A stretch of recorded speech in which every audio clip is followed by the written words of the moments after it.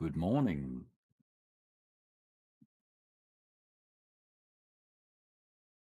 Hello. Hello, good morning. What's How are you happening? today? I'm good. I just got home from work. Okay. It's like Uh, so 5 to which 9 p.m. 5 to 9 p.m. Okay. Which country is this? Australia. Australia. Oh, okay. Well, I'm Haz from UK.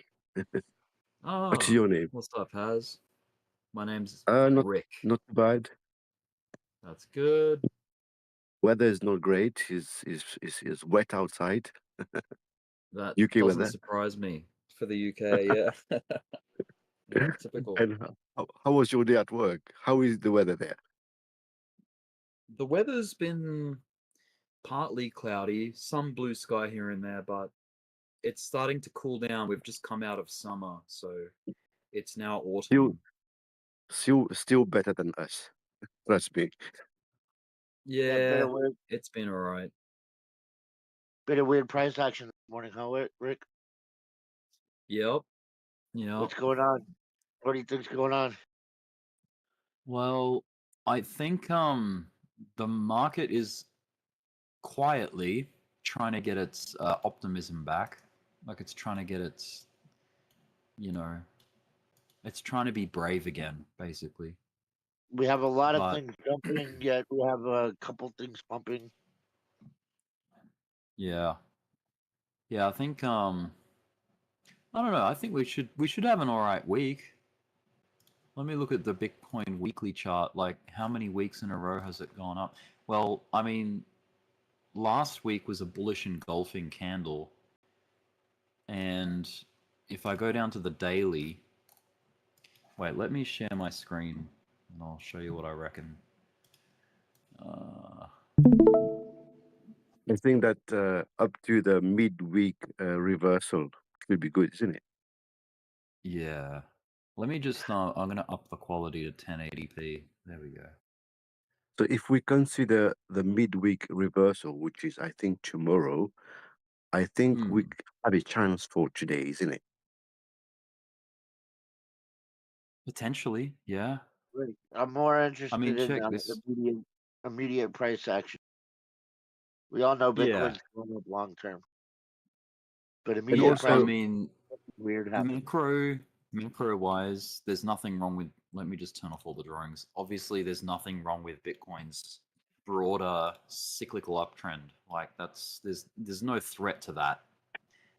Yes, we've corrected in February and March. April is trying to put the brakes on that correction. Like it's trying to. I mean, look at the evidence. Look at how long these wicks are on the bottom side. The length of the wicks. Like, let me go logarithmic. So even on logarithmic, those are pretty sizable wicks on the bottom side, which is very typical of a pivot. See, non-pivot wicks, like just trend wicks, or sorry, trend candles, don't have long wicks like that. The pivoting candles do. So look at that, a pivoting candle there. There's like its wicky on the bottom. Um, there's a bit of a pivot there happening. It just shows demand basically. Price went down because it, you know, the demand got exhausted, so it had to come down to find value, and that's where the demand stepped in. So that's very evident, especially there. Look at that one. What chart is this? Here again. So yeah, it looks so much like it's found the demand zone, right? So What now chart we're is going to this? travel. This is Bitcoin on the monthly chart, logarithmic. I'll go back to linear Yeah, though. we all know that it's going to go up on the monthly. Like, I mean, what is Yeah, today? but I'm just establishing the high time frame. Then I'll work my way down. So and then weekly. So we'll jump down to the weekly. So we know that the monthly is good. The cycle's still intact. Weekly perspective, we've just basically bounced off the old all-time high from last year, the March all-time high. So that's good. Structure's intact, still bullish. Jump down to the daily chart. We're in like a falling wedge, I think, something like that. If you pick out the extreme boundaries of the lows and the highs, that's pretty much what you're getting. So whether you want to call it a flag or a wedge or whatever, the one thing it's not is a rising structure. There's no like, so this cluster, like this year or since December, really, we've been falling in a falling wedge. Yeah. Much like last year, we had like sort of like a flag. We had like a bull flag situation or a Sideways. channel, whatever you want to call it. Yeah, just like a reaccumulation, right? So this is a bit more of like an aggressive reaccumulation. This was a bit more Do we not? shallow. Yeah. Do we not mostly Mm. have a bull run with a falling wedge? Yeah, I mean they've happened in previous cycles. I mean, look, you've got one down here. I mean, this is weird because it kind of came out of a very nasty downtrend, but it created like a wedging formation like that, something like that. The bottom's not so Yeah. clean, but for the most part, it's sort of adhered to that kind of look, Mhm. And then we had one over here too. Like, look right here, just there. It's You gonna had, look more like what we've got right now, isn't it? yeah, this is very similar, I think, to what we're getting now. So we're pretty much we're trying to bust out. Like, I think Yeah. there's probably going to be an initial rally, and then we pull back to back test the top of the Yeah. wedge. Every That's test. what I think. Yeah, the big old recheck of the wedge. So Yeah. There it we are. might do something like, come up, test 90, get rejected, come back down to like say 83K, scare the shit out of everyone, and then pick back up again and rally. Yeah. Maybe. Like that's pretty common for a falling wedge, I think. But I want to point yeah. out that Asia has done well so far. Oh, Asia? Yeah. Yeah. Yeah. Yes. Yes. Last night's buys, I would say, is more coming from Mm. Asia. So, you know, being Yes. able to broke those walls, uh, BTC needed some buys, and I think so far is they've done so well. Yeah, hell yeah. I mean, check out. I mean, this is the S&P 500. There's a pretty fat gap. If I go, let me go full screen on it. Let me just see which chart actually depicts the gap. I'll turn off regular. Sorry, extended. I'll just go to regular candles. But there is a pretty sizable gap right there. I think you can see it on maybe it's the daily, the 4 hour. Okay, the 4 hour chart. You can sort of see it. But yeah, the scary thing about that is it kind of looks like it's got like sort of like rising wedge appearance to it, which is bearish. That's not great if it's We're like not that. looking at the gap below either. Yeah, well, there's probably like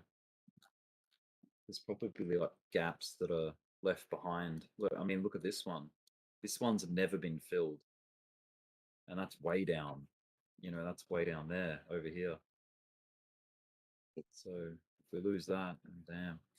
But I'm sure historically there's been gaps that were left behind that never got filled up. Like, look at this one over here. This was after the COVID dip. There was a gap up that never got revisited, and that's right here. If any new, can I ask those gaps? What are they? So they're just basically price action that's happened outside of market hours.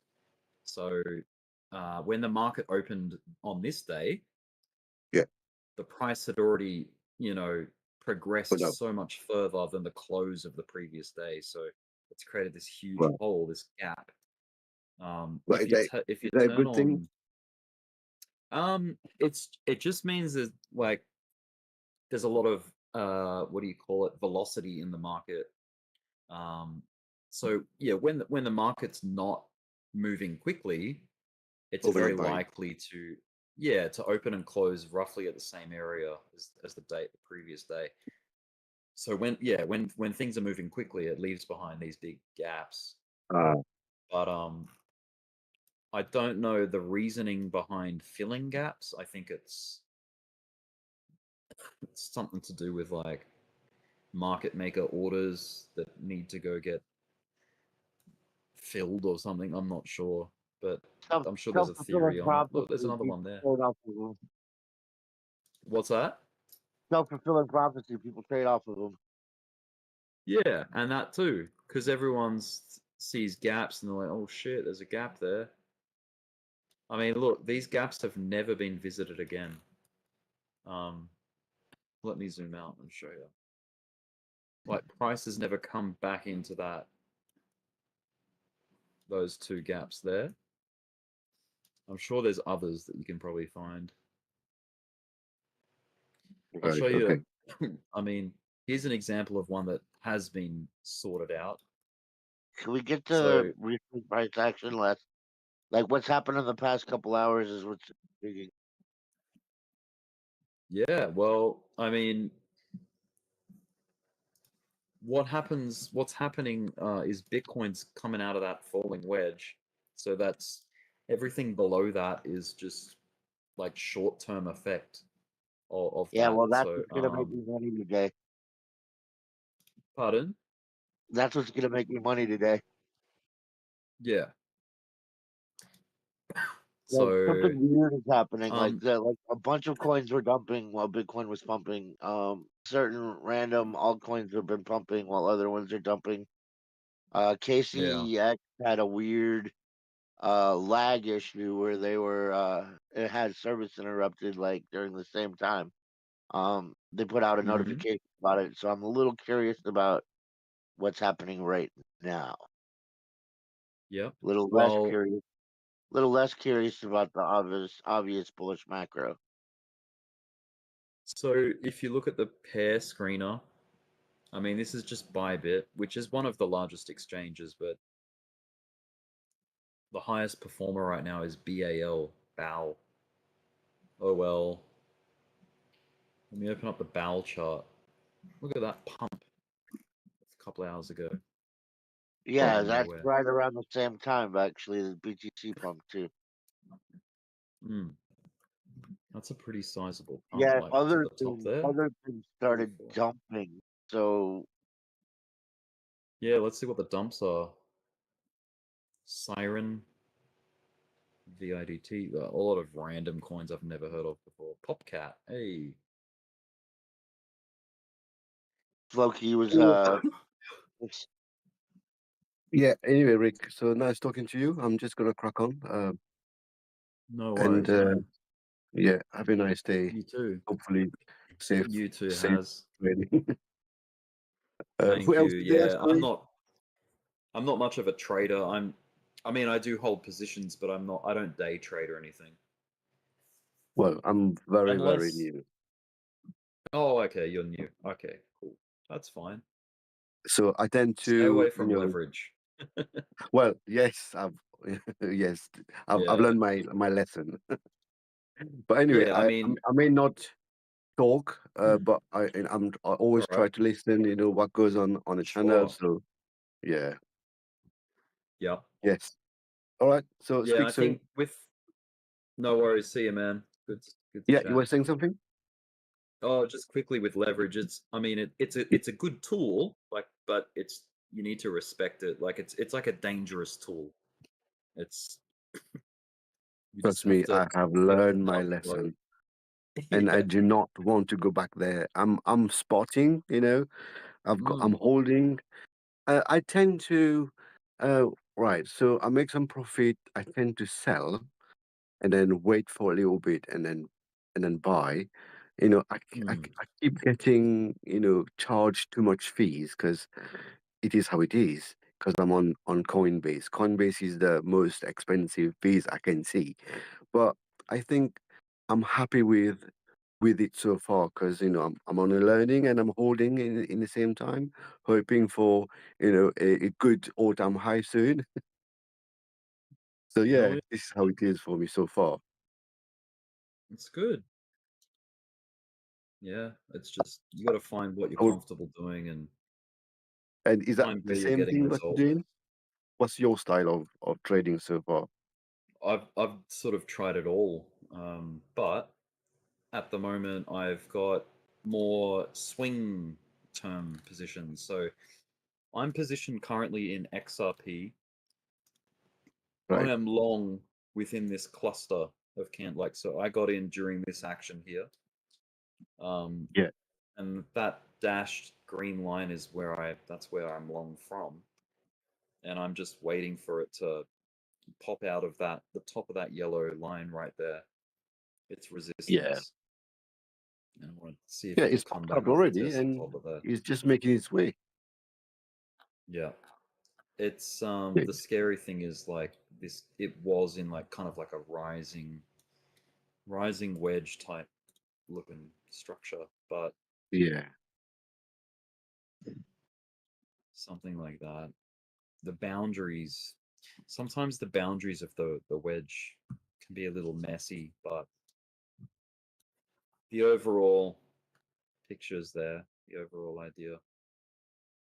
Understood. Yeah. We had a really nice back test of this pivot. So this was a pretty significant rally. It found a high and retraced off it and Yeah. caused like an inverse head and shoulders right here. But this pivot, which was resistance, provided future support right here. So Mm. this was a really easy long to take. Once you had It's evidence and confirmation that yeah. that was holding, you could have got long there, and that's why I got long in this Yeah. area. So I'm just waiting for the breakout now. I'm hoping that it travels up. So this blue line is a bit of a longer term trend. If I go up to like the hourly and zoom out, you can see it's coming from all the way over here. This was that when Donald Trump posted on X that he was gonna do like a crypto reserve with Solana XRP and whatever Yeah. else. And then yeah, the next day, or yeah, pretty much the next day, it dumped all the way down and like gave the whole move back. So that was brutal. So Right. that I don't feel like that's representative of the trend, because this has been the trend, you know, like these are just natural highs, whereas this was a bit of a, I guess, Manipulation. manipulated by news. Yeah, like it was, the market got like overexcited and tried to go up. But Yeah. I yeah, wonder if we can ignore those manipulations. yeah, I mean it's I mean every time the price moves it's a manipulation, I guess. Yeah. Some of them have different like causation behind it, like some's fundamental, some's a technical manipulation, some's, you know, like a news-based event like Black Swan, it just all sorts of things. Right. The Okay. common one So is hey, it's like the stopper. yeah, I get you. Yeah, I'll I'll be let you listening. go, man. So yeah. All good. Right. Okay. Have a Hope good we get day. yeah. Hope we get to catch up at some point. Okay. I'm always Sure. listening anyway Yeah. on this side. All No right. All right, worries, Rick. man. Have a nice day. Take care. Take Bye. care. Bye.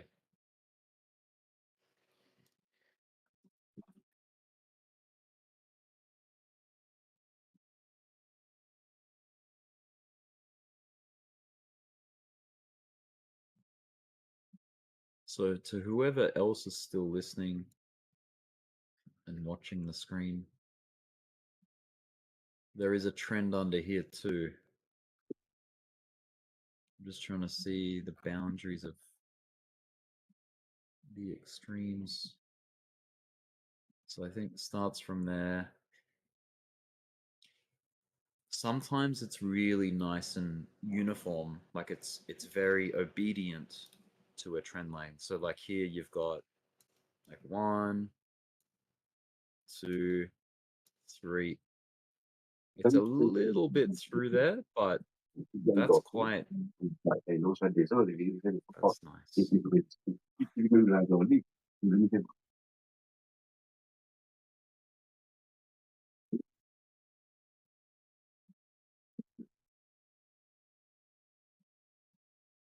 Kind of looks like an ascending triangle.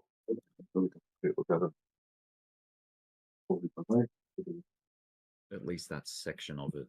This is a very excited pump right here. But it had like a head and shoulders look to it, which I think has already resolved. Like it's already come down here to resolve that head and shoulders.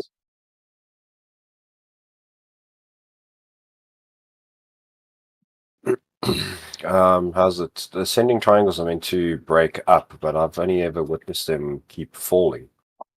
I mean, what would be your move on that? Like, I mean, it's meant to break So- that top line, but just my Mm. experience, it always breaks down. Yeah, it's like, so they're never like bulletproof. They're never guarantees, but I've seen rising wedges go up when they're supposed to break down. You know, textbook is like, oh, a rising wedge is bearish, but I've seen plenty of them actually break up too. But yeah, with this one, it's, I don't know. It's basically the workings behind an ascending triangle are that there's a solid resistance that price is repeatedly testing but can't break through. However, momentum on the bottom side is building. Like, so every time price dips, more buyers are showing up sooner, and that's why you get higher lows. So that's why it's like that's kind of like the mechanics behind why it's bullish. But if I invert the chart, you get a descending triangle like that. So this is where, you know, selling pressure is stepping in sooner. Every time price tries to rally up, selling pressure comes in, you know, and pushes it further and further.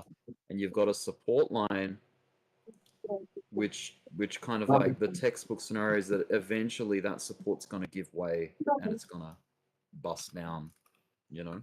So that's why descending triangle can be bearish, but yeah, ascending triangle, I've seen plenty of them fail too, just like you were saying. Like I've seen them, like, you know, come up, they get really excited. They even fake out, even like they come up and break out, but then something slams it back down. Yeah, or it breaks below and then has that fake then- retest and then pumps up. Yeah, Oh yeah, like you get the fake down, and then it And comes then it up and then pumps, rapidly moves up. Yep. Yeah, it's pretty tricky. These ones are good. Like, look at this really clean example of a head and shoulders right here.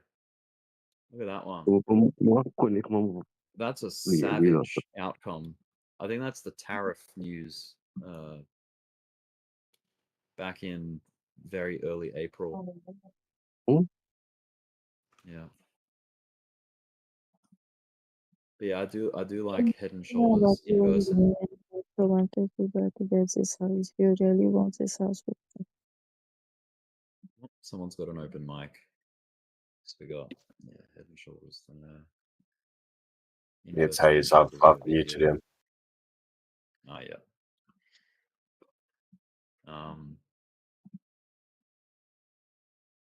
There's another inverse head and shoulders right there. It's basically where all the big major pivots are. You'll find head and shoulders and inverse head and shoulders. Like here's a head and shoulders. They're all over the place. Yeah, actually we waiting. We go for that. Normal, Matlo. All right, cool. Thanks for the chat, Rick. You're welcome, dude. Nu detta var dyr. Nathan, bara expect what I make. Men, at least leave there. Who can do everything? You see. Has an Look at open it, mic. he like, I'm going to get you. yeah, he does.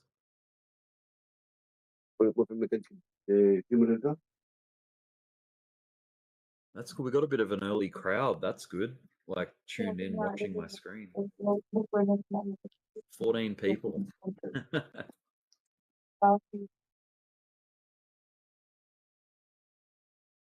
14. So the position I'm in's very, very low leverage. It's like 2x. So price has to fall about 50% to liquidate me, which is the red line down here. So if you see a 2x allows you a 50% drawdown before liquidation. So if I measure this, you can see it almost hits 50. It actually liquidates you a little earlier than 50 drawdown. So yeah, it's a lot of space. But I would cut it if it got too ugly. I'd cut the position. But it's looking okay for now.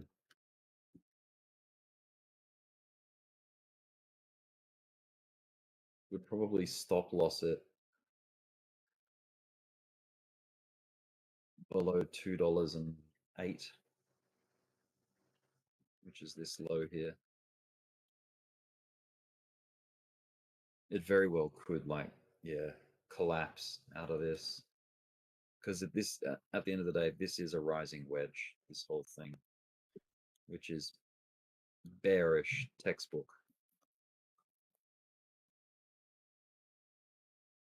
But hopefully get one little pop and maybe a retest of this blue line, which is this big old trend that comes from the all-time high and carves its way down here.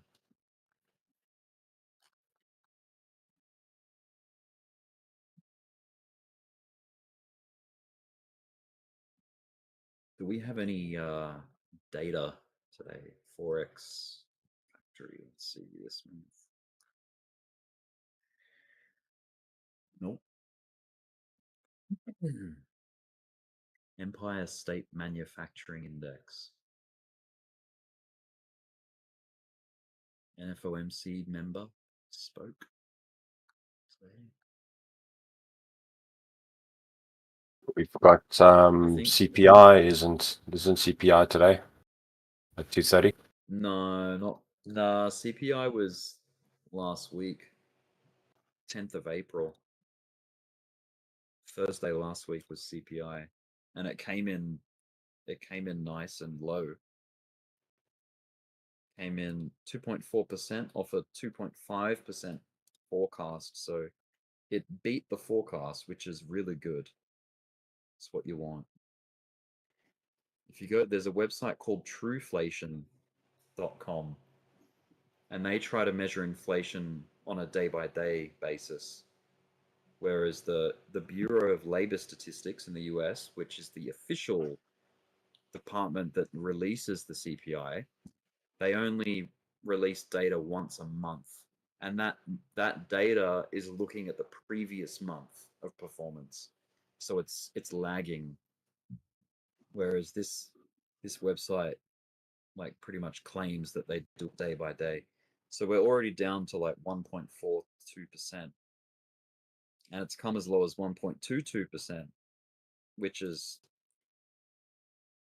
for those that don't know, the Federal Reserve wants inflation, headline inflation, to be 2%, which is their target. That's their target for inflation.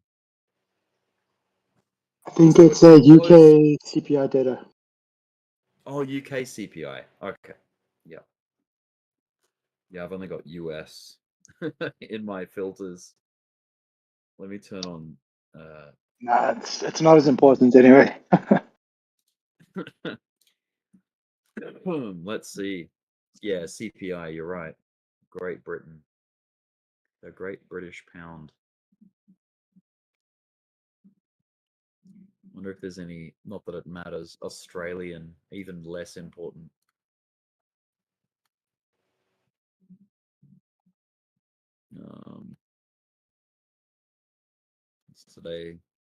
Today was the 15th of April for me. It's like 9:24 p.m. the 15th. But yeah, okay. So Britain. Forecast of 2.7% for their headline inflation. They're a little bit hotter than the US still, but they're not far off. Yeah, I mean the UK's been ridiculous in terms of their price growth on goods. It's been insane that side. Yeah. Australia has their CPI report on the 30th of April. So we have ours is already 2.4, which is good. I don't know what our targets are. I haven't really listened to much of what Australia is about, but I'm more dialed into the US because the US has the largest impact on crypto, it seems. Being the largest market on the planet as well, like, you know, the stock market, the US is the biggest.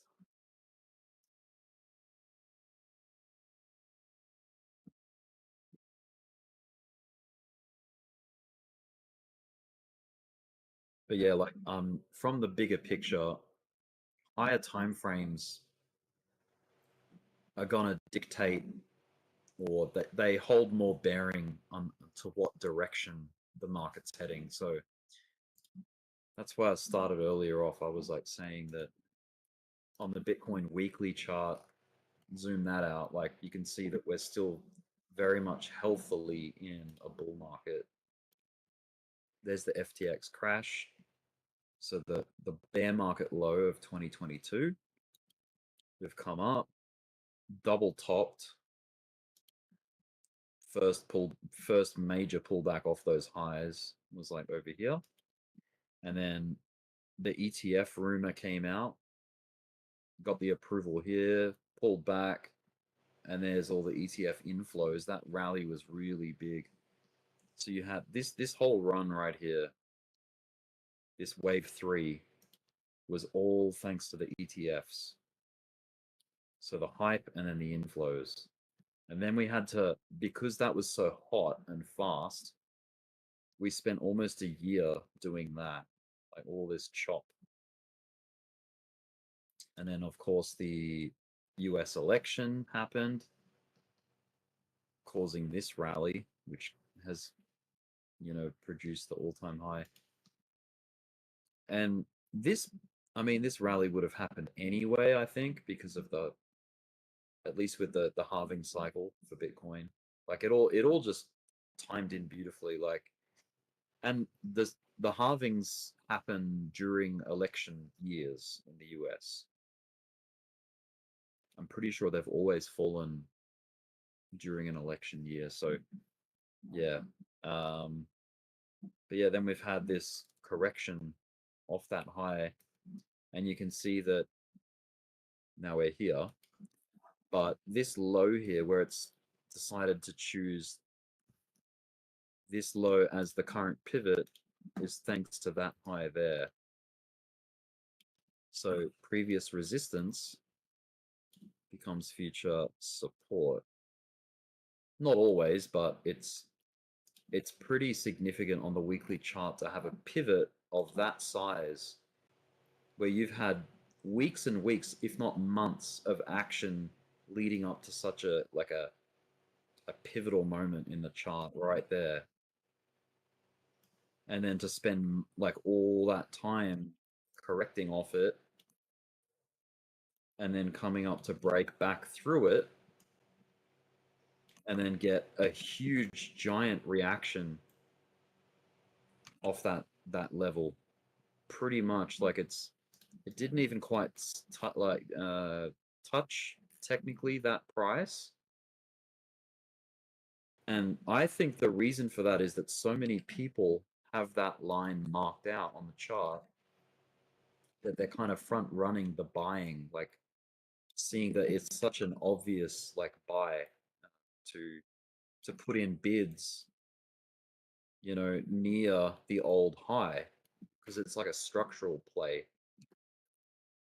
Much like, you know, it kind of even happened over here. You had this high from the ETF approval, and then you had this pullback over here. So it was another SR flip or an RS. So resistance here, became support here, just like resistance here became support over here. If you pull your fibs, you'll probably be in the pocket zone there on all of them.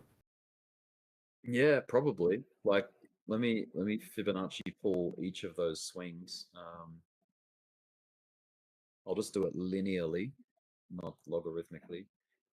But yeah, from this low here, or even let's go from the very beginning and see like what fib it hit.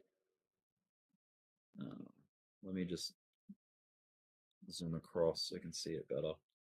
So this one sort of like found support. It was kind of like a deep, dirty test of the 382, but most weeks closed above the 382 on that first wave there. And then delete that one, or I'll just bring it up to the next one. But this third leg here, that fibbed almost perfectly to the 0.5 fib level. Look at that wick.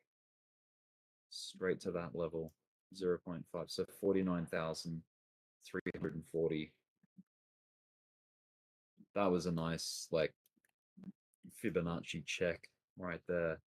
So we had a 382 check on the first leg, a 0.5 check on the second impulsive check, the second major, and then you had, assuming that we've got the low in of this pullback, that has been almost very close to a golden ratio, like a golden pocket, 0.618. But I think this is more of a structural retest rather than a Fibonacci.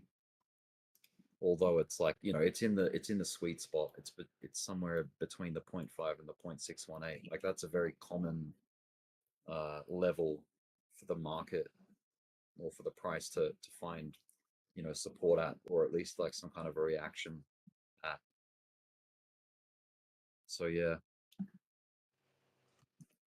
for me, yeah, it feels much more like an SR test, like a big old. And I betcha if we go back, let me open a different chart. Let's go to the like Bitcoin index chart, which has the total history of Bitcoin on it. Goes all the way back to 2009. There we go. So yeah, big old SR check. So this is a good one. There was a high here, which was 20K. Came across, FTX collapse, pushed us through. So I feel like if the whole FTX situation didn't happen, sometimes narratives push price beyond where they would have gone. Like this is a good example of that. But this is kind of like a very dirty retest of this old resistance, trying to act as look, you got like a double bottom at it. You've got support there and support there. It's not the cleanest, like it's not to absolute perfection, but you've got pretty big reactions off that old level. It was trying to double bottom at the time. I kind of, I don't know, I got baited into going long here. I FOMO'd in, and then I had to like accumulate all through that. Took so long, and I ended up selling like up over here somewhere. I should have held on. But when you go through cycles, like the things you learn or the things you regret from the previous phase, like time, you'll bring with you into the next, bear market, for example. So the next time we get a brutal bear market, I'm going to allocate like without fear. Like I'm just going to be buying spot, like accumulating what I believe in. I think Bitcoin's a pretty safe bet. But yeah, do your research on what you think is something good to get into that's going to have a future, essentially. Like, what do you think's going to be around in the next 10 or 15 years? And then, like, has a lot of potential for growth. But yeah, anyway, back to like, yeah, SR flips, that's definitely one I would say. I would argue. You could even argue that it was gunning to go test at the time this high. So it's like, okay, well, if this high failed as an SR flip, then let's go for this one. But it didn't quite make it. A lot of people, I remember back in, after FTX, a lot of people were like aiming for 14K, 12K, 10K, but it just didn't happen. That was the low. The market flipped. And here we are, all the way up here.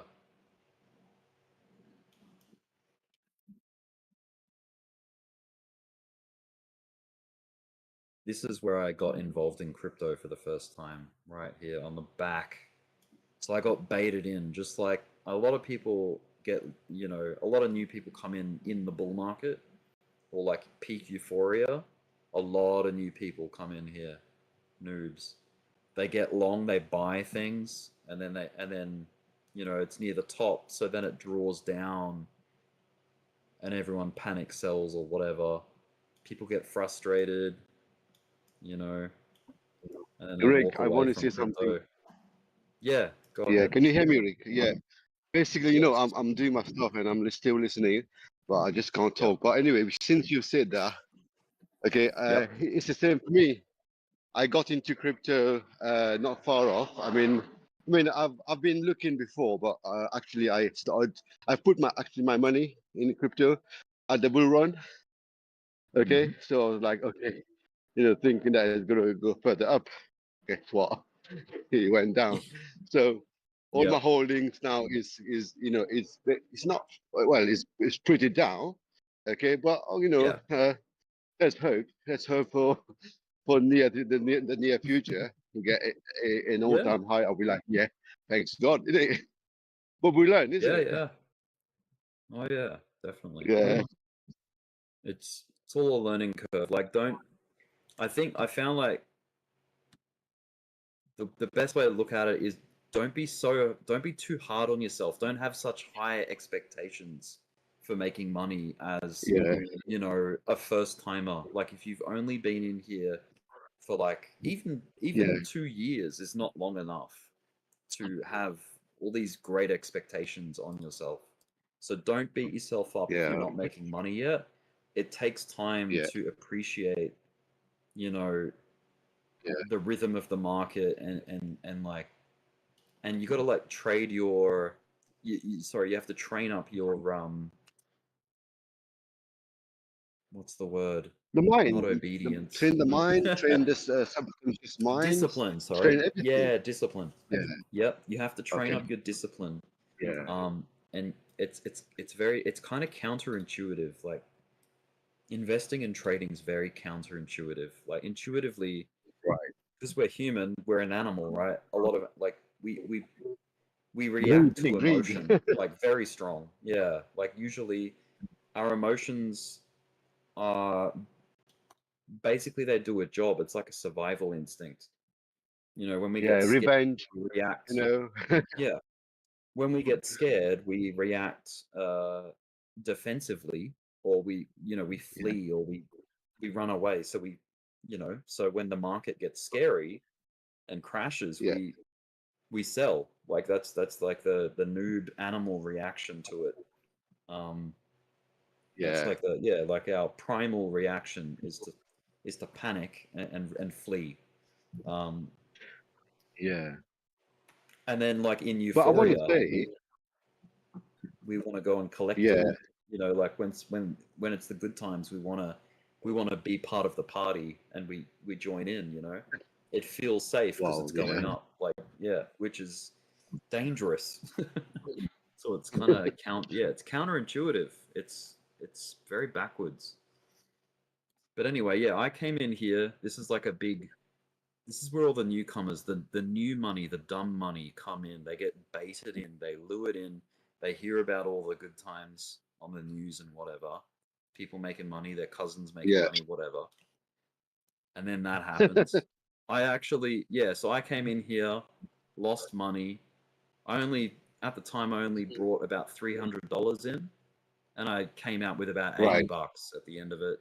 Got frustrated, like gave up on it because of this, like how low it got. Yeah. Didn't buy and accumulate this like I should have, and then it rallied up. Right. And once again, I came back a little sooner than at the very top, so I came in a little better.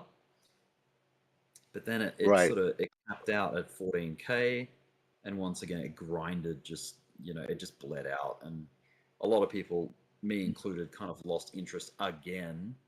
I did sort of make Right. some gains here. At this point, it was all spot for me. Like I didn't get into any kind of derivatives or leverage, because Binance didn't Better actually not. offer.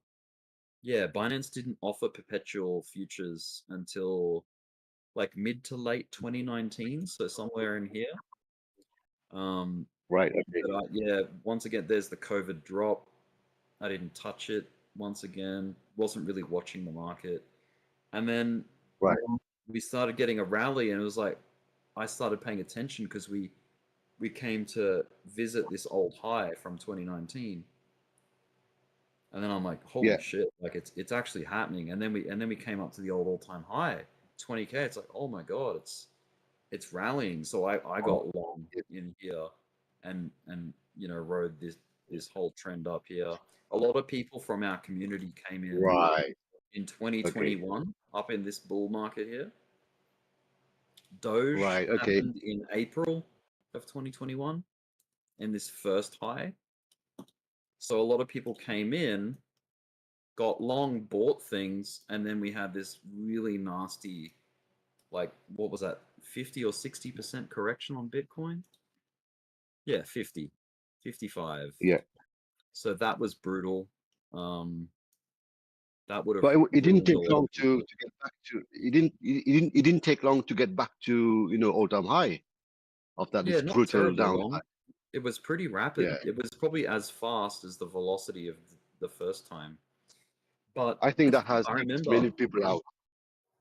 yeah, at the time, this looked like a market top. Bitcoin has always given blow off top, which is like just one high to the market Right. cycle. So if you go, let me go logarithmic. So you can see how every peak is just one spike, one mountain. Yeah. Yeah. So this is the first time we got a double top. Like we A never double had one, that yeah. before. So it caught me off guard. Like I didn't get long until like Ah, over here okay. again. And Yeah. then yeah. But But so yeah, double top there is a bull lot to market. learn. Sorry. I mean, I got in. I mean, I got the second top. That's when, before the double Oh, top. okay. This is where I got in. Yeah. You got in Not over knowing here? much anyway. Just before it, yeah. Just before it, I made Oh, some like profit. over here? Okay, Yeah, like over nice. here, yeah. I made some profit, but then I left my capital, Mm. But then my Oh, capital is yeah. now quite down. Right. Yeah. So you let it draw down with the market. Yeah, that happens, man. It's I think a lot of people, especially when you're a beginner, it's You, pretty common not to sell out because you're always waiting for that next rally. Like, you're always waiting it for will like come. the next. I So think patience is a virtue. yeah. So I mean, look at this, man. Look, what is similar about this run that we're in right here? Yeah. It looks like a saw blade, right? Like the teeth on a saw, on like a bush saw or like on a blade. It's like serrated. It's very Yeah. similar to this. Look, you got a bush saw looking thing. Like everything's progressing up, like a Harry Potter lightning scar on his forehead. Like it's up. It's going upward. When it starts to lose that, like, okay, so here's a good example. Like you've got up, and then, oh, hang on a minute. Like that's a very brutal correction. That stands Right. out. Yeah. That's a very nasty. Like a lot of people would have closed out in that drop there.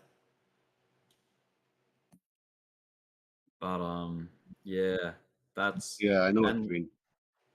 yeah. So just structurally, like you've lost, like if you get the saw blade effect happening again, like that, there was the last low of the market right there. It got Yeah. broken, like it got lower than that. So that's like a very big red flag. Like that's a warning sign that the bullish Yeah. phase of that move is over. Like so this coming up, like a lot of people didn't expect that second leg. I didn't. Not many people did, to be honest. I didn't hear many people getting bullish during this, like, misery of coming back down to 30K. Like that was very brutal. So yeah, once again, look, losing 30 was such a big deal. Like, essentially, it was like a big, like, head and shoulders, effectively. Like, it went down like that.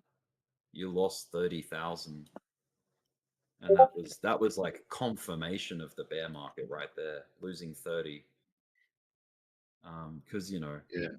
there could have been, it could have ended up being something like this. Like if we didn't lose 30, it could have done an extended accumulation and turned into a huge pennant type thing, or like ascending Were you in the triangle market that time? bullish like that. Were you A lot were of you in the people market hoping that for that. time? Yeah, I've been involved in crypto since back over here, start of 2018. So there must be from a there to reason here, what happened. There must be a reason what happened then. I mean, yeah. Well, news event. Russia invaded Ukraine. Ah, This is there a you go. technical bear flag. Yeah. You had US inflation hitting 9.1%, somewhere like over here. So the Fed reaction to that was to put interest rates up very rapidly, and that is risk off. You're Right. not Okay. getting into stocks or anything. You're not investing in that kind of environment, those kind of economic conditions. Um, so yeah, that's kind of, I guess that's the fundamental reason markets corrected. You had the stock market doing the same thing, but crypto fell first. Bitcoin started correcting well before the stock market at that time. Right. Okay. Like, Yeah. yeah, but yeah, if you zoom out, you can see like this channel, we're still climbing. We're still in the pipe, Yeah. We're still in the channel. Just like, Let's hope this so. was like a bull market. We stayed in like the overall bull, like call it like a pipe, whatever. When you fall out of it, like that's when you start to really challenge like the average, like the long average. Yeah. That something has shifted, something's changed, and you should be more defensive. But I'm still optimistic for the rest of this year. Like this was such a big deal, retesting that and finding support for now. But what we really need to see to drive it home is we need to get back above $90,000, which was the lows Yeah. of this Yeah. That's what everyone. old range. Yeah. So if I go Yeah. off, But I'll go ahead I and want zoom in. to say, to be honest, this is how I feel. I mean, I feel like I'm pretty keen to learn, but learning itself, I think there's a lot to it. Like it's not just like lower lows and lower highs and etc. I think there's a lot to it, especially those indicators. What do you think? Sure. I think a lot of it is you'll find that it's actually kind of useless. Like, you think that the stochastic RSI is going to give you, the silver bullet to the market. It just, a lot of that kind of stuff is lagging, and the price comes first. Price comes first, indicator comes second, usually, right? Like nothing actually forecasts the future. There's nothing that does that. No guru on Right. YouTube, no personality, no experts. No one can tell you what's happening next week, basically. So, Yeah. Okay. So but in the, term, yeah, tell me. So market structure is probably your best friend. Like just the very like black and white rules of technical analysis of like, okay, like this was a line in the sand, this resistance here. Hold that resistance, like hold that line, Yeah. and you're green lit, like you're fine, you're alive, like there's no reason to be bearish. If you lost it, if we lost this, it's like, okay, Yeah. well, this correction is extended and we should expect further downside, you know. But I mean, look at the huge reaction we've had so far, but there's Yeah. still, we're not out of the woods yet. There's still work to be done. Like we still need to come up and, like I said, get above 90. But it's a Right. good start. Like this sort of double bottom type thing, this W is good. And you've probably heard of Right. Dbloc talking about the money supply, like the M2 money supply, and the fact that that's indicating, like it actually front run, like it's offset by like, I don't know, I think it's 40 days or something like that. Okay. I don't know. There's a few different, yeah, there's a few different offset approaches to it, but essentially it's looking good. So the future, if you want to like talk about like what that indicates is that M2 is doing really well. Like it's screaming upward out of this. And M2 did this move 40 days ago. Like it, you know, it did this retracement.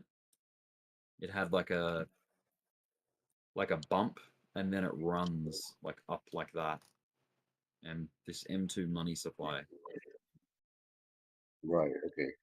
So fingers crossed, man. Yeah. Hopefully it works out. But Yeah. one thing I'll tell you, like Yeah. you've gotta learn to love all parts, like all phases of the market. So as much as everyone like falls in love with the bull market and the euphoria and the up, Yeah. you've got to learn that the only reason this is good, the only reason this part is good is because of the correction that happened prior. Like, and the only way this is good is if you are positioned from the bear market. You need to have positions to make that worth it. If you're not positioned from it, from down here, then you're just, you know, you're chasing the Right. crumbs of the market, basically. Like the last bits of optimism, whatever. This is just an example, but like, yeah. So these are very necessary. We need bear markets. You need sales. Yeah. If you're Of course. trying to Yeah. get long, you want to buy cheap. So a bear market is a good thing. It's necessary. We can't Yeah. I expect agree it with to that. just go up forever. Like, Yeah. so yeah, if you simplify a market, it does this. That's all it does. It's like a wave. So the real estate market does it, the stock market does it, the business cycle, so the global economy does this as well. So yeah, to go long, you need a dip. So the dips, like you'll learn Definitely. to love them. Like, yeah, you need the dips. Even as a bull, if you're like inherently bullish, you need these to get in, you know, you need an entry.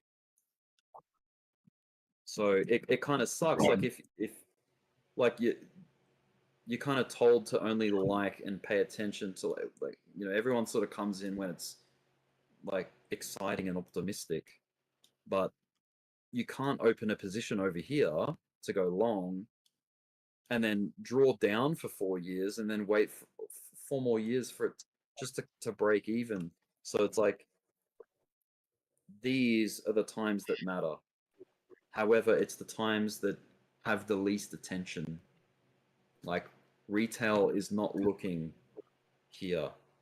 And if you are like, we're all part of retail, right? But if you're looking here, if you're like sophisticated retail, so you're not dumb money, you're actually, you're behaving like smart money, like, and that's what we want to Yeah. do, right?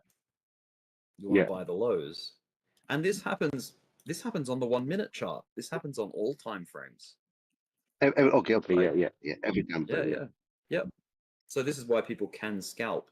It's just that the expectations of the 1 minute chart, like it's so noisy down that low. Like it can get pushed and pulled in any direction at any moment. So it's Exactly. very Yeah. like hard to, yeah.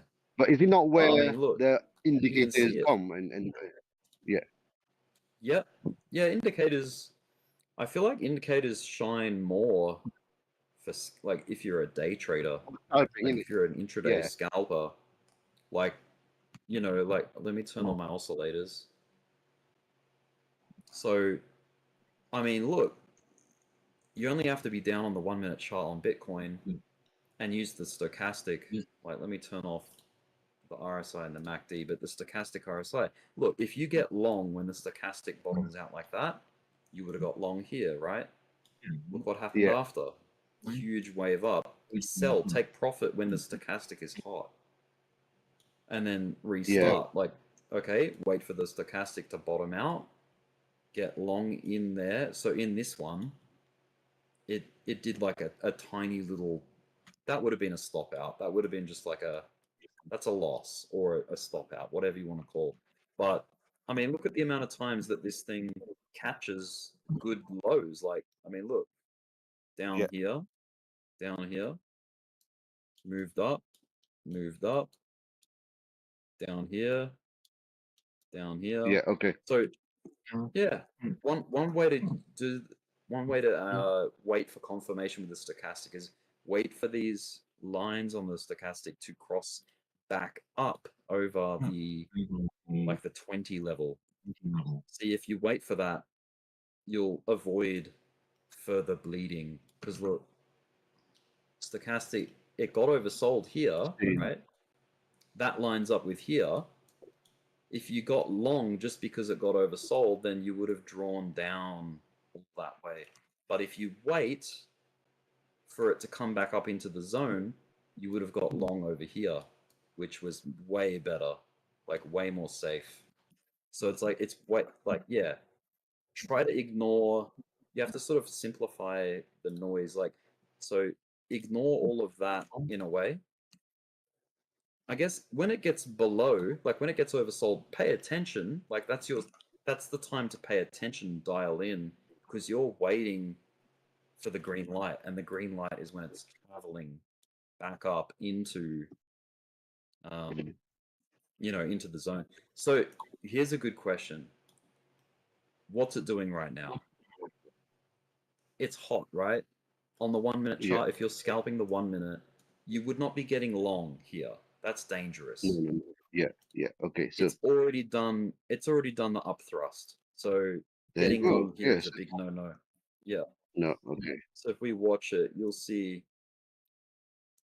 it'll run out of momentum potentially. Like it's not guaranteed. Like obviously the price can do anything it wants to do. And guess what? When the price does anything it wants to do, the oscillators, the indicators have to follow and represent that on the chart. So look, you had here, price got hot here, right? It's like, okay, I'm not going to buy, but if you did buy, like, look, it went further up. That's risky. You wouldn't get long when the stochastic's hot like that. But look what the indicator had to do to reflect what the price did. It had to stall. It had to go flat all the way up here. See, and it didn't start falling until the price told it to fall. So the price dictates. Yeah, the price dictates. So the stochastic is just a really good hint at what's probably going to happen. It's not gospel. Like it's not perfect. It's not like a silver bullet, but it's a good starting point. It's still handy. It's still helpful. Yeah. Okay. Thing about it I'm not gonna lie. I'm not gonna lie to you. Yeah. Did you say stochastic? So when I'm next in on my terminal, this is what I'm gonna do next. Then see, there you go. Thank you. I'm gonna open it up and then stochastic start. Okay. RSI, which RSI means relative Relative strength index. strength. Yeah. All right. So it's a good indicator that we should have. So so far, It's like you said very it to me right sensitive. now. Yeah. Mm. Brilliant. Yeah, I wouldn't be getting Huge, long. yeah. If I'm scalping Bitcoin on the 1 minute, this is not the time to get long. Even No, though it could continue up, sure. Yeah, but at least And you know what? yeah, I know what you mean. Yeah, you know what the stochastic would have to do if price did that? It would have to Yeah. stay pinned up. It would have to stay hot, basically, just like it did over here. Right. Yeah. To reflect what See. price is doing. Yeah. Yeah. At least you would, at the bottom, at least you see a bit of it, wouldn't it? Yeah, exactly. The good thing about the stochastic is, okay, let's say you wait for the stochastic to cool off and get oversold, and you're waiting, like you have a rule that says, okay, I'm never going long when it's hot, which means, okay, that's a good starting point because you're less likely to get trapped in the highs if you're ignoring longs when everything's hot. Like the oscillators are hot. Let me turn on the other ones too. Like MACD's a little slower and lagging, but an RSI, it's similar, but stochastic's very sensitive to fluctuations. Like it's a bit more. It's like a high speed. On a car dashboard, you've got the speedometer and then you've got the tachometer. The way I see it is RSI is like the speedo, and then the stochastic is like the tacho, like the tachometer. It's more of like an oscillation of market acceleration, whereas this is more of like a moving average. Like the RSI is like, it looks backward 14 candles. I mean, so does the stochastic, but yeah, it's the equation's different in the stochastic RSI. Right. But essentially, they're both measuring strength relative to the past. Like how strong is the price relative to 14 candles ago? Really strong. So it reflects that. Right. Yeah. It's just Yeah, it's simply working off numbers. It's there's nothing too like magical about it. It's all maths. Like it's all, and we're sort of at the end of the day, we're always working with probabilities. There's no guarantees with any indicator. Unfortunately, otherwise we'd all be rich. Yeah. Yeah. But Right. Yeah, but it's getting a second wind it almost. makes sense. Whatever you've said makes sense. You know what I mean? Yeah. And look, I think the further you the further you dive into like technical indicator stuff, you get a little too bogged down, and I feel like you don't need to do that. You can keep it simple. You don't even need oscillators even. You know what I mean? Like turn off the oscillators and it's like, okay, the market has obviously run hot here and here. I'm not gonna FOMO. Like chasing the green is generally what gets you stuck. Like, what if I FOMO'd right here? Like, let's see what happens. We'll come back to it in like, in a couple of minutes, see where it goes. But yeah, it's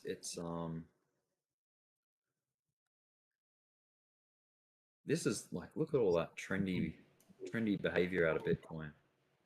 It's very cool. I like that. Right. We're used to seeing more like this, like that section there, like just range bound sideways. But this is cool because it's like, okay, you've got very defined higher lows and higher No, highs. That's very trendy. You've got Very some trendy. up. You've got some up move. So which is because Yeah. let me ask you this question. This was something that I wanted to ask someone experienced. Mhm. Okay, so okay, I'll try how my can I best. how can I explain? How can I explain? I mean, it also depends on how I'm going to ask the question for you to understand. So let's say, okay, Monday, the price was at, at, at X, okay, and Mhm. Tuesday it went, let's say, Bitcoin went 5 grand, 5,000 USD higher, right? So let's say if you Right. would buy on Monday, right, Mhm. and on Tuesday you would have profit, okay? So and then you're like, okay, so now let me sell. So you sell, okay? Now you're gonna wait for the price to go a bit lower, okay, and Yes. the price go lower, okay, and you buy again, right? And then you just wait for the price to go up higher, and then or okay, the price went higher, and then you sold again. So if you keep doing that, okay, is it not like you will make profit, right? You will make profit, yeah? Is it a kind of Yeah. strategy that people do? Yeah. Yeah. Sure. Yeah. That's like a Right. pretty simple way Yeah. to do it. But you have to have rules and you have to be disciplined to where, like, let's say you got in for a second time in the week, like you described, but it went down Yeah. against your long. You have to be disciplined to cut Right. it as quickly as you can. Like, you know, if you look at it and you go, "Oh, it's drawn down $80." Like, "Oh, I Yeah. don't want to lose $80. Like, I'll just hold on." It could turn into $800 down. You know what I mean? Like, it could get What way is what happened to more me? brutal. It's better, yeah, it's good to have a stop loss set and just Right. obey Yeah. that stop Yeah. loss and just be very, Because if you lose yeah, money, I it's mean, just part of the game. Yeah. yeah. Because right Mm. now, I bought Bitcoin, and I'm on profit, Yep. Uh, Good. it's what I bought yesterday for this small Asian I would say Mm. bull, So Yep. um of course, I'm in profit. I mean, now it's gone a bit down, but I'm still in profit. I Yep. don't have a stop loss. That's my mistake, isn't it? Sure. Yeah, Because you're on spot, right? See, this is very important when you're talking to people about, like, entries and exits, all that kind of stuff. Context really matters because a lot of people are scalpers. Some people are long-term swing traders, like, will be in positions for weeks and weeks, right? Or months. So it's like the context of your time frame really matters. So are you sort of like in and out of positions within hours, or does it take a couple of days sometimes? Or like what's roughly your like time uh, horizon?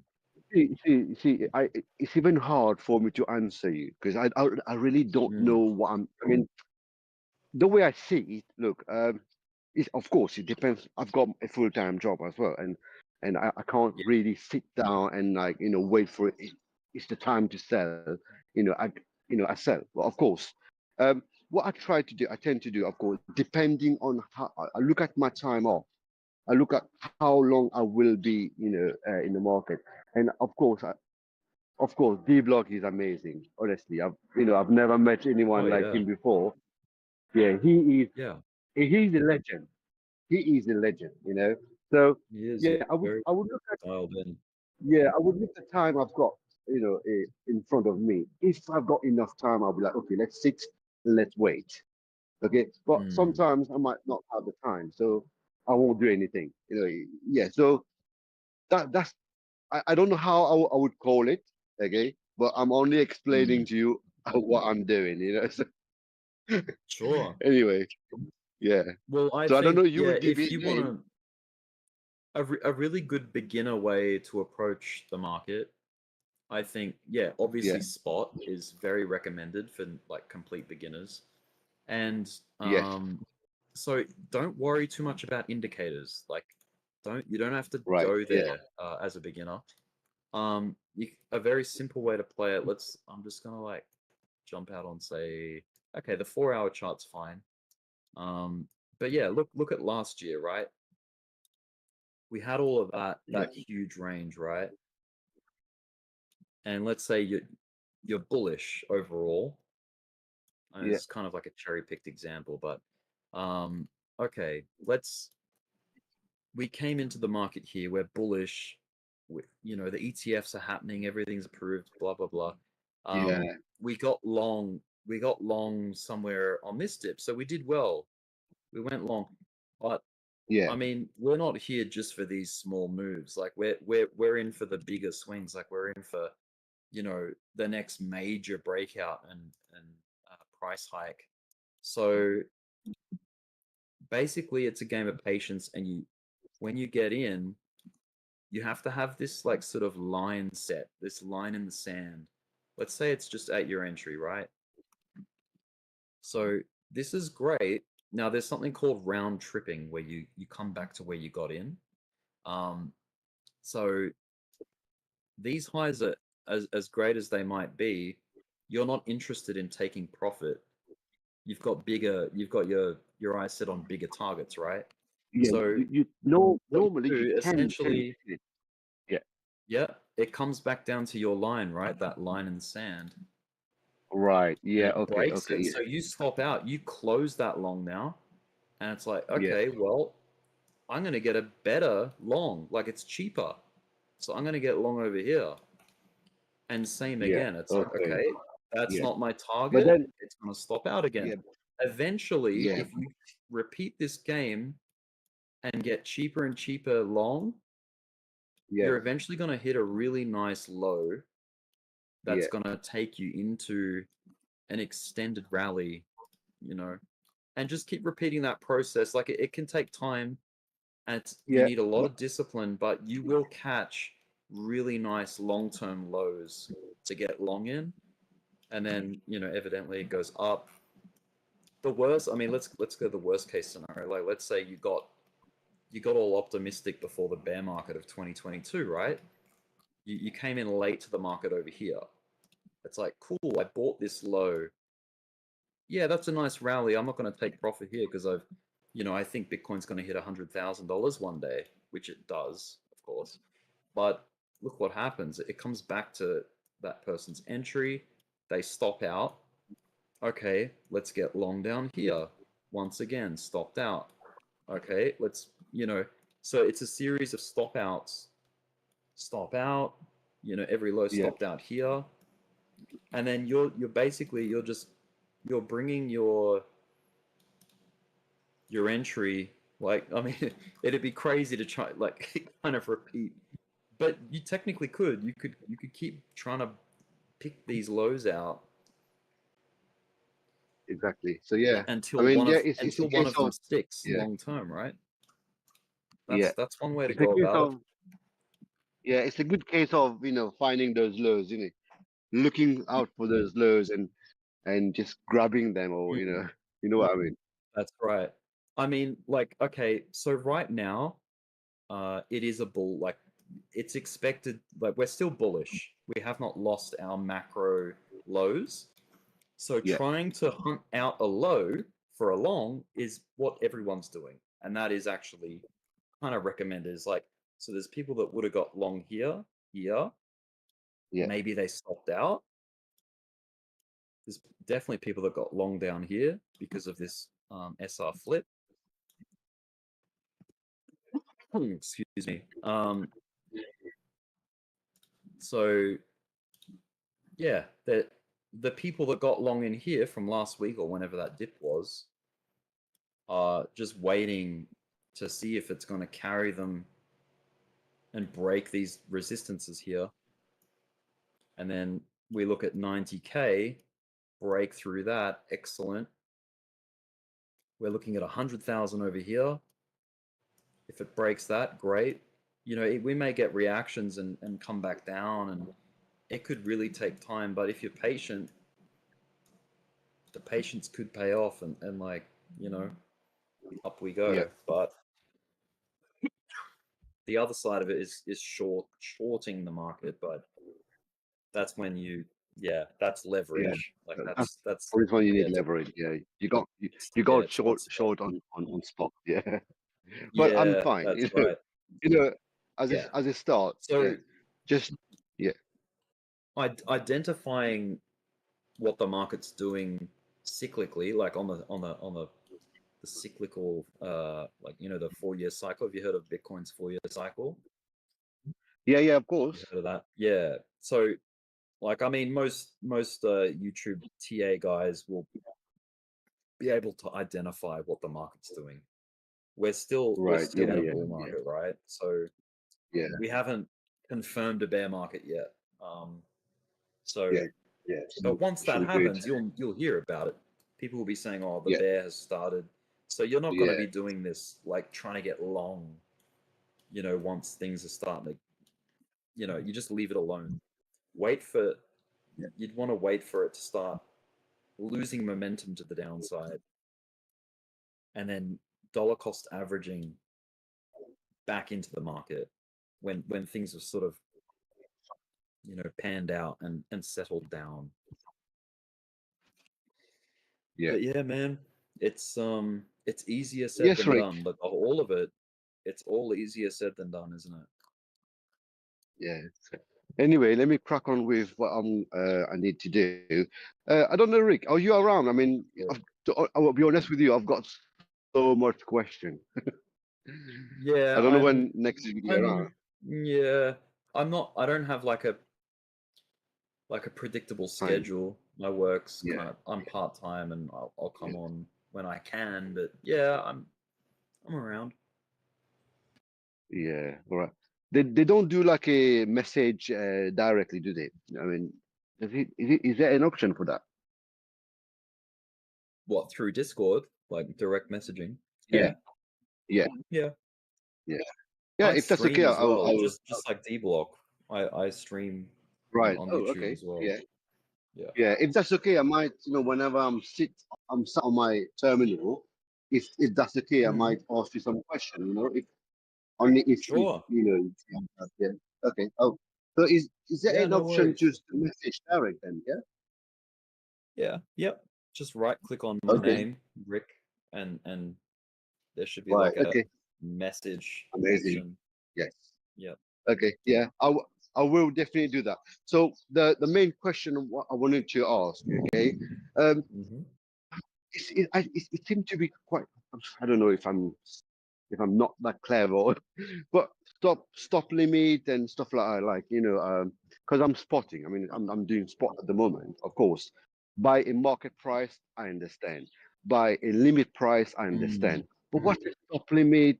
And there's one more, bracketing and stuff like that. So I just Oh yeah. I try to Order types, read out. market or limit. Yeah. Yeah, because look, right now, okay, it seems that Bitcoin is not going to go up for today. I mean, I don't know. It might go. I'm leaving it as it is. But since I've just realized I don't have a stop loss. I would go on my terminal as soon as I can. I would put a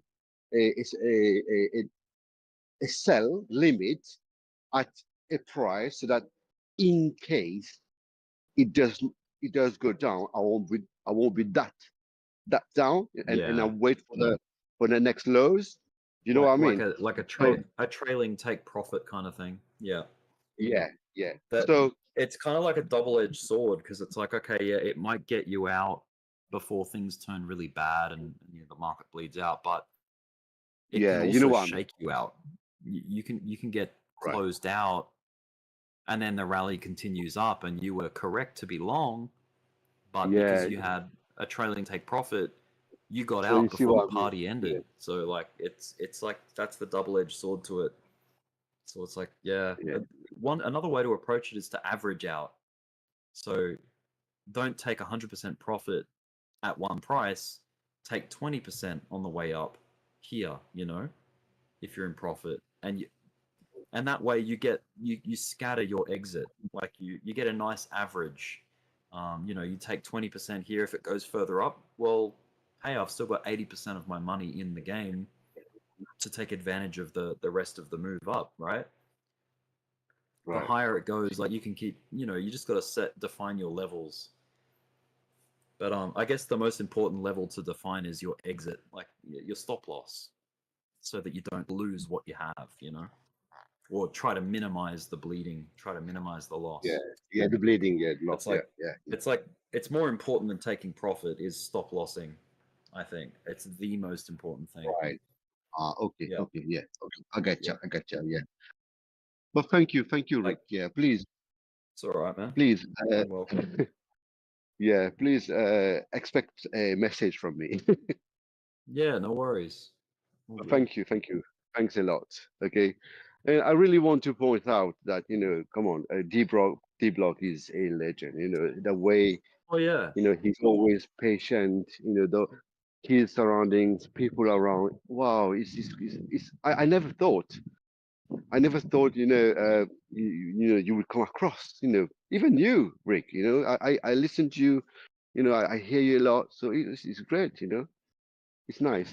Yeah, that's what Yeah. Discord's all about. Like these kind of communities, like there's a lot of it can be misleading too. Like once again, double-edged sword, right? Like these communities, you get people that have a very heavily opinionated in one direction, and they can be very influential. Like they can influence your decisions even, and they can be wrong. They can be totally wrong and lead people down the wrong path. Bullish or bearish, like either way. Like you can get people that are too bullish, and everyone gets wrong, and they end up being wrong, and then At the end of, everyone gets angry. At the end of the day, you need to. I know what you mean. At the end of the day, you need to basically, what's it called? I was gonna say, take responsible of your own action, isn't it? So yes, you must the be best responsible, approach, isn't it? I'll give you an analogy. It's like driving a car out on the public streets, right? Assume everyone doesn't know how to drive very well, and you'll be safer. So in crypto and trading, assume all the analysts, all the gurus, assume that everyone's is wrong, essentially. Like, and then use your own, like you'll develop your own sort of like analysis, and because at the end of the day, like it's your trade, it's your money, you're the decision maker. So you should be the one that develops the know-how, right? Don't rely on other people, because it's just a recipe for disaster if you're following like a leader or whatever. But the good thing about like these groups is you'll get people that teach you strategy. Strategy is so much more important than someone making a call on where they think it's going tomorrow. You know what I mean? You want to know the mechanics, like the strategy behind how to actually make the trade. Like you don't want to know, like I know it's kind of like everyone just wants to know, like, oh yeah, what do you think it's doing tomorrow? Yeah. And then that's how I'm going to trade. But yeah, strategy is the key. So understanding why stop losses exist and take profit levels and what the hell's dollar cost averaging. Like these are all topics you should research if you're completely new. Definitely. Okay. Yeah. Yeah. You have to pretty much put yourself through university or college. Yeah, well, In, it is. like, It is. I do not That's what it's disagree. like. Yeah. Anyway, so you've always been in you've always been in Australia. Yeah. I've never lived anywhere else. Okay. I was born. I grew up in Mauritius. You know Mauritius? I've heard of Mauritius. Yeah. Yeah. I mean, where's that near? Well, it's in the Indian Ocean, so that's why I was gonna say the weather you are facing right now is similar to Mauritius, because I was down there. Uh-huh. Yes. Is Mauritius southern hemisphere? Like, is it in the southern hemisphere or? Well, southern hemisphere. Okay, so let me tell you. So South Africa, yeah. Yes. Mm-hmm. And then Madagascar is on the right. This. Okay. Yep.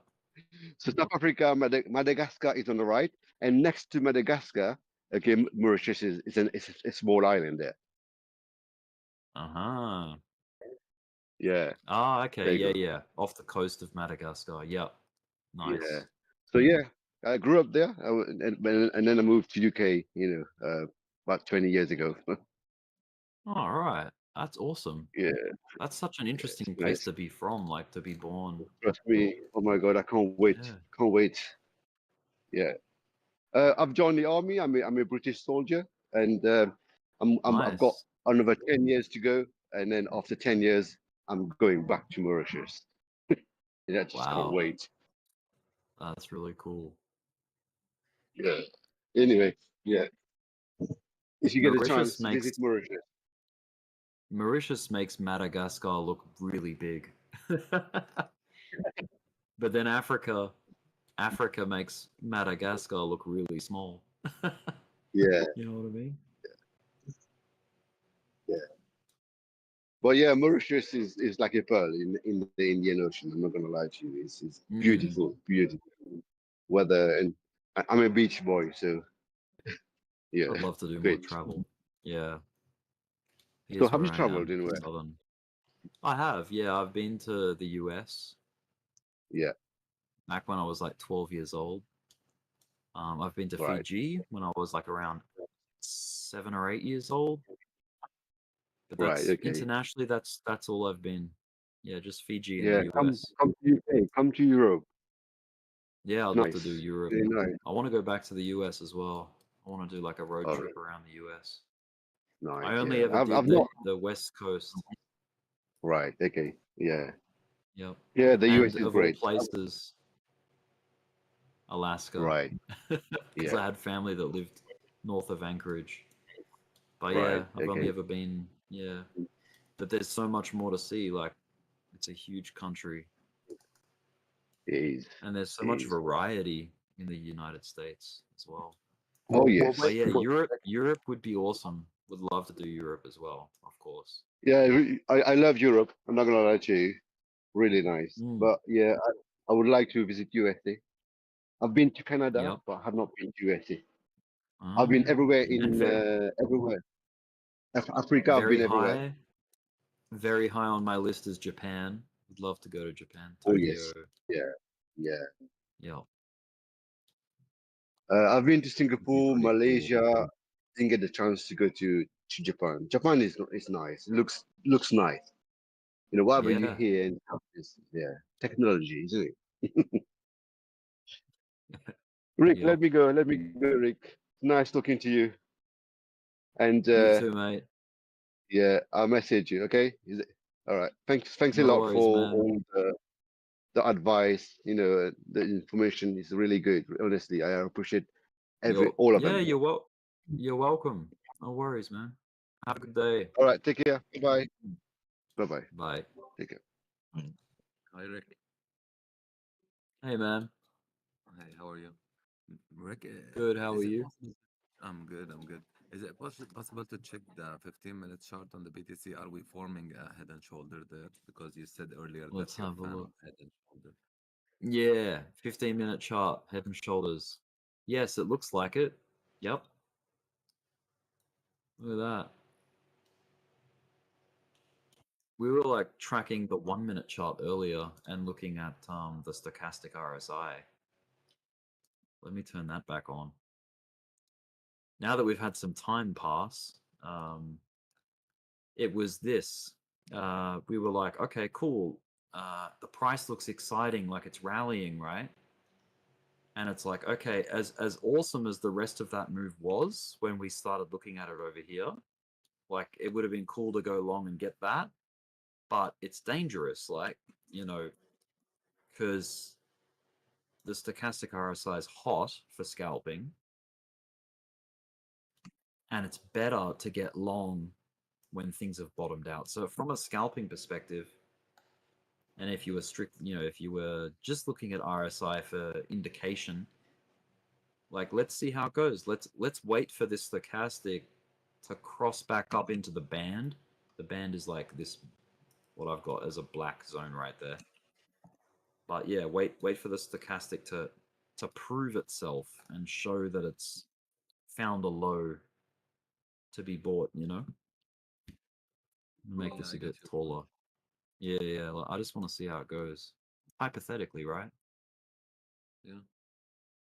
So every example of the stochastic crossing back up for the first time into the band. Let's just circle them out, like there, and there. So, and there. So 4 times. We've got 4 examples. How did that translate on the chart, like on the price? So right here, we would have got long somewhere like in there. Somewhere in here. Somewhere, this was a very good one right there. And then somewhere here, which is also very good. So this one here, it wasn't great. Like it took you about here. But then it would have, like this candle here would have been brutal. If you were still holding the position, you would have been stopped out basically. So that was not a win. We'll just say that didn't work out. This one, you would have got long on that green candle probably, and you probably would have got stopped out if you had a very high or low tolerance stop loss, like you got out before it gets ugly. But then then it got hot and it took off anyway. It stayed hot, right? So that's another tricky one. That's probably a no good trade there. But this was good because it's like, okay, the stochastic crossed up into the band and you had a huge bullish engulfing like 1 minute candle there. You would have caught that, like that rally there as an example. So this is the 1 minute chart. You can take this to any time frame. You can take it to the 1 hour, the 4 hour, the weekly, 15 minute, like, they all sort of paint a different picture, but yeah, like, okay, look, it's starting to try to curl back up, see? But don't bite. Don't bite yet. Wait for it to get, it needs to prove itself. Like, because it can come up and get exciting, but it can dip again. But even this method's not like perfect. But look, it's looking kind of inviting, isn't it? Look at the way it's like it's kind of getting a little bit interesting here. Not to mention you've got another thing you can do like while you're looking at scalps is just very short-term trend lines. So I can see one here, like there's a low there, there's a pivot here and a pivot here. So if I like connect them up, look, it's reacting. See how it gave us the pivot? So like I'm going to get long here. Look at the stochastic getting real hot and exciting. So let's get like long here, right? As a scalp. Could it do that? Sure. Could it stop us out and the whole thing's like, wrong? Yes. It's like why you have a stop loss. But have a stop just below the previous like low, like Another invalidation is you lose that trend line. That's another reason to get out. But so far, mixing it with MA moving average lines, this will help. Yeah, that's another good. Yeah, that's another good scalping like indicator to have. But yeah, like let's just hypothetically say we got long here on Bitcoin. Stochastic looks inviting.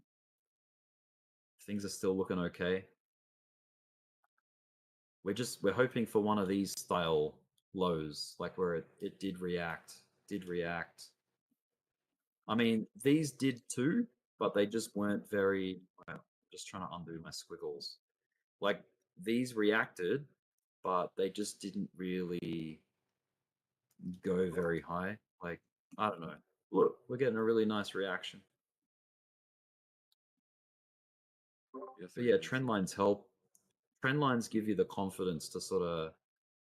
Yeah, we're oversold. This. Yeah, we're in a good position. Yeah, like reaction off a trend line is like you're looking for corroboration, so like confirmation with your indicator. So you can trade just with indicator, like you can do that, but it's really strong to look for other reasons as well to corroborate.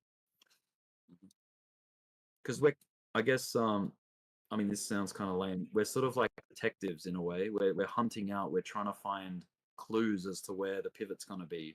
Where's the long? So when you're a detective, you're looking for evidence, And the best kind of evidence is evidence that corroborates and supports the other pieces of evidence.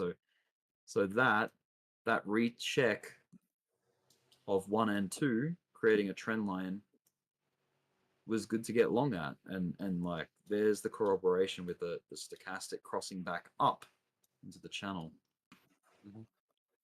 So that was, yeah, that's like a nice, like, it's a nice bounce there. It's a strong, I mean, this is very small. This is like the 1 minute chart. So the move is like what, 0.08%. So you'd have to be probably using leverage or lots of money on spot to make that worth it. Like, you know, scalping Bitcoin's a bit, yeah, it's such a big beast that you either need lots of money or lots of leverage or lots of patience. Yeah, and the volume is really down as well, so it's not moving at Yeah. really. Yeah. And okay, So like another, if we have really high volume on let's say on the 1 minute chart, so the RSI reacts as if there is like, okay, it's moving from the lower ribbon which you have to the top one. Okay, then this is took us around 1, 2, 3, 4 candles. Okay, then if we had, let's say, high volume and that one really moved at the same exact pips, but it did like, but you know, the whole chart will be bigger actually, the whole candles everywhere left and right, so the RSI will react to it accordingly. It will be like moving slower to the top ribbon, or it will be the same speed. yeah, exactly. The way I found it is that the candles, the price, like this chart, that information is the most important information on the screen. Like the indicator follows the price action, the candles, right? So it's like, this is priority number one, like the candle's the price. So look at that reaction off that pullback already. Like, I mean, this is very micro, but I mean, the 1 minute, like, yeah. It's the 1 minute chart. A lot of things can go wrong on the 1 minute chart. Like a move that looks really inviting and optimistic can just get all turned off really quickly. And you have to be ready to cut it. You have to be as fast as the wind changes on the 1 minute, you have to be one step faster to, like, you know, to react. Yeah. But and that's why I sort of like zoom out, and I prefer higher time frame like activity, because you got more, like, the signals and the information is stronger than the 1 minute chart information. The 1 minute chart is just noise. Like, it's very fleeting. It changes its mind every 20 minutes or 10 minutes, you know, every 5 minutes sometimes. Like, it just, you know, like, look, there's a bear trend there. Oh, optimistic again. Oh no, bearish. Optimistic, bearish, optimistic. This all within an hour, or within about an hour. So like, whereas like, jump out to the 15-minute chart, you've got time to think about it. Like, there's like way more. All of what we were looking at down the 1 minute is just the noise of what is probably just like a nice big like uptrend, you know? It is part of a big old uptrend, like, look. But yeah, you can always zoom out. You can always get more macro. But yeah, I guess you just have to figure out what style of activity, like what style you want to get into. Like, do you want to be a scalper? Or do you want to be like a swing trader? Or do you want to be an investor on spot? Like, you sort of have to figure out your context, like Actually, who what you I are, like, find in the market. the best doing is doing some kind of swing trade on a high time frame. So Yeah, that's my yeah, the style. I like. yeah, the confidence is there, and I can wait. I can accept loss. This is so, but to Mm, a certain extent for sure. But the only missing part here for me is I don't know where to place my stop loss, like the most efficient stop loss, like hmm where it says that it's exactly there is a flip here. I must not have any chance rebounding. So this is my only problem, which I don't know how to figure out to find a way because I missed too many points. I missed too many Oh places where I man, position saying that me too. this is the bottom, we're going up.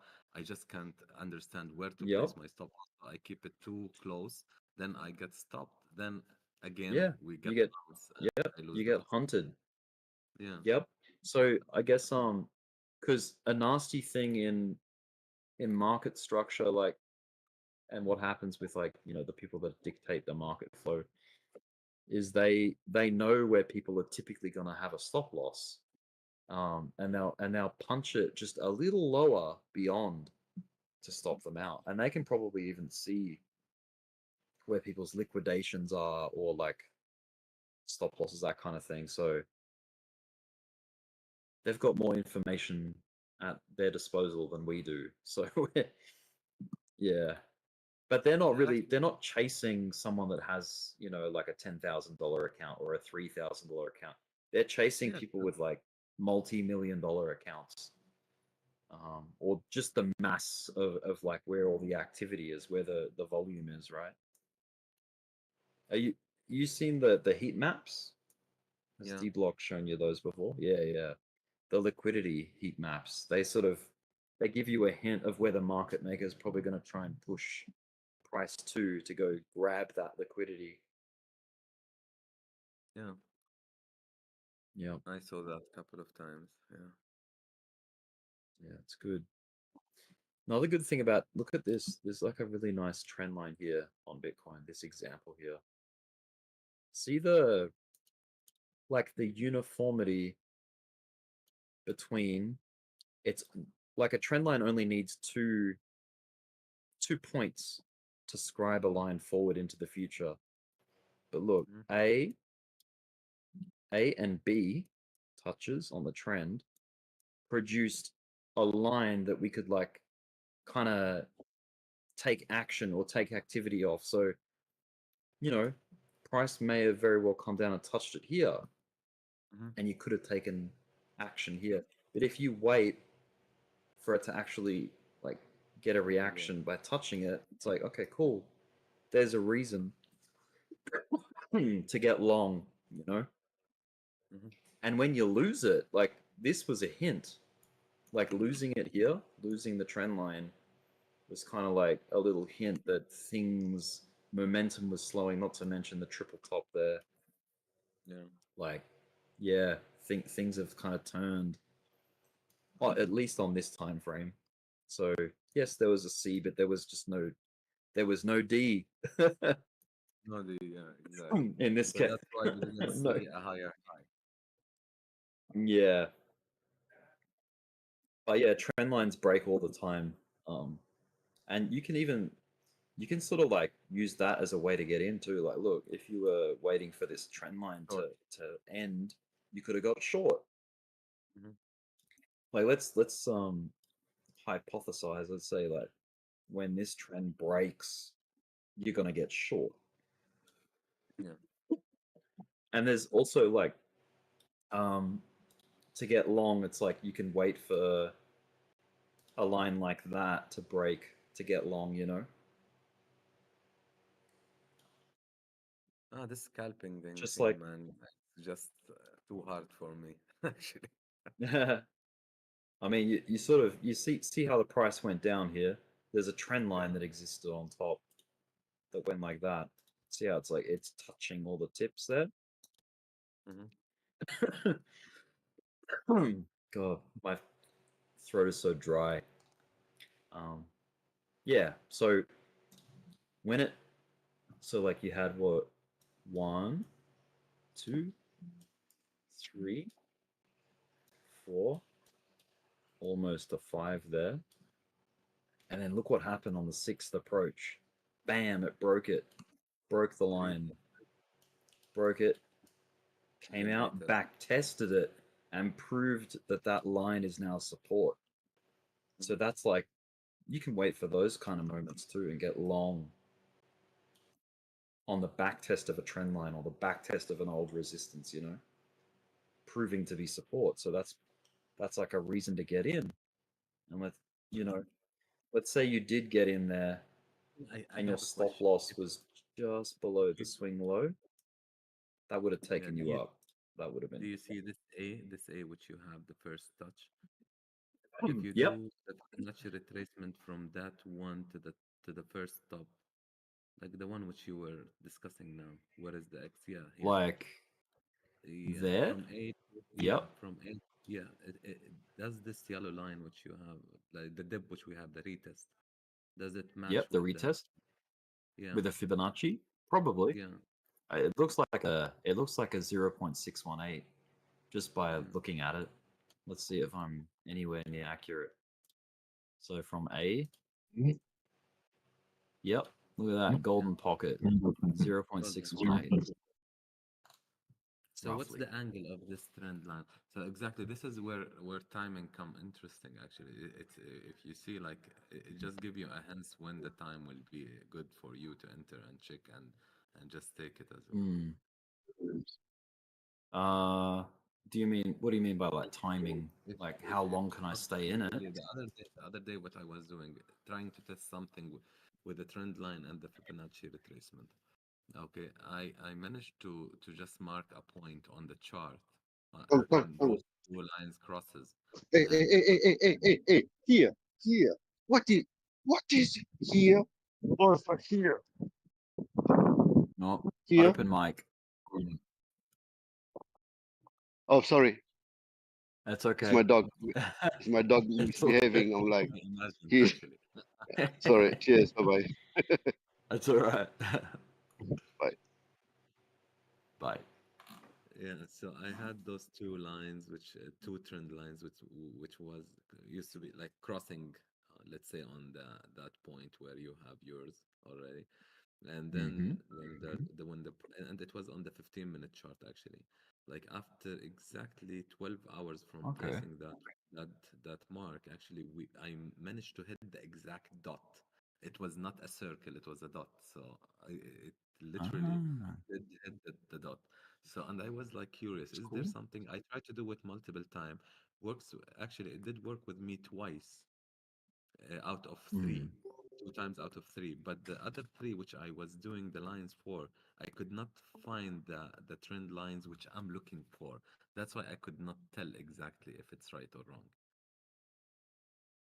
Okay. So there was some sort of a timing kind of thing there, especially mixing the trend Yeah. lines with the natural retracement. I'm not too like adept with time frames some people, have you heard of the Fibonacci time thing? Like No. let me see. Fib time zone, like so like let's pick two moments in the chart. Like this low and this high. Like this has like timings built into it. Like Fibonacci timings. Is that kind of what you mean? No, I didn't. Okay, I'll Hmm. try to find it. Maybe I still have it on my chart. So I'll Okay. exactly where is So it? So what you're describing, is it like, is it an indicator or is it it's not an indicator. I used to draw some trend okay? lines, okay? And those trend Hmm. lines happens to be like in a place like they're crossing. Okay, there was some kind of a cross there.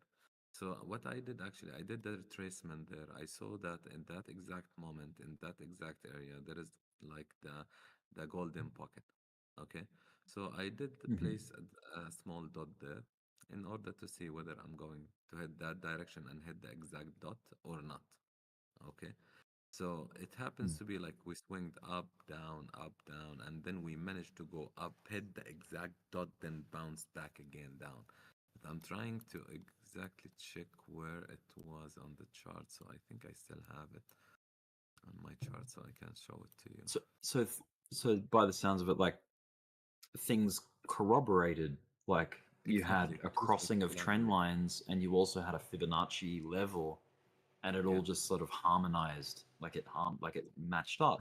Like up, yeah, Yep. the thing what got me curious actually, not having it happening, like it's the accuracy of it. The Yeah, accuracy of it it can be pretty raised the fascinating. flag. Yeah, yeah. Exactly, Yep. raised the flag for me. Like, what's that? Then I tried to test it again, which happened to fail. Hmm. Okay. Then because I didn't find a significantly good trend lines, which I was looking for in the first one. Okay. It was like an all-time high Mhm. trend line with a channel trend line, which we're using for Yes. the 15 minutes. Like this is two significant trend lines. Then I tried to find another trend line for the next move, did not find like the best one, let's say. Yeah. And then just Yeah. the third time, it was with a significant trend line. It works absolutely right. Okay, I think Mhm. I'll show you where is it. I can I What removed the dot. one way to organize just quickly, like for anyone that's interested in on like a little idea, is you could see how I've got all these lines happening everywhere. You could color code your lines by significance or importance or priority, if you will. Like, so if you find like a trend on the daily chart, make it like color it in red, because red is like, important, or like, it's like a warning or whatever. And then as you work your way down time frame, so you go from the daily down to the hourly, maybe your hourly lines can be orange, and then your 5 minute trend lines can be like green or something like that, or blue, whatever. And then, or I you can found use like line weight, like, so let's say these three lines, like you can get transparency your or weight. important lines are thick, like, really important lines. And then like the next one's like like 3 and then 2 and 1, whatever. That's another way to do it. Yeah, you can But I check prefer the colors. you can Hmm. check my stream actually. You can see Sure. what I mean I'll open. exactly by that. Okay, I'll have a look.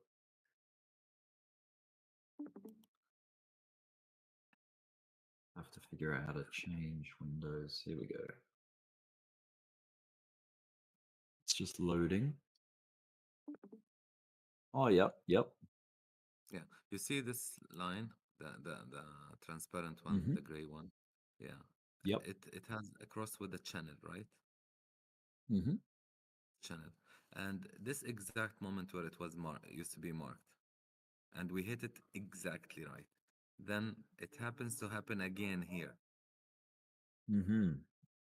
You see, exact cross. Yeah, it's This is what I'm it's referring awesome. to. Actually, Yep. what brought my attention to that actually this area, because it was not actually right, because I can move it in a way which it can really work here. Okay, but it's a slight change. So I said let's And do it. that's, Yeah, I was gonna say quickly, that's okay to do. You can change like your positioning of lines, provided like, let's say you've got more data now, like you've got more information than you did 3 days ago. So changing your line to better suit what's happening on the chart, there's nothing wrong with that. Some people go, oh, you're changing your lines, you're changing the goalposts or whatever. You're not. You've got more information now, so it's okay to adjust. yeah, and That's something what you else do. try to bring your attention to actually, if you Mm, manage, mm. we follow this line here. Actually, when we broke the channel, okay, and Yep, we that's started to significant. form, yeah, you see that it's this Yeah. line who's making this magic here. Like I don't know what it has. Like I try to do it here, there is a dot. If you see here, Oh yeah, I see it. The dot. Yep. yeah, there is the dot. Exactly, we're Yep. almost there, you see, but I Yeah. just Okay. removed that. Yeah. Yeah, because but this is really good. Like if it's happening, then definitely there is something like some kind of indicator on the timing where the let's say not an exact figure, maybe around this Mm. area, okay, but not around this like this area, like this is an entry point. Yeah. which is I think 300. timing. I feel like timing's the wrong word because that time is like, oh, it has to happen 6 hours from now, and that's when it's going to happen. I feel like it's more helpful. It's more like event based. Like, okay, the price hit this line. It could be 6 hours from now. It could be 6 minutes from now. It doesn't matter about the time so Check much. this area as It's well. more of like, yeah. You see, there is one, there is Mhm. two, they're crossing, the price spiked to there, and then again. Yeah. And those lines already was drawn. It was not new thing. Oh yeah, that's just where the lines, like where the trends harmonized or interacted with each other, and the price Yeah, went to that interaction and reacted. Yes, I know what you yeah, mean. Yeah, it is kind of like the way you when you look back on it in hindsight, it's like it is kind of like a timing thing. Yeah, I know what you mean. yeah, But the yeah. I guess the problem is like you can get so your expectations can get so high by following these timings and these like interactions that it can lead you down the wrong path too, like because nothing's guaranteed um on the charts, you know what I mean? Yeah, yeah, exactly. Just like the rest of this supposed bull market for this year, that's not guaranteed either. Like it's there's a chance that it completely turns around and we get a bear market that starts next month or something.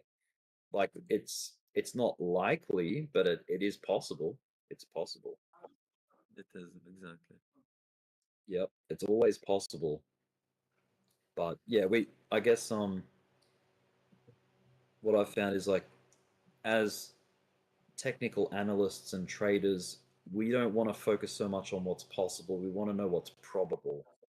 Like that's more useful to us. It's like, yeah, price could possibly go to zero. That is a possibility, but is it probable? No, it's not probable. Like Like, we want to yeah, you want to exist in the realm of probability, like high probability, not possibilities, because possibility you can say anything. Anything's possible almost, right? yeah, exactly. It's not helpful. It's not useful information. Probabilities, Like, yes. yeah. Actually, there is a very good book to read, Mathematical Discrete Structure, which give you really Mm. good techniques when dealing with probabilities. Oh yeah. Yeah, What book is actually, it?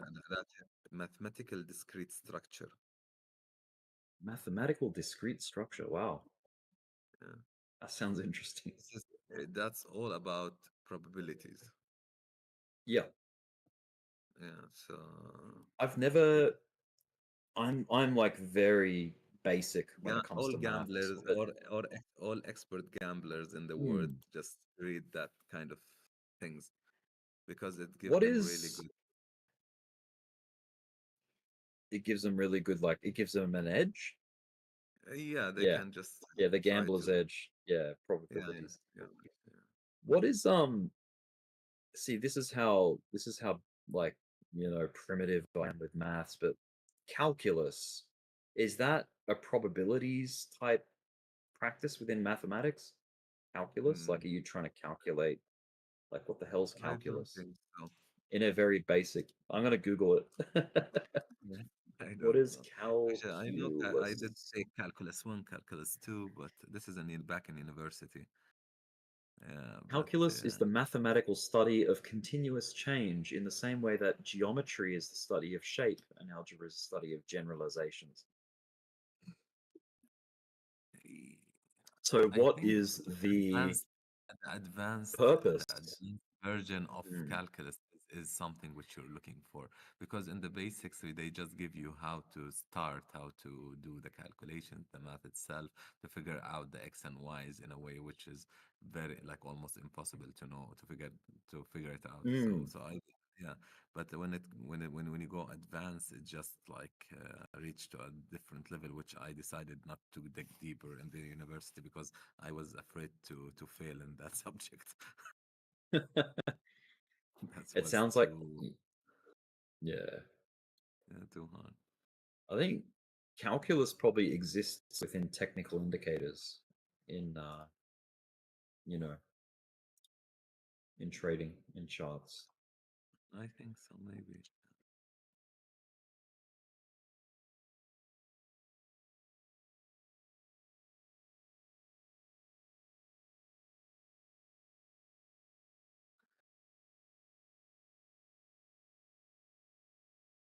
Bitcoin's having a nice little run at the moment, approaching. It's like 85.8 at the moment. It'd be cool to see it get back to these highs. What's that? 86,000 is the current line of resistance. See if we can break 86K. It was nice talking To to my you, Rick. price I levels. have one Yeah, brother. you too, man. What's Thanks your for the name? information. You're We'll talk later. Samer. You too, man. Samir Yes. or Sama? Samer. Samer. Samer. Well, have a good day. Are you just like, is it morning where you are? Kind of thing? Actually, it's 4 p.m. now. Oh, PM. Okay. Well, have a good evening. Thank you. Morning, Rick. Good morning. What's up? It was some good analogy and the whole thought process, your teachings this morning. Really good. Oh, thanks, man.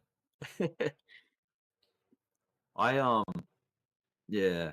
There's so much stuff out there. Like you go on YouTube and it's just so much noise of things that don't really help you that much, but it seems like it would. Like channels that are all like, hype and bullish, and I think a lot of it's just to draw a crowd because they're trying to make money. They're trying to get views and likes and subscribers and all that shit.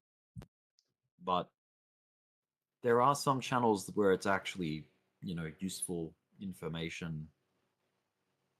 Yeah, That's yeah. kind of like where I picked up most of the stuff that I've learned is like, yeah, finding the gems, finding the good channels that talk about strategy and mindset. Mindset's important. Yeah, you do anything on TikTok? No, not TikTok. Just YouTube.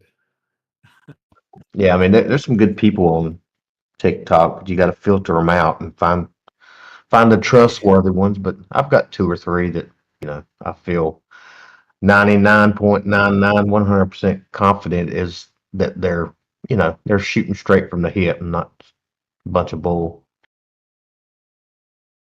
Yeah. Oh yeah, definitely. Yeah, I've seen some channels like they sort of get into the whole prediction realm, trying to call what's happening next kind of thing.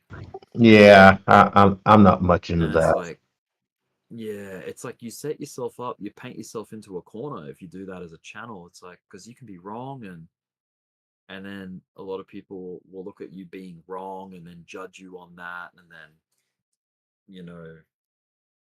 unsubscribe or whatever the hell. Like it's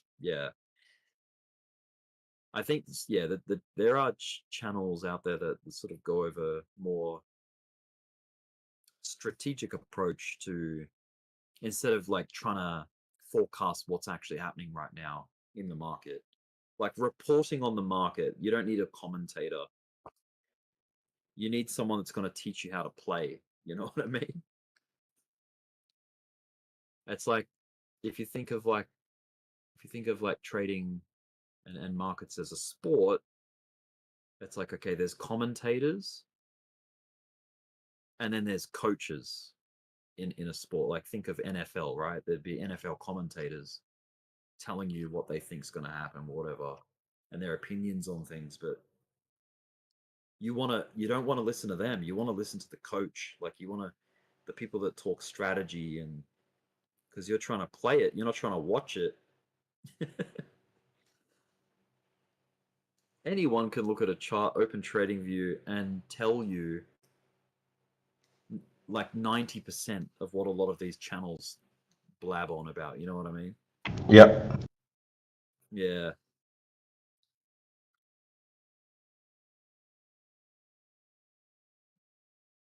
But man, they tell you what, man, Discord groups have been very helpful over the years. Like since I got into it was 2018. What? How many years is that?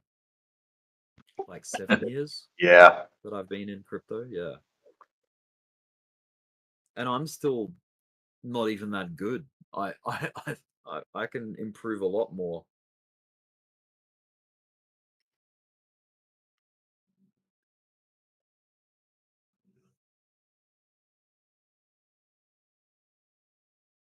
I feel like, yeah, like the first 5 years, it's like, yes, you're getting to learn strategies and how to use, you know, how to analyze the market, right? Like you're teaching yourself that. But also what other another really important thing is you're learning like your emotion, like how you react to the market. That's the other thing that you're learning, like sort of subconsciously. It's like you're getting to know yourself as a trader or as an investor, your style, and you sort of like you find out your weaknesses pretty quick. Yeah. I was thinking about, you know, 6, 7 years ago, 5 years ago, all it seemed to take was, and we can use Doge for an example. If Elon was to mention, tweet, or do anything that had the word Doge in it, it would go up 2 cents, and that was big. And now we say it constantly every day, or we talk about crypto every day, and we talk about Bitcoin every day, and it's all over the news, and it's all, it's in the White House, and it just kind of sits there. So I'm trying to figure out the correlation between what's going on. Yeah, it's I feel like the market has calmed down fundamentally because like the news based fundamentals of the tariffs, like all the FUD, you know what I mean? I feel like the tariff freak out has calmed down a hell of a lot now. Obviously, right? We've had the 90-day pause like situation, and things have like the panic has stopped. The panic has like subsided. And now people are like sort of throwing the dice again. They're like, okay, well, we've got some kind of a pivot off a low. We're in a bull market. The idea is to buy the dip in a bull market. We've just had a major dip and we're reacting off a pretty significant like level of structure from the past, which was 74,000. So yeah, man, this is Yeah, the hope is back in. I feel. yeah, I kind of feel like when we shake off some of this FUD and tariff stuff, and Yeah. I think things will level out a little bit, and we'll just continue up. But Yep. Yeah, if things sort of stay status quo as much as possible, if there's no more drama that comes out of global news, then cool, we should recover. I feel like if we go on we're on a trajectory now where price seems to want to be climbing back up. Bitcoin's back to 85.8. We've tested 86,000 off a low of 74K. That's significant, I think. Like, look at the big V that has happened. It's like, yes, the size of the V is still really tall on this side, like it's long. But, if it's gonna do a V-shaped recovery, like it has to start somewhere. And it's like we're just at the potentially the beginning of what is the big recovery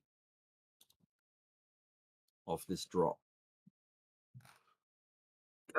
We've seen them yeah, before. Like, look, here's one here. Like, we had this big, nasty, like, felt like forever, this long drop, but we recovered. The recovery was quicker than the bleed out. The bleed out took this amount of time. You're roboting just a little bit. Oh, am I? Yeah. But man, I'm here for the recovery. I hope it happens. Yeah, It could very much fail. Like, we don't know yet, but it's looking pretty cool. yeah. For those that don't remember when it was 50 or 60 and went to 15.8, you know, there's a whole lot of hope there. Yep. That was brutal. But that was the bigger picture. That was like the market cycle, you know.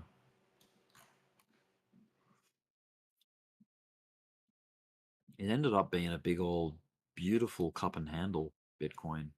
Look, huge cup, handle, neckline to the cup, like that.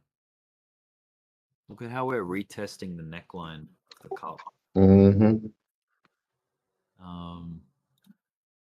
Let me just get it more accurate. Like there to there. It's like technically I'll lock that and then extend the lines. Turn off these lines. These ones. But yeah, to simplify it, we've like double tagged the neckline of the cup, of that major macro cup. We're falling wedge.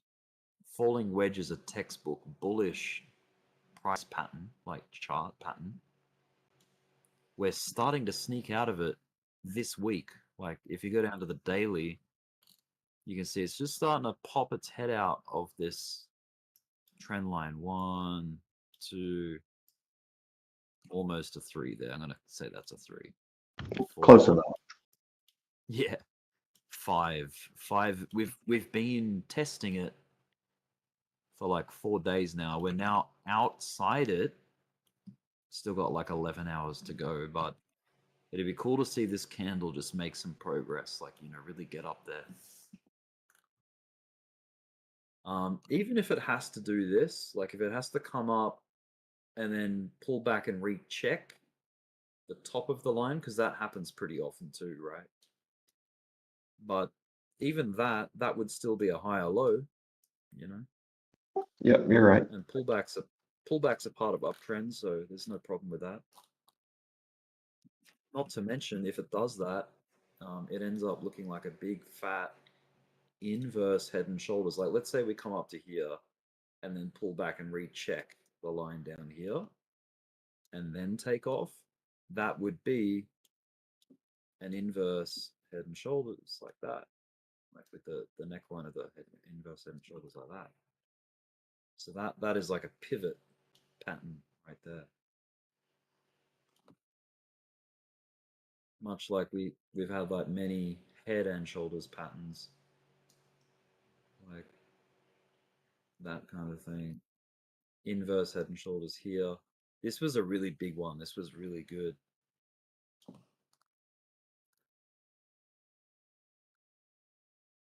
Very nasty head and shoulders right there. Back in the day. But yeah, man, this so far so good. When does Dbloc usually wake up? When's he usually on? I don't know. Market open? He pops in and pops out. Yeah.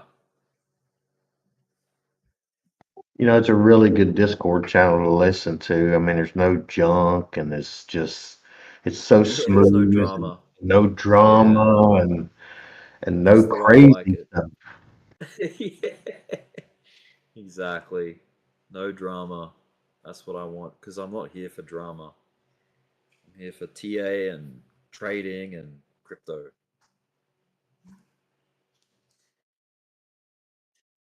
Like most of us, I'm sure.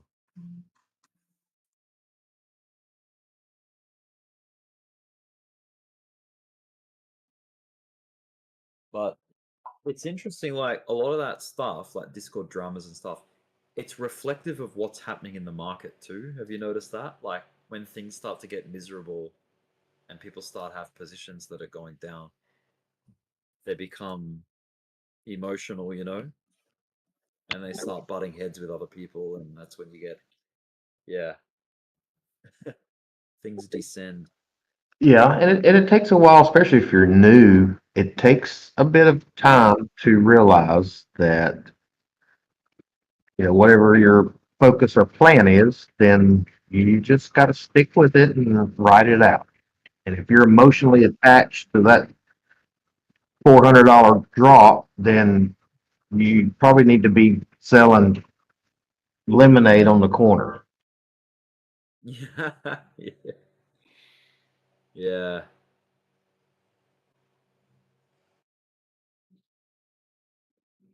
When did you sort of start getting into crypto, Wimpy?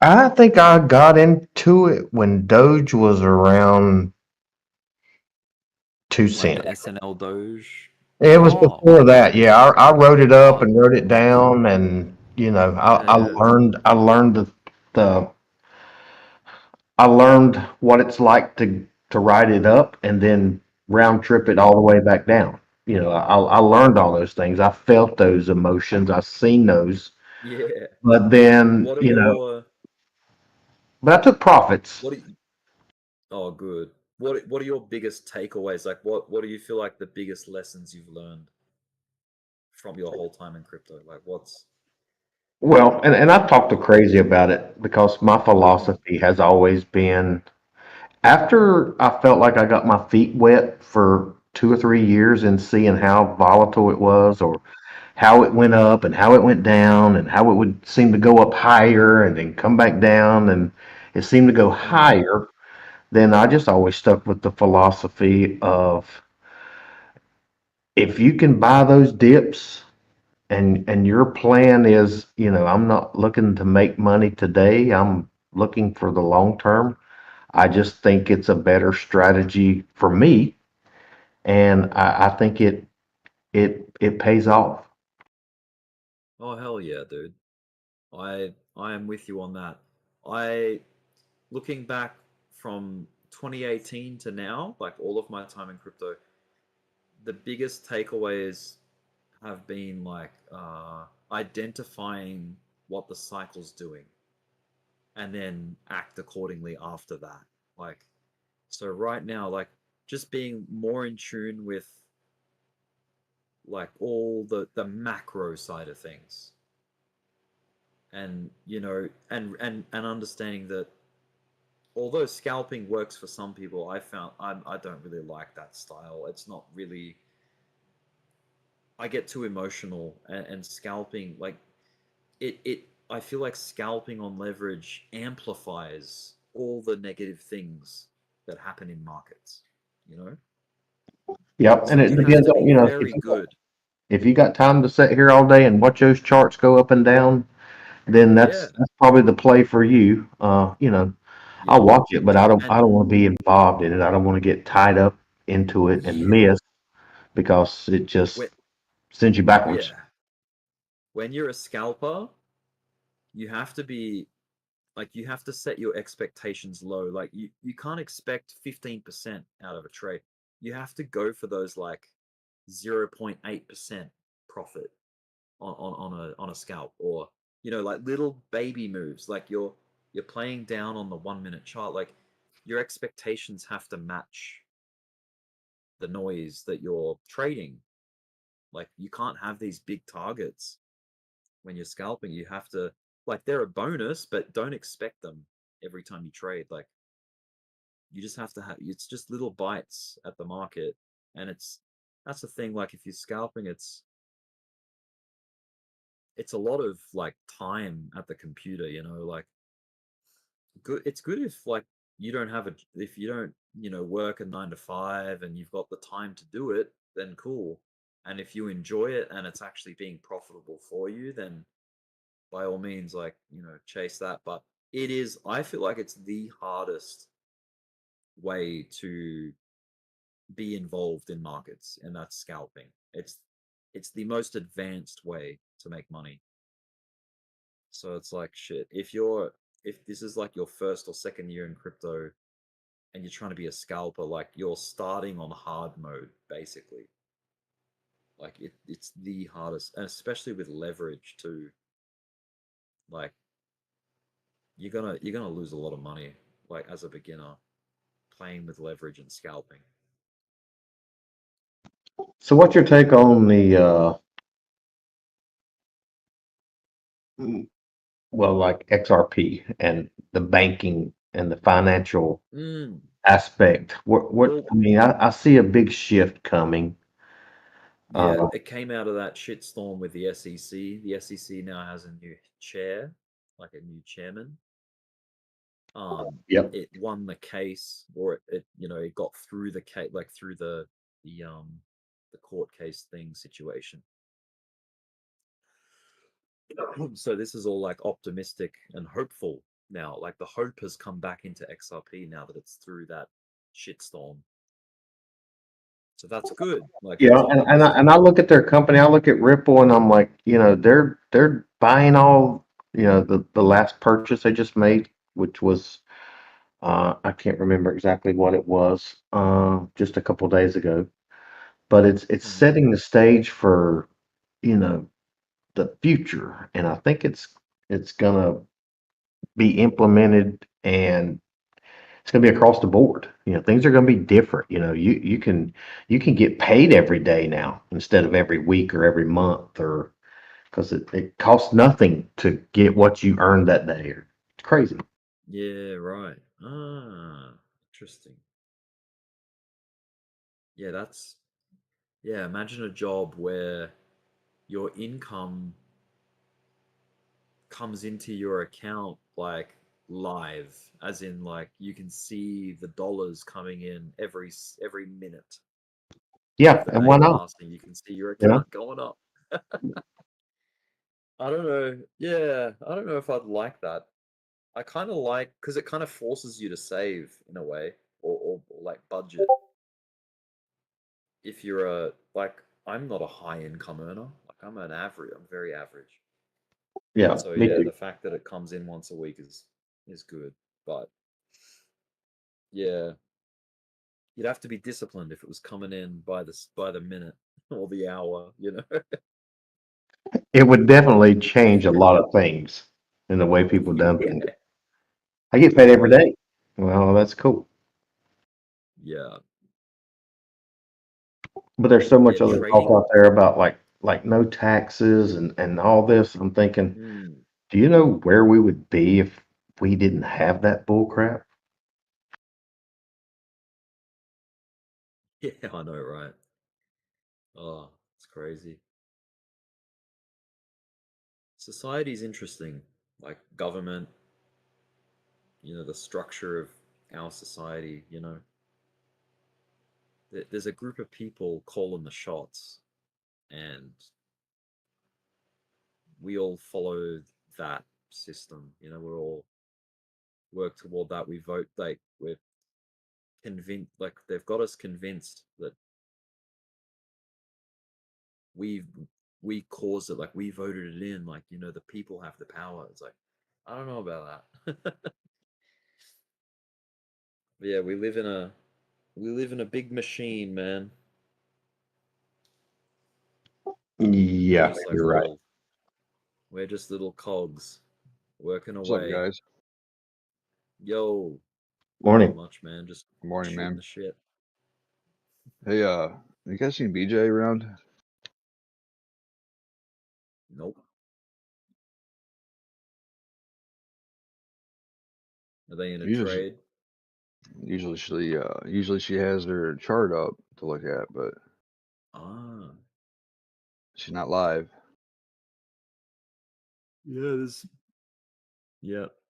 she's not in the channel, in the voice channel. Well, we bullish or bearish today. We've been stuck in this resistance line up here for all week. Mm-hmm.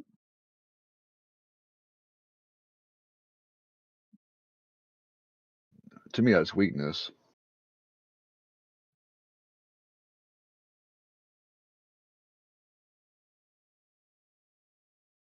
to revisit a resistance repeatedly, like I'm looking at XRP right now, but like, yeah, like I've got a level of $2.18 that I've got on the chart. But if price repeatedly visits that and then comes down and then visits it again, that means that buyers are stepping in. Like there is demand, and eventually that resistance, I mean, not all the time, but a lot of the time, like there's a lot of examples of it breaking, like, and going up. And same with supports. Like if price repeatedly visits supports, that's not strong. That's not a sign of strength. That's weakness. And eventually that support's gonna get bought through, or sold through rather. And So I would Rick, have been, why do you I'd feel think more why do comfortable you right think it's now if dragging? they would have swept all these Mhm. lows in this area and then returned to the top. But since they ain't done that yet, Yeah. it's getting me a little wary right now. Yep. Rick, why do you think this case is dragging out like it is? What's Which the hold case? the Ripple, the XRP, the Oh, whole. XRP. Why Oh ain't there a man, I don't finalization? know. We got the people in place. So Yeah. what's the things they're trying to figure out? Yeah, I think they were wrapping up the appeal settlement stuff, and it's all just formalities now, like the court proceeding formality stuff that they're waiting for it to. But essentially, it's over. Like they're off the hook. Ripple's off the hook, which the SEC tried to put them up on the hook, right, and get them to pay this giant fine or whatever, and they still paid a settlement though, $50 million, I think. Yeah, I think they had set aside Ripple, yeah, 125 million, and and then they reduced it down to yeah, 50, which is good because I mean Ripple can afford to to pay that fine. That's no problem.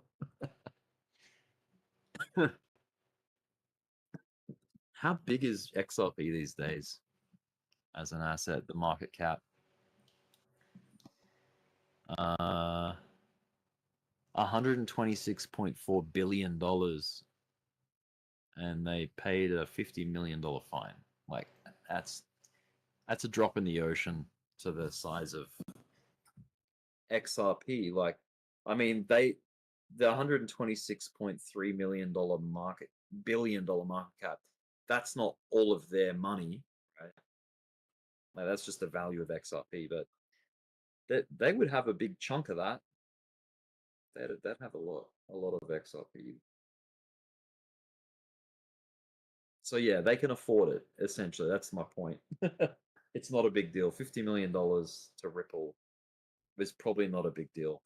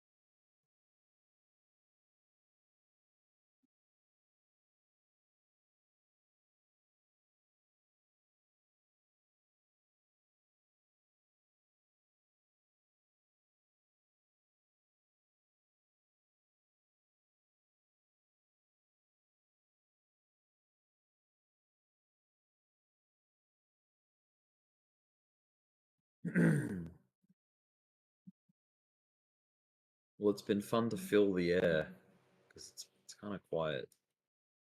I'm sure everyone's just chilling, watching the charts.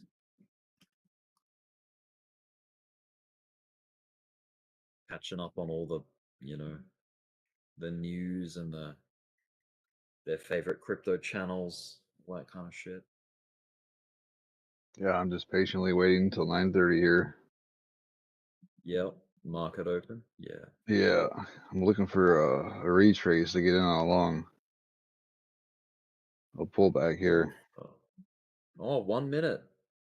Market will be open. Pre-market was kind of sideways, really. Nothing really dramatic in pre-market, which is good.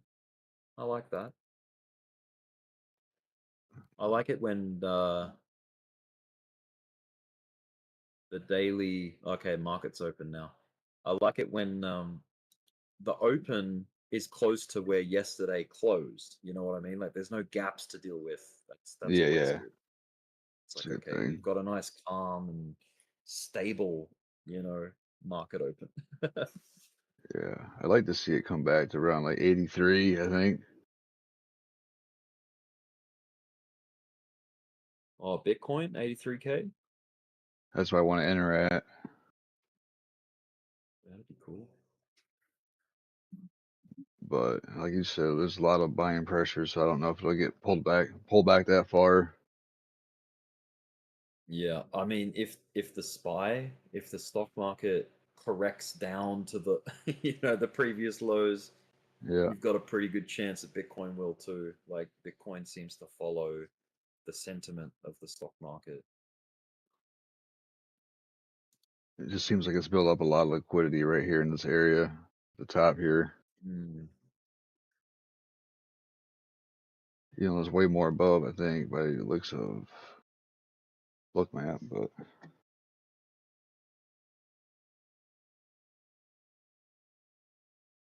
11:30 p.m.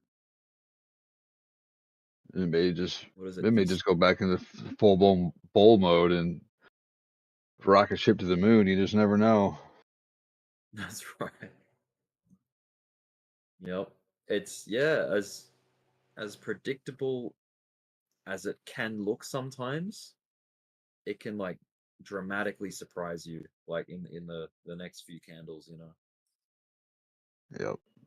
I mean, to I, me, it I looks kind like of we're in like a ascending triangle, which is pretty bullish. But yeah. It's like, okay, is that just a false sense of security? Like, is this a bull trap? yeah, but it is It's at a always resistance it's line always too. So yeah.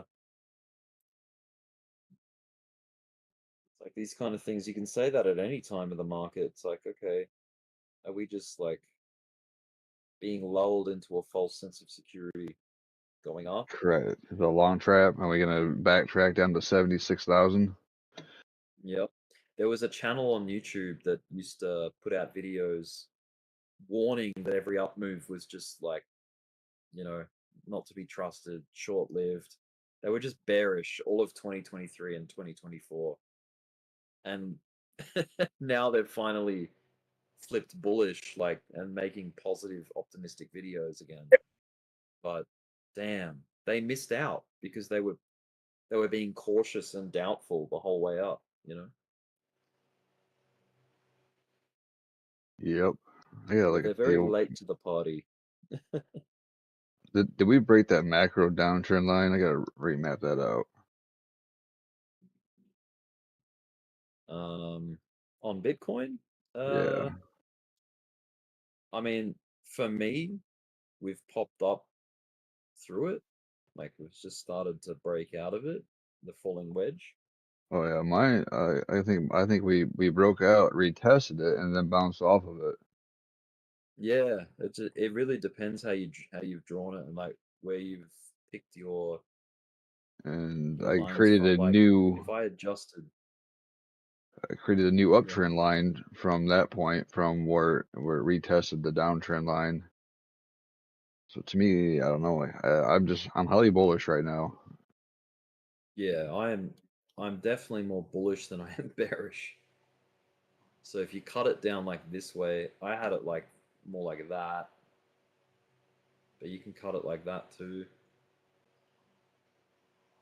And that also is valid. Like you've actually got probably more activity off that. Yeah, but And then that you wick pulled there was just a fake out. You pulled the fib from the recent previous high and the recent low, and it'd be the 786 retracement where we're sitting at right now if we were still in a downtrend. Right. Yep. So this would signal that still could be bearish too. So pulling a fib from where? Like over here? It's from about 88,500 down to the recent low. This is from that wick on April 2nd. Of this year. Yeah. And then you pull it down.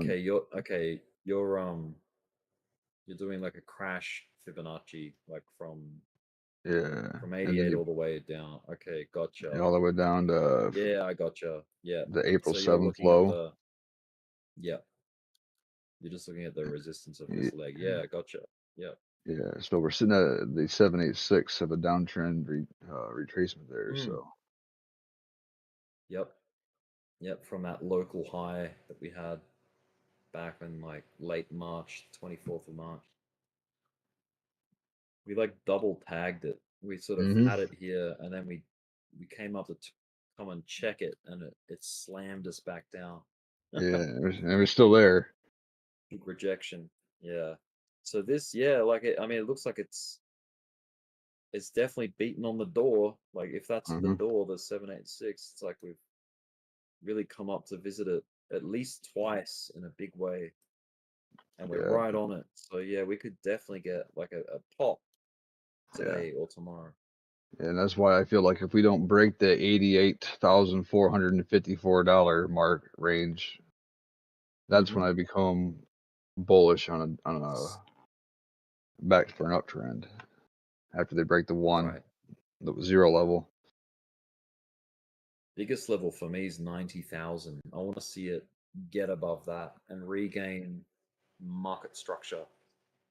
So the because it's an old support, like 90K. If you remember the range we had, like this area, was treating us with support multiple times, like. And you never know. We might sit here in this little fib area from 88.5 to 74,000 just range for weeks. Yeah. Look at the whole move from the all-time high all the way down to our recent low of, what was it, 74,500? Yeah. What are the fibs? So we've gotten through, okay, 236, the first hurdle has been passed. Good. We've got to deal with the 382, which is 87,900, which is very similar to the highs you were talking about of 88. Very close, 88.5, whatever number you were saying. Like 88.554.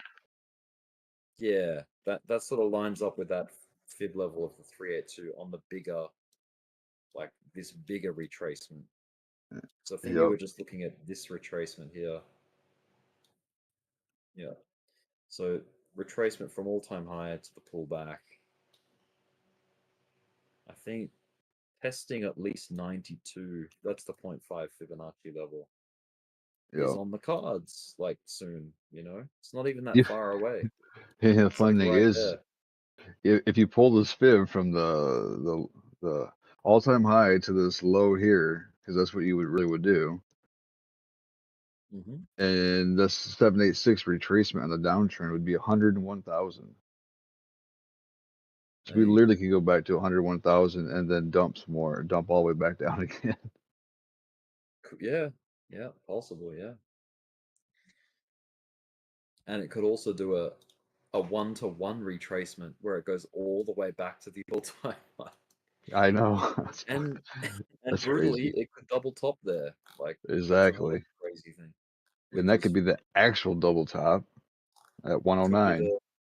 It really could. Yeah, it could be the double top to the market. I don't want it to be. Like, I don't either, want it to go to 200,000. But I just like my looking at wants the don't matter. overall, like put it on the day chart and pull the fib, and you're just like, man, So many possibilities that could happen right now. Oh yeah, yep. So many things.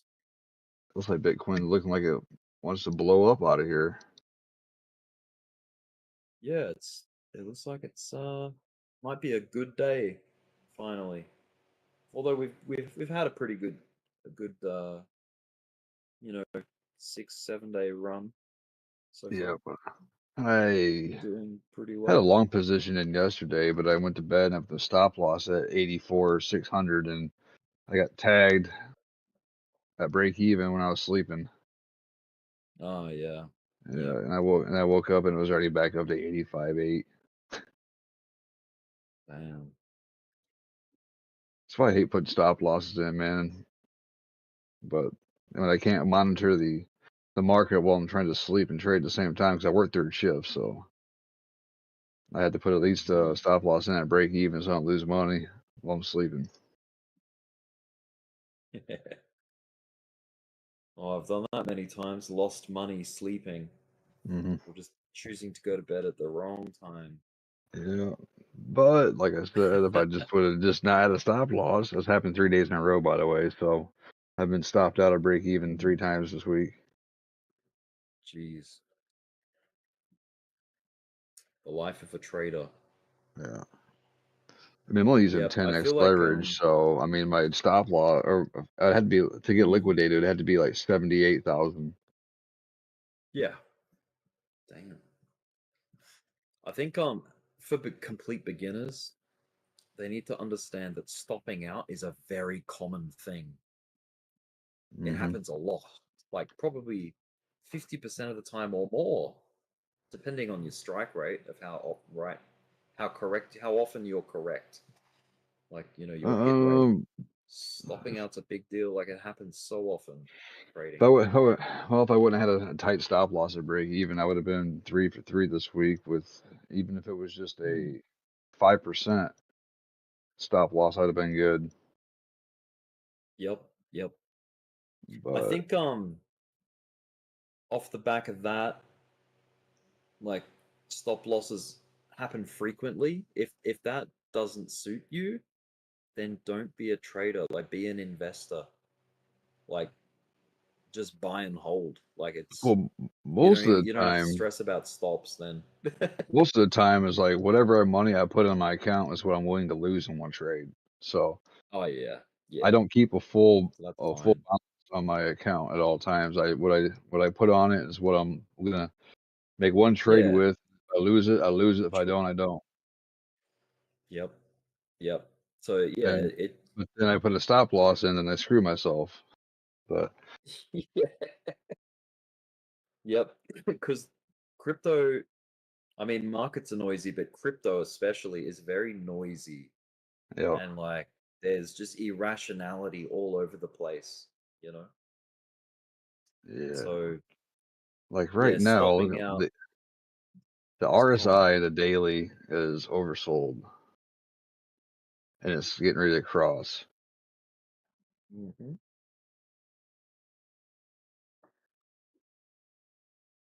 Makes you wonder if it's gonna have a red day here soon.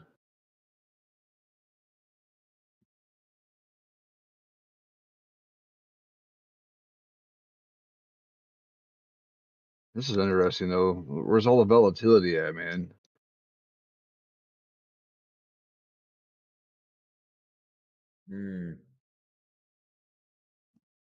Well, so far so good. I'm scared of, like, I'm cautiously optimistic of when the stock market is red hot at open. Like, it makes me think, oh yeah, it's gonna be short lived. Like, Is it it's gonna red all red, red come hot back right down. now? I mean, it's got a nice opening candle, yeah. Like, the hourly open candle is up. It's up Man, 0.62%, which is a big deal for an index, like a stock market index. That's a good start. I feel like I need to go I mean, long because the market didn't dump right here. Like there's no selling pressure. yeah. I think it depends on your time horizons? Like, are you trying to do, like a big monthly play? Like, Well, where I you're was gonna gonna do a weekly plan on one. being in it? It was Oh supposed to yeah. be weekly, and then I got stopped out, and then I had to wait for my next entry point, and then I got stopped out again at break evens Yeah. because I'd hit my entry Yep. point, I'd get in, and then I'd go and profit, and then I'd put a stop loss at break even, and then wake up to find out they got stopped out at break even. Yeah. So it happened Monday and today. So now I'm looking for another entry point, and now I feel like I missed the entire week, like since Friday to now. Like my first position was at what 79.5. Yep. Yeah, I feel like if you're gonna swing trade like weekly into even like positions that last about a month or a couple of weeks, you have to tolerate some drawdown. Like you have to change your expectations a little bit Yeah. because Well, that's the reason why I do like 10x so and then I don't put a noisy. stop loss in is because of that. But then I've gotten punked out so Damn, many 10 is times by the crazy. market. Yep. And then 10x leverage is insane. and then I put a stop loss in, and then this time I've been correct every single time and been screwed out of money. Yeah, Bitcoin's testing that 86 resistance level. You know. Yep. This is a tough one to break through, man. This 86 to 991 is going to be rough going. Yeah, most of my trades lately have been 2x, trying to catch like broader swings. I used to trade If I'm 100x all the time. Oh, right. Yeah, that's wild. If I'm feeling confident, it'll be a 3x, and if I'm really super confident, I'll bump it up to 5. But yeah, never more than 5x leverage. It's like Right now, I'm sticking in between 5x. 15 and 30. Okay. Yeah. Yeah, I guess you just got to do what's comfortable for you. I guess I'm using 5x, 3x, and 2x because my margin is quite large. Like I'm not using just Yeah. $50. You know what I mean? Like Yeah. I'm putting a fair chunk of money in, so I don't want to be too risky, like too levered with that amount of money.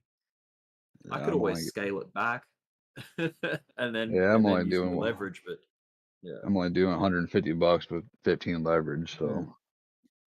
Yeah.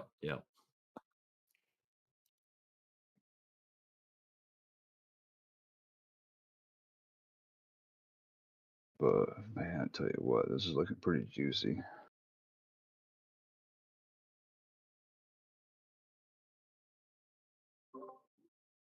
Ooh, there's a bit of a pop on Bitcoin there.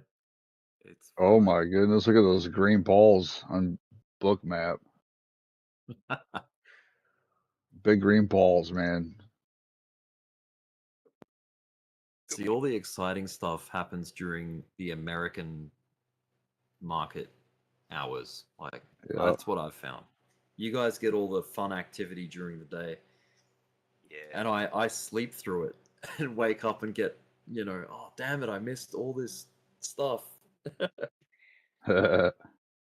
Missed all this opportunity and all these like moves. Well, Rick, so we can wake you up, entertaining. man. We can wake you up. Yeah. Tell you what, a big green candle will wake me up. A big God candle, like Bitcoin back to 90K or something, Actually, Damn, we already epic. broke the downtrend. Yep, we have. All-time high downtrend. I just love it that the 9 EMA is bouncing off the 50 EMA and it's just pushing price up. On the one, I use that on the 1 hour chart. I hope it's not just hot air, you know what I mean? Like I hope it's got some meat behind it and some staying power. Oh, I think because it's so golden. many times these exciting moments just become wick, and it's like, oh, that was just Then they were just dumps. clearing liquidity or whatever. Yep, happens a lot, but Yeah, It happens a lot when it it always. when it's bearish, that's for sure. But Mm. It is good, yeah. I mean, we've got a pretty good reason to see Bitcoin recover now that it's retested that 2024 all-time high. That was a big deal. That SR test, that support resistance flip. So yeah, if Bitcoin's looking for an invitation to come back up, then that was a pretty good one, I think. It's a pretty good reason. I still think that crypto just pretty much just follows the stock market anyway, like the yeah, sentiment of the stock market, and the stock market's opened green, so Bitcoin's feeling brave, you know? somebody's got open mic.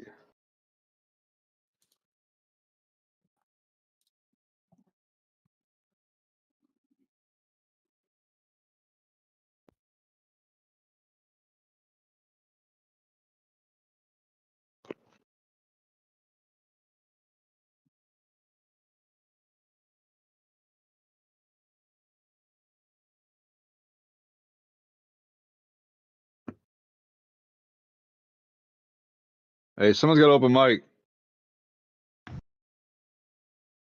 Damn, I don't even hear that. Huh. What are you picking up?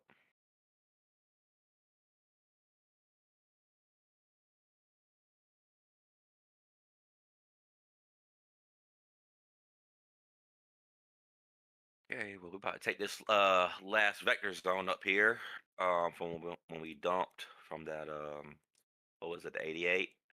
Yeah, 88.8, 88.5 on the 5 minute.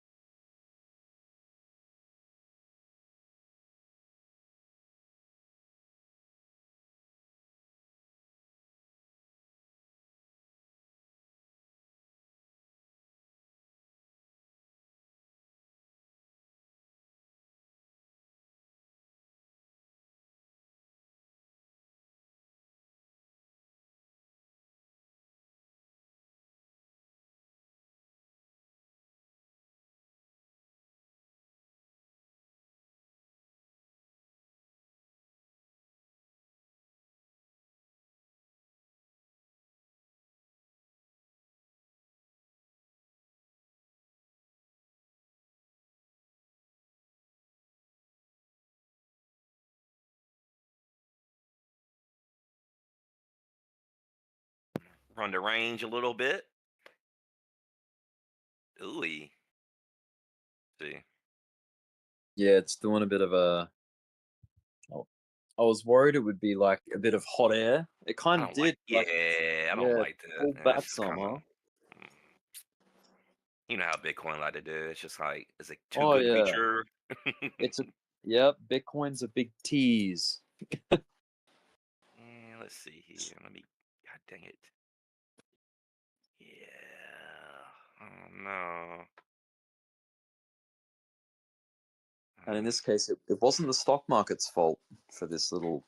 No, S&P is it's up It's 0.7%. still, yeah, it's still looking all right. Yeah. Maybe it's just like a little clear out to go higher. Who knows? Yeah, I mean, yeah. Shakeouts aren't uncommon. I mean, the way I'm looking at it, we got this vector that ends around, around 8.8725 on a 5-minute. We're right here, but it started to eat into it barely, and then now we just got this rejection. So definitely a little bit of selling up here for sure. We'll see if it can hold. We can hold on our trend line though. Not that bad. I mean, let's be for real. It's not even barely not even $1,000 move. So, okay, put in a nice pink, nice couple of vector candles here. A red one and a pink one. So that pink one just turned over to red on the 5-minute. Dbloc showing the same thing. Yep.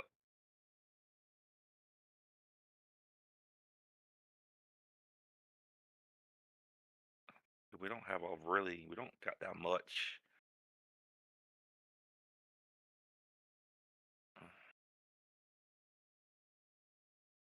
Hey, did old buddy long? Did he long the top? I was about to click it. Like I was literally 3 seconds away from clicking it. Yeah.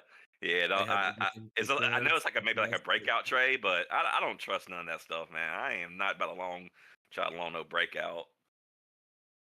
Yeah. Actually, do you know what did hesitate me to do so? It's D said that if it breaks, I don't think it will stay up. It will go back again. So I Yeah. took that word 2 days ago, and that's what saved me 3 seconds Mm-hmm. today. That's what it's looking like right now. Like it's just they're like, nope, you ain't passing Yeah. here right now. I mean, this is a decent little 5-minute candle right now they're putting on here. That's big candle. That's big red candle. Mm. So we're gonna like we definitely gonna come back and touch this trend line. So let's see if we can hold it. Yeah.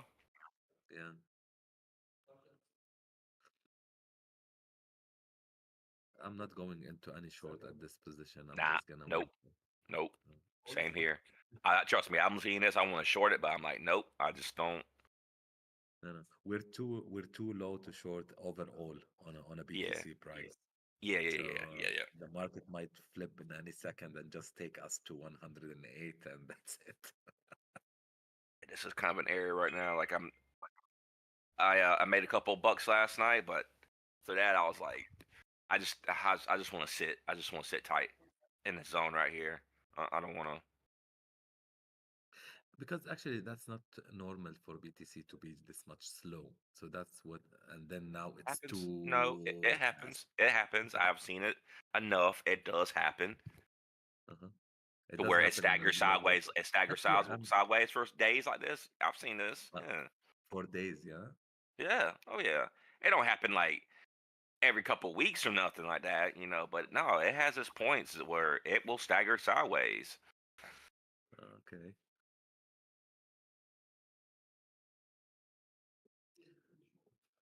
New information every day. You're learning Yeah, every this day is not something for new. me. This is not like some abnormal,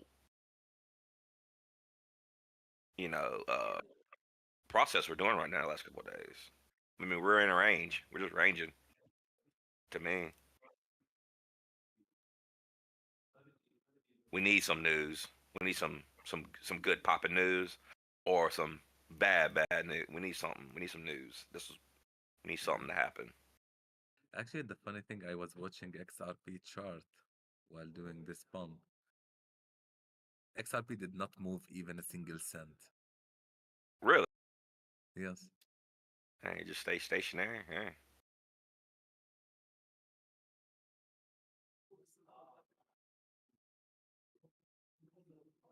I just kind of cleared the opening range there a little bit, you know. So they ripped us up, brought us back down. Like I said, we're gonna start that false that false move. Was that it right there? I know what you're talking about, Dbloc, what he's been saying. Yeah, since the weekend. Is this it? Was that kind of like the false move? Get the high out, take the high out. Yeah, exactly. Then let's go down. Yeah, for 3 days or so, a couple days. Yeah. Actually, I just put like literally before doing this, there was a position of 1,100 BTC at 86,000. I posted that on the chat, and It was a it sell, got eaten. It was a sell, yeah. and For it just got sure. eight. Well, did it get taken this morning? No, just now, just now. Oh, okay. Well, yeah, that's the sell off then. That's where Yeah, we're yeah, getting these exactly. candles. Selling that all. It got But eaten in 1 can the second. market eat it? You know, can we buffer it? Can we eat that? You know, and buy Yeah, as much? it did actually. It did eat it like literally in 1 second. Like in the moment when it hit 8600, the 1000 BTC just got wiped. That Yep. was crazy. I think it's a market maker kind of thing because I don't think like a bunch of whales will just stand still. Oh, let's close this position and just take it to short.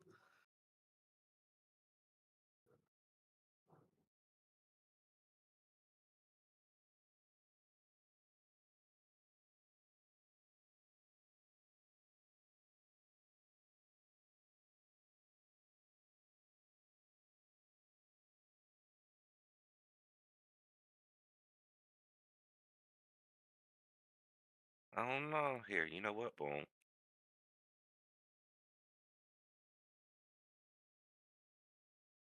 Don't be breaking this trend line that I got now. And underneath that, we'll have the daily open, and so the daily open from what? Yes, from the day is 84. What 550? 590, yeah. 590. Excuse me. Yeah, you're right. Yeah, because it's right there, 84,600. And our cyclo is 84. What 351, 350. The cyclo is going to be at 84.3, 84.4. Mhm. The And then we'll psychological low. Then we have yesterday's low at 83,625. Exactly, that's a very strong demand zone. Yep, I'm just kind of going back. Yep. So just some targets out there, just to the downside here. If we get some more pushing.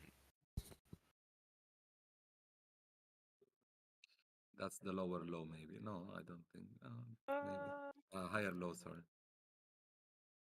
Yeah. If we could hit yesterday's low, yeah, that definitely. Yep. Right in that area. I got a trend line coming right up through that yesterday's low too. Because we have the 800 EMA moving towards the demand zone, so it's gonna be like maybe 800 EMA with the yesterday low. Then we're gonna have a very strong. Those two will be matching each other like together, crossing. So it's gonna be acting as if it's really strong. Maybe not. Maybe I'm mistaken. But I've seen that on multiple occasions happening Okay. when the 800 and the previous low cross. this acts as a very strong support. Okay. Okay.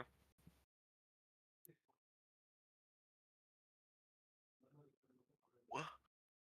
Oh man. Mm.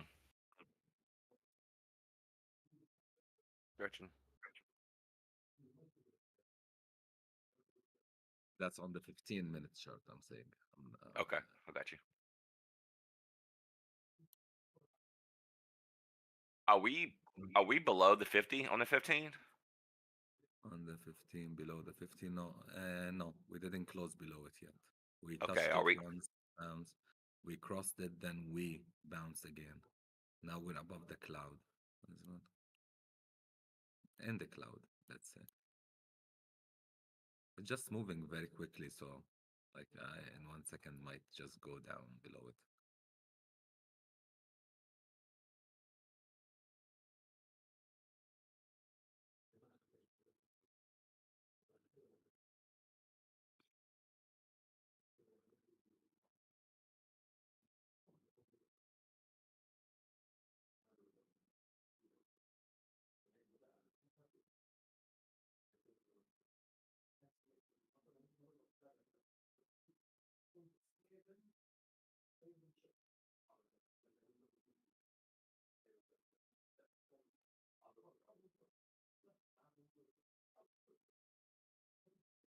Okay, guys, I gotta go. I have to leave the office. Talk to you later. Later.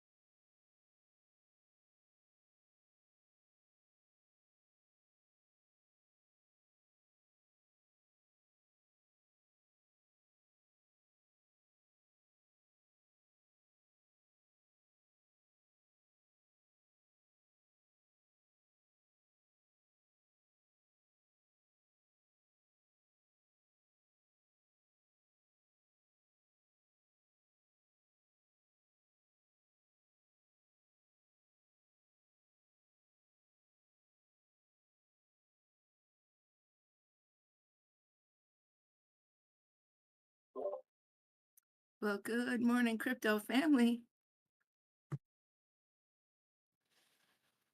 I hope everybody's alive and well and happy. Can I get a mic check?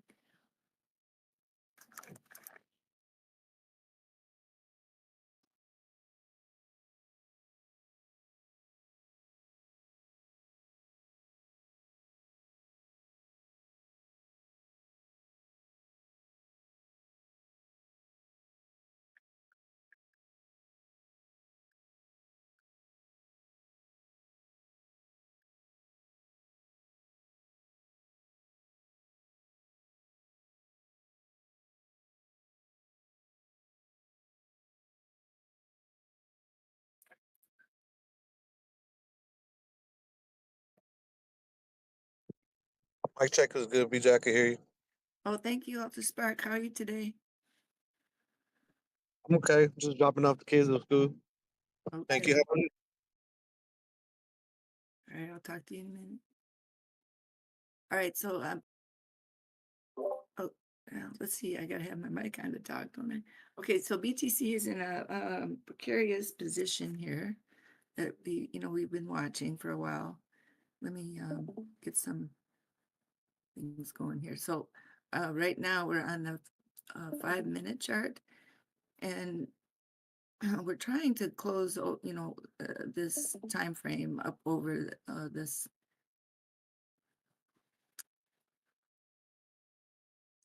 line at 85.6. Okay, it's crucial. We've got this field line right here, this white that you see, and then the other thing I want to call your attention to would be this yellow line that's going on that angle this way. That's a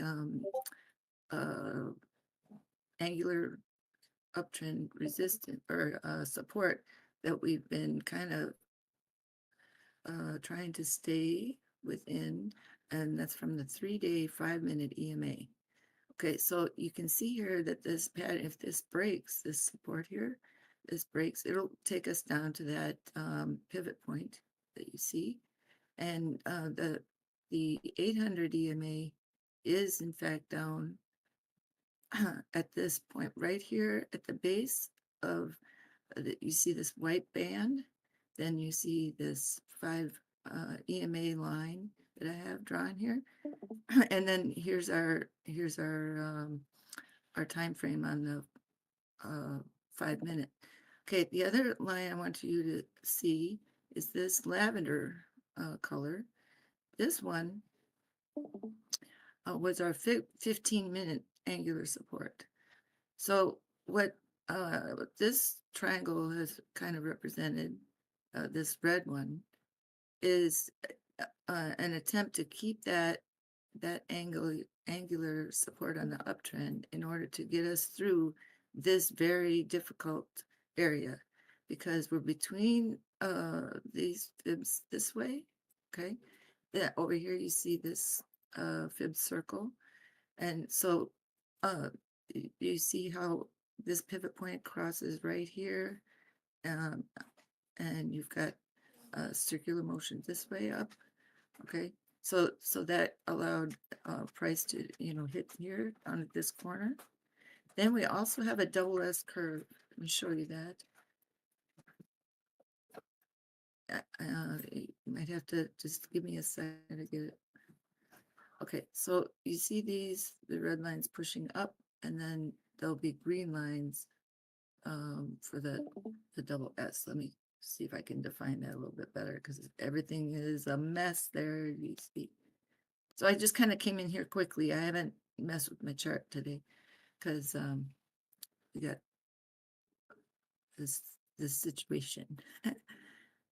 Okay, so let me see, go out to 4 hour.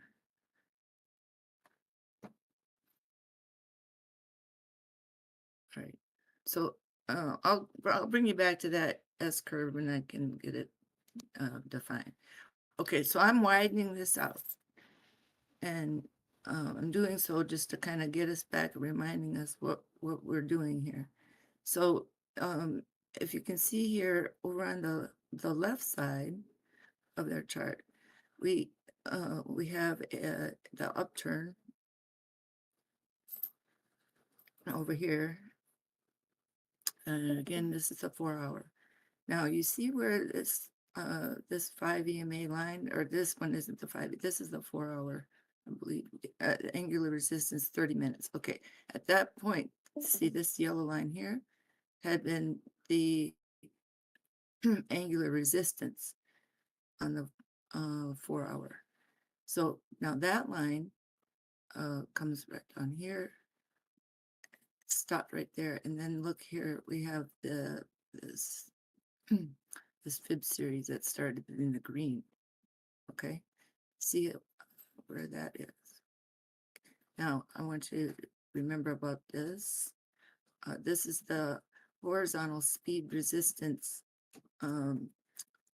arcs, right? And we fell. So I gotta sit there and make these stick. Okay, so we fell out of that on the downside. Now this, so we've got this curve in the pink going around. My husband's here. Just give me a second.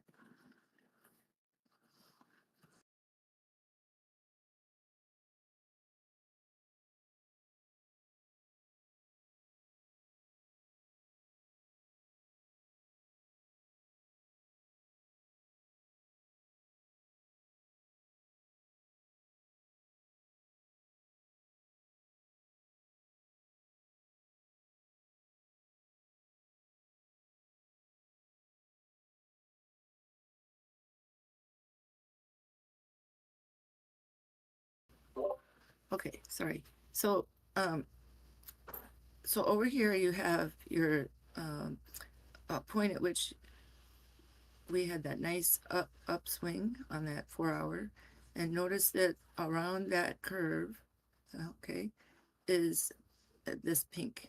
Okay, now I want you to see where that intersects here, and on the left side of that chart, there's this point that I've got my finger on, 113,870. I mean, I'm not exact because I'm not zoning, in there. But if you draw vertical, you see how you go straight up, and that catches this arc in green, and it also connects that descending angle. Okay, this descending angle that went here finished and made this V down at this point. Now we had that 15, this yellow, okay, right up through here. And so you see how this makes this cone right here in the middle of the chart. And then you have this one, this here's go right down here.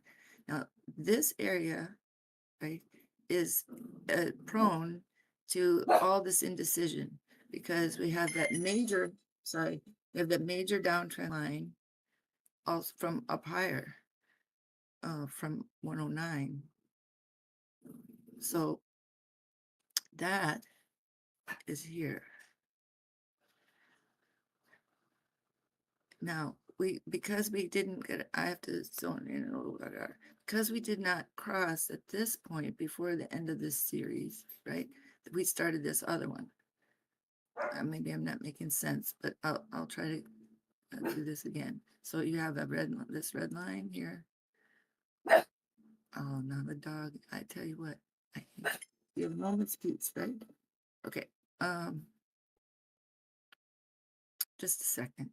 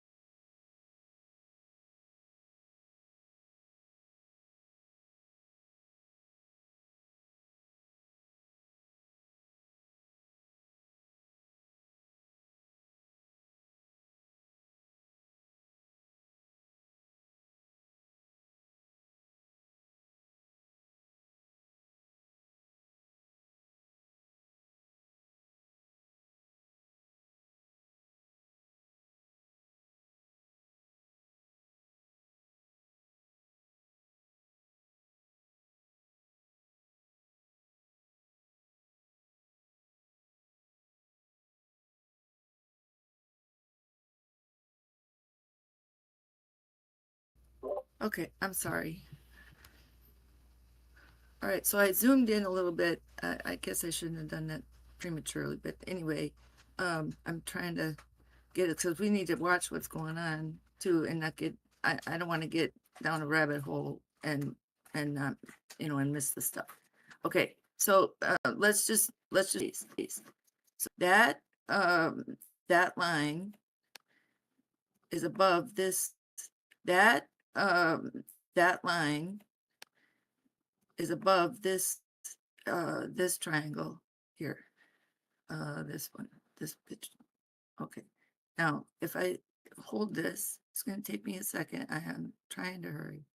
All right. If I hold this, now you see how that came through here. This was a period of time where we were trying to come back here and get over this spot here, right? But we didn't. Then we came around and then we tried again. And then we failed at 87.7. That was extremely important right there. And the reason why that was is because I'm on the 4 hour. That's the 4 hour 800 EMA at that point, right? So the 800 has now descended. See, here's this 89.083 line. It's in green. And then here's this green line right there underneath this yellow, right? Right at this point. You see that? Okay, so let me do that. Okay, so can you see where the 200, that's the white line, crossed on top, okay, crossed over the top of that 800? Okay, that was right up here. So now we have this next downtrend where we haven't been able to resolve, right? We're still in a downtrend from way up there, 106, 109, and so on. So if I squeeze this chart together, right, like this, it feels like an accordion. Okay, so I just want to do that a second. So you see this overarching. Now what's here? See this? Okay, that line, let me show you if I can. Okay, so I'm going to go out to the weekly. This line that you just saw, okay, that looked like it was coming way down across like that, is this, okay? And I drew that, look at here, from this. Now that, if I take and turn it, right, it goes over here. Now, this, remember I was talking about these pink curves? Here we are. So this is the weekly. Now, this see this angle here? See this fib spiral?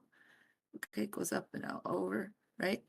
The arm, I'll just call it that, the radius, the arm, that is right at this point that we're at, basically. Okay, cutting this whole chart in half horizontally, and then we also have, you know, a vertical 180 or in 90 and 180.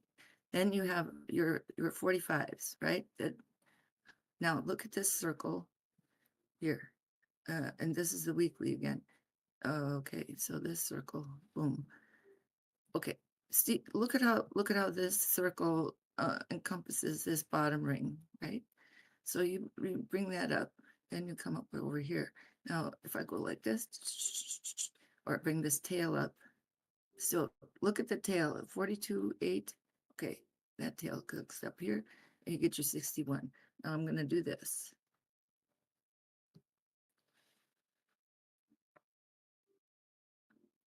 Okay, so here's our weekly, and notice this is like a fish coming up out of water, right? Here's your middle line. This is my Bollinger Band. Here's your middle line here. Okay, and so that's a downward push, and then you get an upward swing, like a there you go, like a orca coming out of the water, right? All right, so now that's on the weekly. But notice that we still have this resistance up here, but it's farther up. That point there is 119, right? If I might not be zooming in properly, but here's 112, right? Now, here's this line. We've got to get from here over to the other side and get out of this middle, because we want to be over the 50% mark, or, you know, the 50 of EMA and the 50's MA right there. And there it is. See that 50 MA, and that's the weekly. So we're above that, but we're like indecision. So now I'm going to go back, and that's the weekly. Now I'm going to go to this 3-day. The 3-day, remember, had that the 5 EMA line, that yellow line right here. 3-day 5 EMA right here. So you see that those arrows right there on top of that. I'm going to zoom.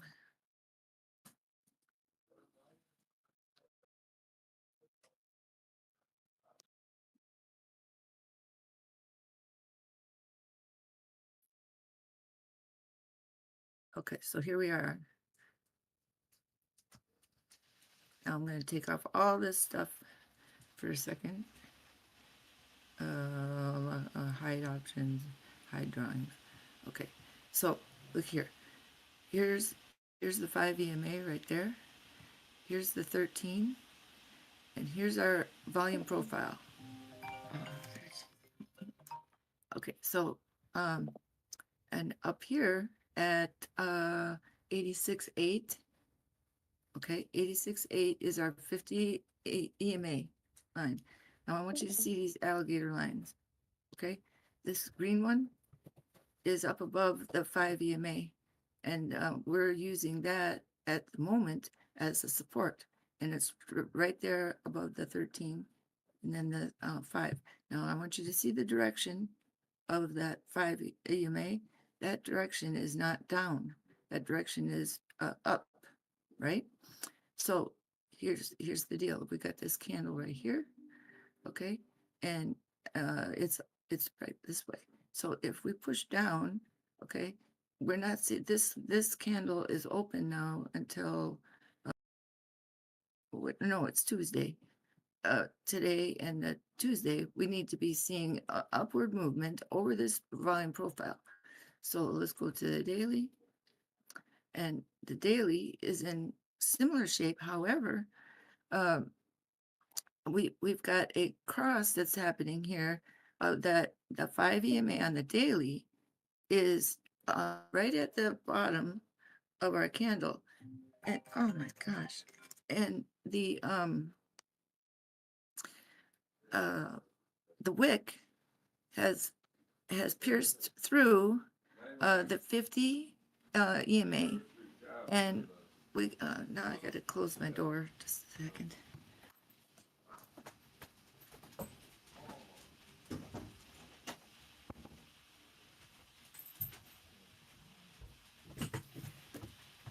Okay, so the great thing about the daily is that it is finding support on the 50 MA. Okay, so that 50 MA is this orange line. Now, that's not to say that we aren't gonna make a little cup, formation that we might come like this. But look at the day. That would be Wednesday, which I said that that 3-day. Now, where was that 5 EMA on the 3-day? It was right here. Okay, so that candle pushing down just to that 84.2. Now let's see on the chart. Is not going to 84.2. Where's 84.2? 84.2 is right here. Okay, that is not going to push us down here if that candle stays in support, or this line and this line that on the cross stay in support. And the main thing is that we need to see today for sure we need to see these earlier time frames try get above their 800s and then their 50 or I mean their yeah, they're 50 EMAs. So let's see how we're doing. So the thing with the 15-minute is that the 800 on that time frame is sitting down here at the 83 200 area, just below 83.4. Okay, so we want the time frames to respect the upward move and find support in the middle, in between here and here, because those larger time frames have that moving average, the 50 MA that's underneath here at that point. So that's why I say we could find a little bit of a swing like this, as you see on this chart, like boom, boom, boom, boom, boom, and still be bullish, because if we don't dip so far down here as to and then come under the 800, right, we're still in line to be able to have protection or support for the upswing.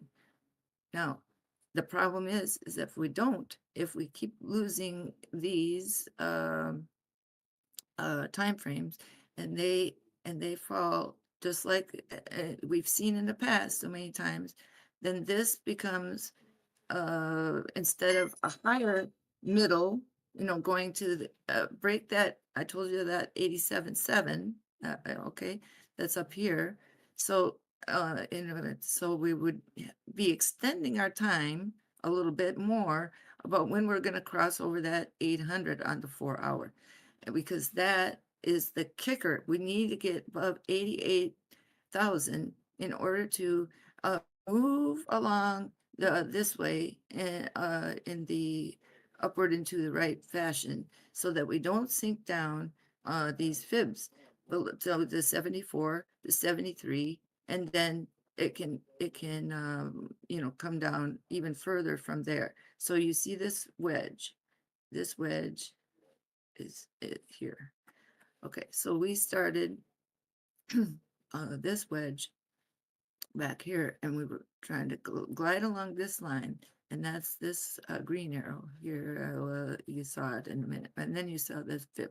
Okay, so now That's the one, BJ. One. What? That's the one. That's the one. Yeah, that's the one. I'm excited. So my orders are filled. Sorry, I just was all excited. All my orders just fine. okay, Yeah. awesome. I'm sorry I sound rushed, but my husband is absolutely driving. He wants to do stuff, and and I keep saying it in a little bit, in a little bit. So that little bit, you know how I get. Anyway, he knows me well enough to know that a little bit is a long time. Okay, so here we are. What was I saying? Okay, so shoot. Okay, here we we cut this gap area. Okay, that's here between this edge, this curve. You see how that curve? We got over that curve in this flower, and then we use this. Remember, I was talking about this lavender line coming up here. Okay, we used that for a little while, but we've got this area because the low time frames I have their 800s kind of underneath here, right? This is a pivot. So from this point, ooh, I just moved it. Oh, okay, get it back and close it. Okay, so that point over, we have some more chop. The thing we don't want to do is have this rollover, right? And so that we descend here. Remember, you see there's a lot of people waiting to fill orders down here, and we spend a lot of time. This is a major descending line, this one, this blue. Okay, and remember I showed you this yellow. We spend a lot of time getting ourselves across that sucker, so we don't want to lose it. Now let me get back to where that white line is from. Okay, we got this white line, and that is here. Let's look at this. This 3 month. Interesting stuff. So again, remember this this arm? Look where we are here. Look at where that white line is. Okay, see how when before I showed you it was like over here, and I said, oh, you can tick tick tick tick tick. Okay. Oh my. Oh, this shoot. Oh, I might have to take that call just a minute.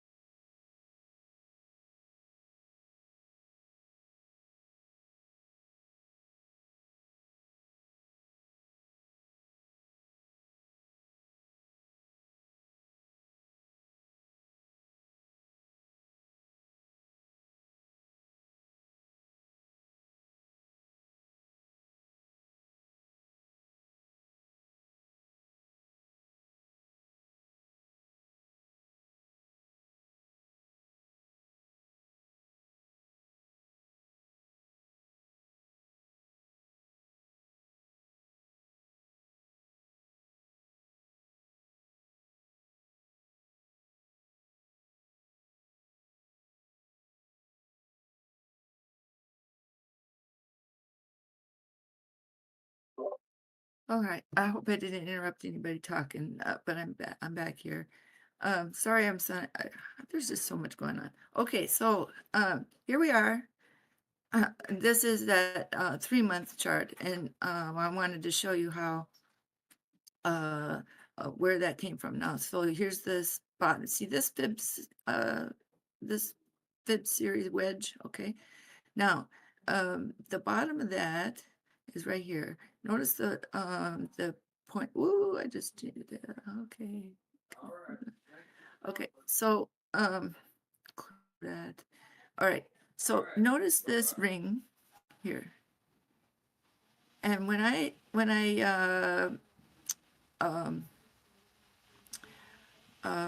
drag over like this way, do you see how this one fits in that section? They say what pictures?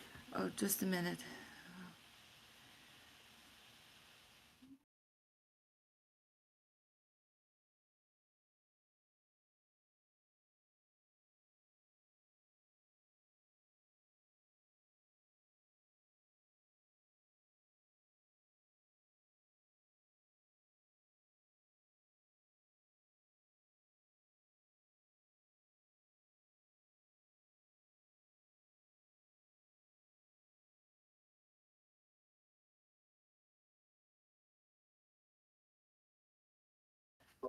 All right, so I'm gonna have to speed this up.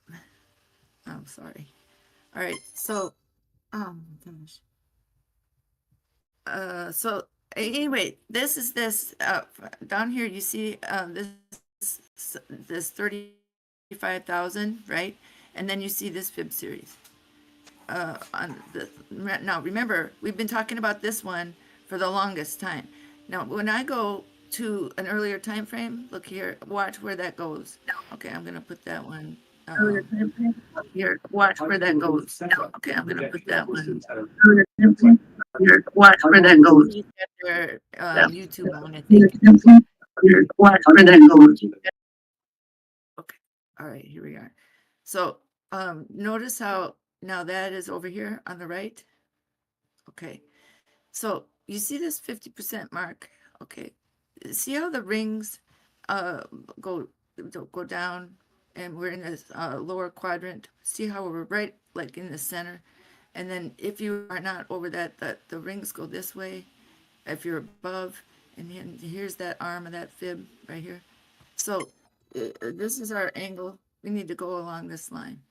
Now, when you fall forward, okay, you run the risk of everything, ticking this way, right? So that's why there's a time is of the essence here. We have to move this forward. So we don't hang out down here and come on back under this major downtrend line. We have to bust through that and then go on these arcs. See how that arc has a blue between the blue and the reds, all right, in between here and here. So this is on the weekly. It's just a little bit different view, but it's the same thing. All right, now let's go to 6 hour. Now you can see here that there's that that purple angle right here, and here's a pole up here on May 9th. Of course, this is stretched out now, and then here is our other. Now notice how you get this dead space right there, like around. And if I do this, you see how they close up around each other, and then look at how it kicks up on that that, what do I call that, a curve. Okay, and see how it hugs the price right in there. Okay, so we need to bust over that, and busting over that is right here on this right. See how this one spun around? So now these angles go this way up and makes like a burst. Okay, so that's what we're counting on here. And then there's that red triangle that I showed you. See how the angle goes from here, from this point down here, and then here's a crossbar. So that the green, see this green triangle from here to here. I'm doing this very fast. I will come in and do this slower when I have more time, if we want to see it again. That brings us up to between 112 and 114, and then there's that turn. So you can see we got to draw. We got to go this way. Turn your jar. Jar cover has to go counterclockwise here, right? Over the next couple days, we have to tick up into this rectangle or this square, and that is getting over that pivot point there, because we have to be over the half, otherwise we're going to come down. So here, let's now zoom, and we're going to go to the minute, and then we'll just do things like normal. But I wanted you to see how that kind of works in conjunction. It's going around the circle is a big deal, and then your horizontal, your 90-degree, and your 180s make a big deal. And then of course your 45s and your and then I'm finding that the uptrend happens a lot of time on a 69-degree angle, and I can talk about that another time too. So you see all these you see a lot of lines because we have so much support and resistance, and but I can walk you through all that again. These dotted white lines, these are what I put on the chart from the info line. Okay, so and I take the info line and I make my square, and I do my 0 line, my 90-degree, and then my 45s. and that helps me define a trading area in a particular time frame. So if I go to the small time frame, okay, and this is already set up, you can see, oh, I didn't click that off. So these were already done. So these are already defining our direction, okay? And so that's why these white dotted lines are extremely important, because they represent a 0 and then a 45 and a 90, and it helps define the time frame in which you need to pass and get over them. So you can see here on this, you see this little snowflake area, bow tie area, and you've got your for these descending lines here that are resistance on, okay? They're not just horizontal, they have an angle to them, obviously. And so when you come over a horizontal, there's always a spot, or there can be, see, that makes like a similar to a diamond, but the diamond is disjointed, right? It doesn't, you don't go up and just go along one seam. You have to navigate through different corridors, right? It's not, if I go straight up here, I break this horizontal line, right, at this, see this corner. So I go straight up here, break this line, and then I have to come up here. Now, you see my cursor makes a square, right? And so horizontal, vertical. Now, if you see me go horizontal, look at where that candle has to come over. You see, you have to get above that. That spot right there gets a lot of people in trouble, because they think that they've broken this line here, right, on a horizontal, but they forget that there's an angle this way. And not only that, but then you have this other one, right? So that's why this chop happens. So I'm coming across here. Oops, I just made it. Let's just do this. Here's a 90. Oh, I have my thingies turned off. But, oh, yeah, it is a 90. Okay, so let's put a thingy on that, and I'll get my cursor. Cursor across up here. Okay, so now let's see that in relationship to where we are. Now look at here.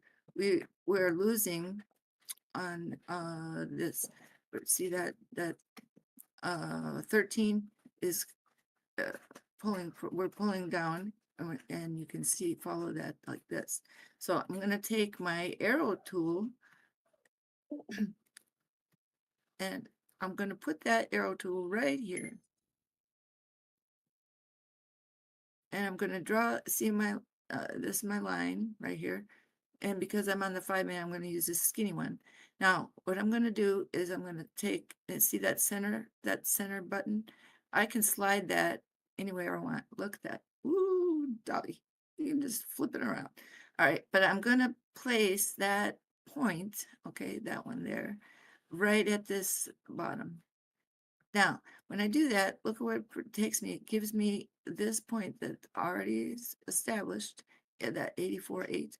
Okay, so here, but this angle is still a little bit behind where we are. All right, so now I need another one, don't I?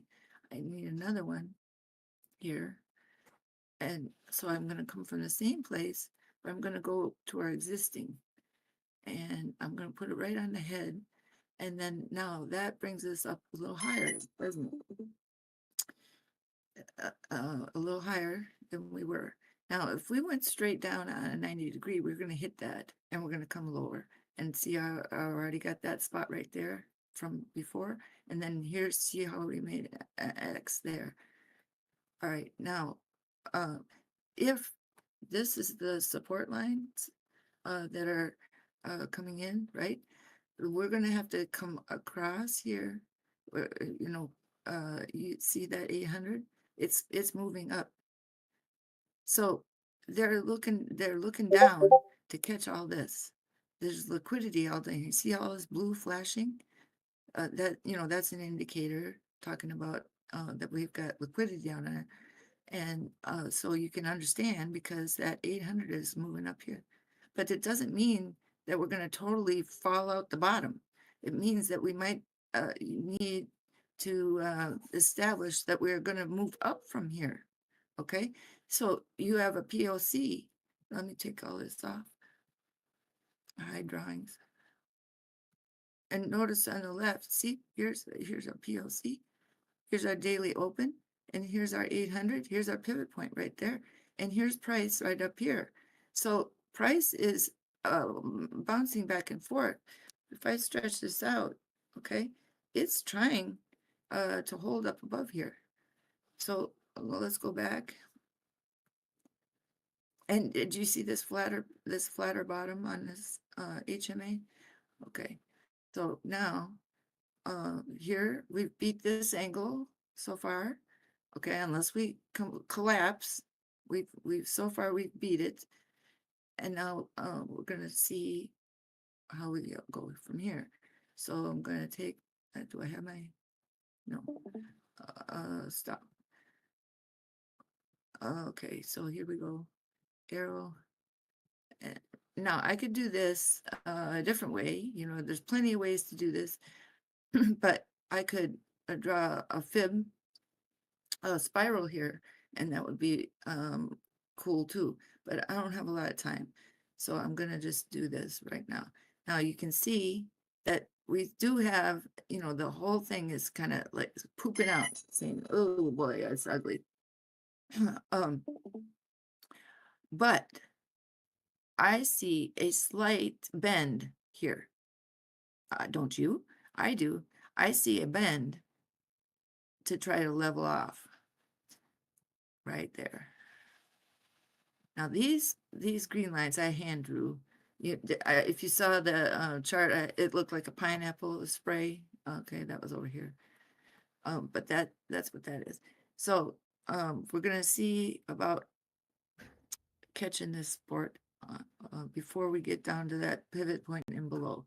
But that's why it's always important to know where your 800 is, where your daily is, and where your pivot point, where your point of control is, and for the day, and to understand where in relationship all of these time frames are. So if let's go back, what was it, the daily? The daily was trying to find support on that 50 MA. Okay, now you can see these fibs. This one has its foot right here, but you notice that there's a little space. There's a gap. Well, that gap, it happens all the time. You never close everything completely. You have to have this little like bridge. Okay, it's really interesting how that works, and we can talk about that another time. But again, let's look at where we are on the daily hide drawing. Okay, so remember, we want to stay, we want to have our candle above that 50 MA and push up this way and continue down. All right, so far so good. We're there. That point is 84,262. All right, let's go back. Now we'll go way down to the 1 minute. See how we're doing there.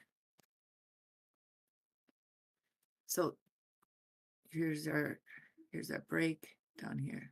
Now here again, that I use orange for my 50 MA and pink for my 200 MA, and then up here is the 800.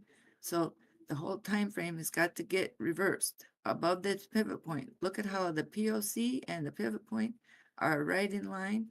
And then now we want price to come up from the 5 over that 50 MA, over the 50 EMA, over the 200, over the 800, over the 200 MA, and close over the top of this, what do you call it? Volume control, or, volume.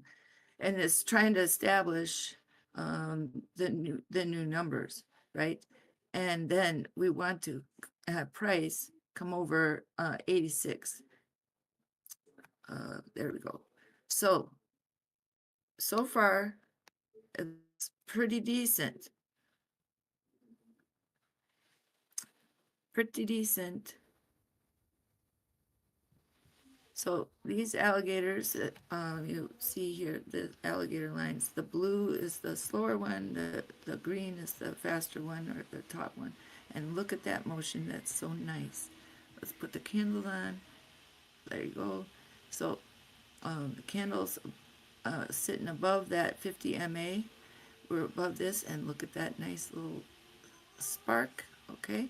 But be careful, because sometimes when you hit up here on these 200s, you know, you get fast movement, fast rejection, but like a squeeze, you know, so that takes out tops and bottoms, and there's going to be a lot of volatility because there's so many people that say, oh, I got to short this, and you know, we're going down, and we still might. I'm not saying we aren't, but I'm saying that there is ample chance that we can rise above here.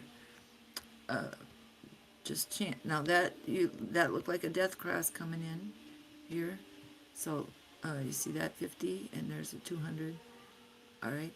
So we got to get this done.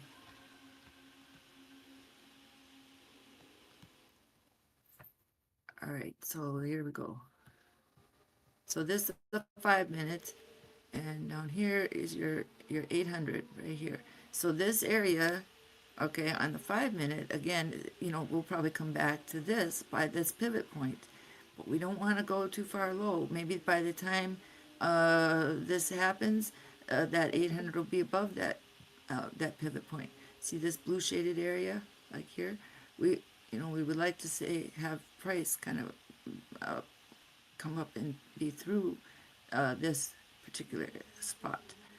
All right, and rise up above here, close over that 50 MA, and let these moving averages reset a little bit, while the lower one, the 800, stays at the bottom, and we don't fall underneath it. Okay, so that, and if we do, it will hopefully just be temporary. But see how this is kind of slightly over that, almost over that. So let's watch. All right, I'm gonna leave this on. I'm gonna get ready to go, and I hope I've showed you something. I don't know. I'm sorry I did it so fast. Thank you very much for your input. No problem.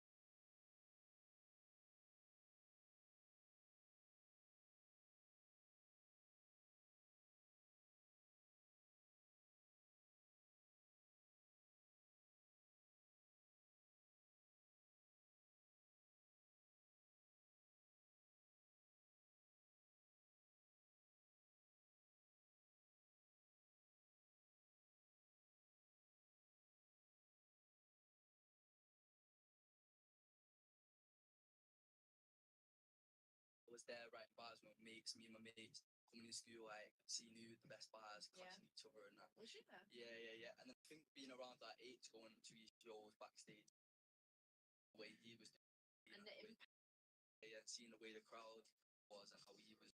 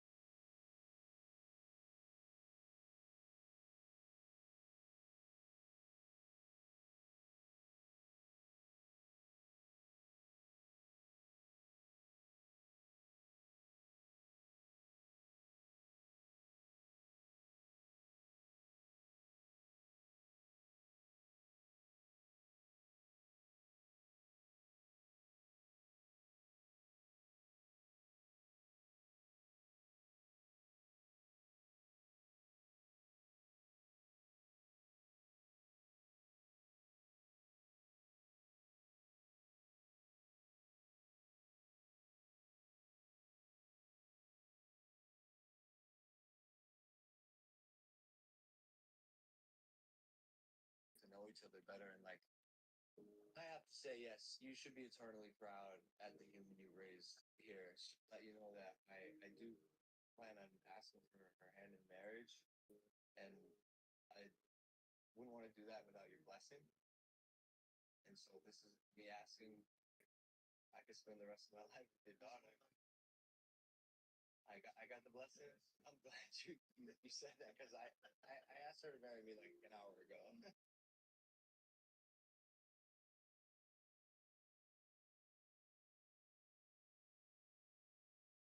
I wish I could have done it first. I'm glad This should cost $997, but I'm going to tell you for free. Do you know?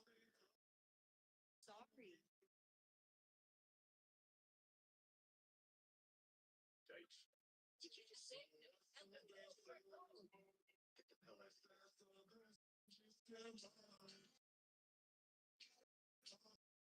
What about got trousers?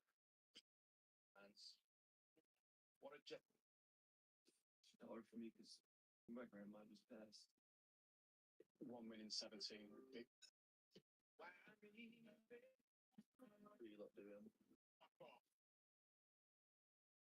You looked at him. For a minute.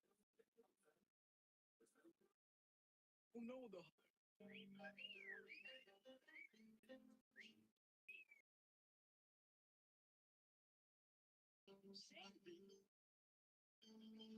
Tell me about it. I got my first moss up last week.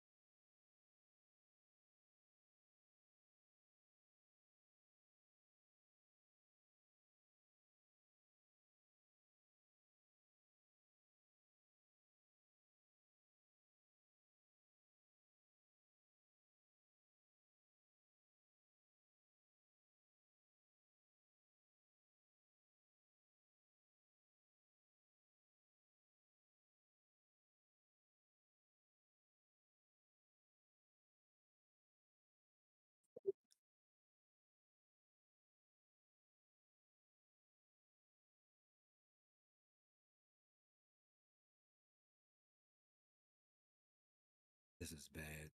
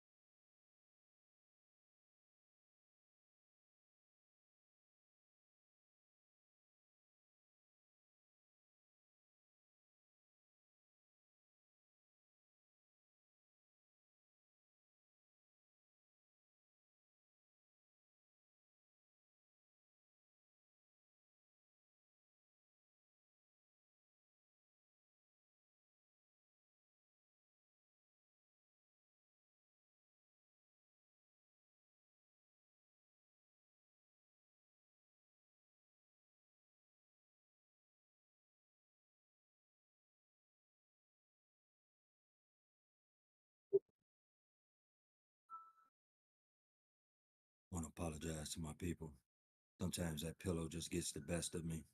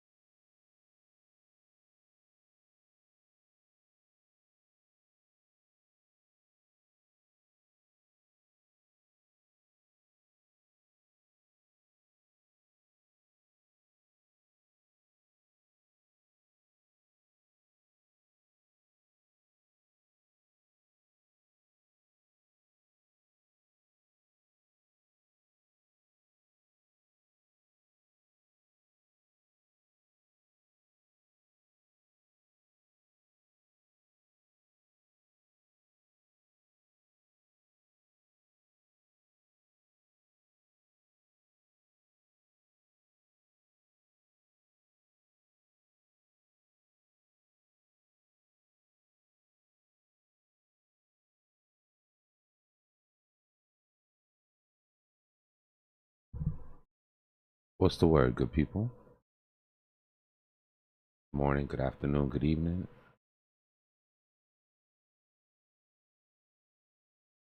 Bird is the word. What's up, Dbloc? Good, good, good. A little late this morning, but apologize.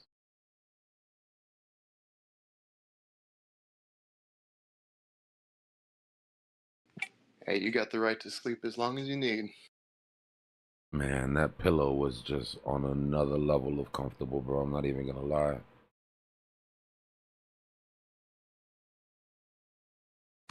There you go. How can you turn your back on that? I take care of my grandmother too, so anybody that takes care of somebody that's elderly knows about those middle of the night wake ups. Yeah. Yeah, that's rough. Well, looks like that cell wall got the best of us, but we couldn't expect anything else, honestly. I'm actually surprised that the Bulls made it that far through it. Let me see what's left. See what's left.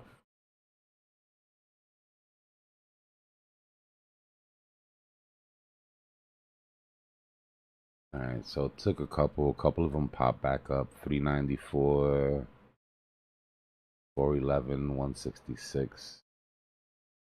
Nowhere near as bad as it was yesterday, though.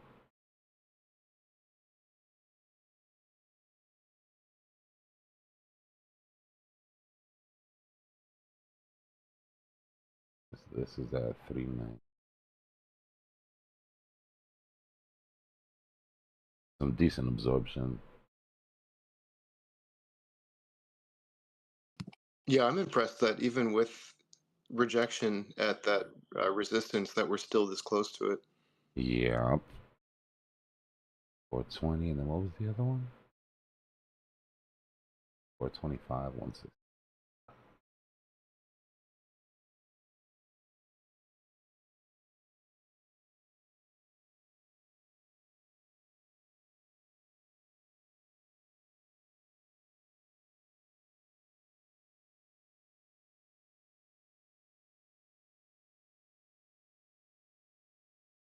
Not bad, not bad, not bad. What did he eat?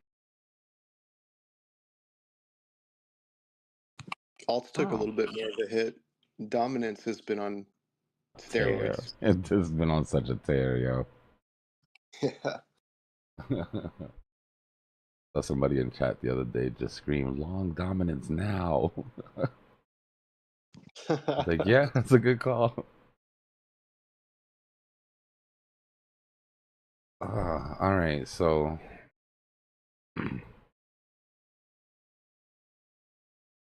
I don't know, bro.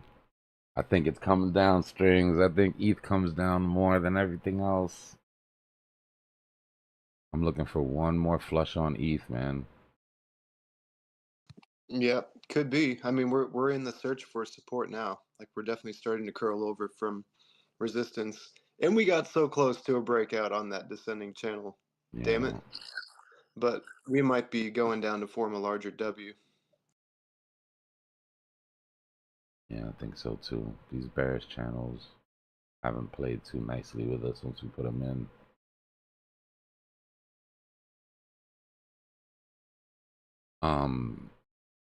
Good news is that if we get down into the 1300, mid 1200s, we're locking in this butterfly harmonic.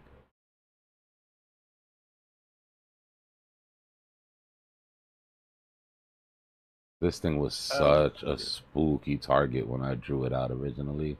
I mean, we were like up at 2000, 1800 on this wick, and then we collapsed. Now we're putting another bearish channel that would take us there. I mean, we already got down to 13.7.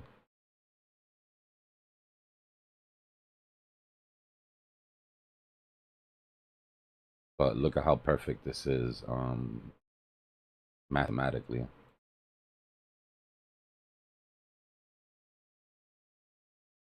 And 786, 886, 2618. I'd have to adjust this slightly to get it to a 2618, but it's roughly in that area. 76, 77.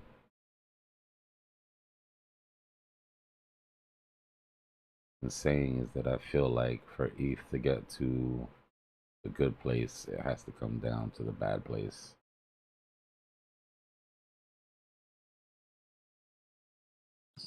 I mean, I like discounts. I'm not mad at it. I already started picking up some ETH, so I could definitely use a little lower DCA for sure. Kind of hard not to pick up ETH under $1,500. You know what I mean? Like, or even under 1,700 when it first came down. Yeah, man. I was foaming at the mouth. Really hard to not pull the trigger. The hardest thing for me has been not pulling the trigger on some of these alts, bro. Too early.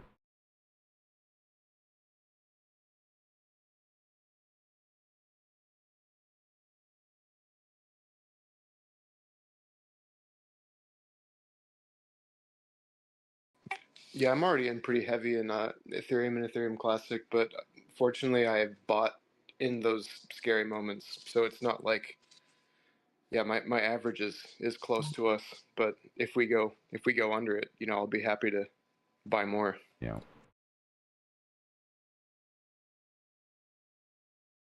All right, let's see. So if you draw this as a bullish channel, we popped out of the top. Look like we're gonna retest now.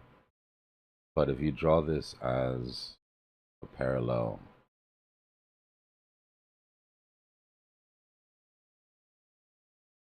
which is sort of what I think we're having here, you know, it could really be the top.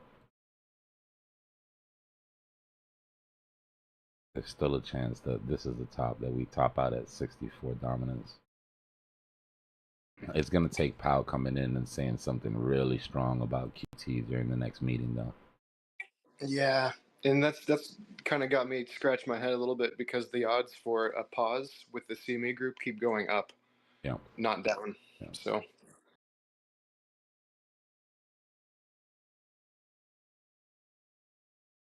Be nice. yeah.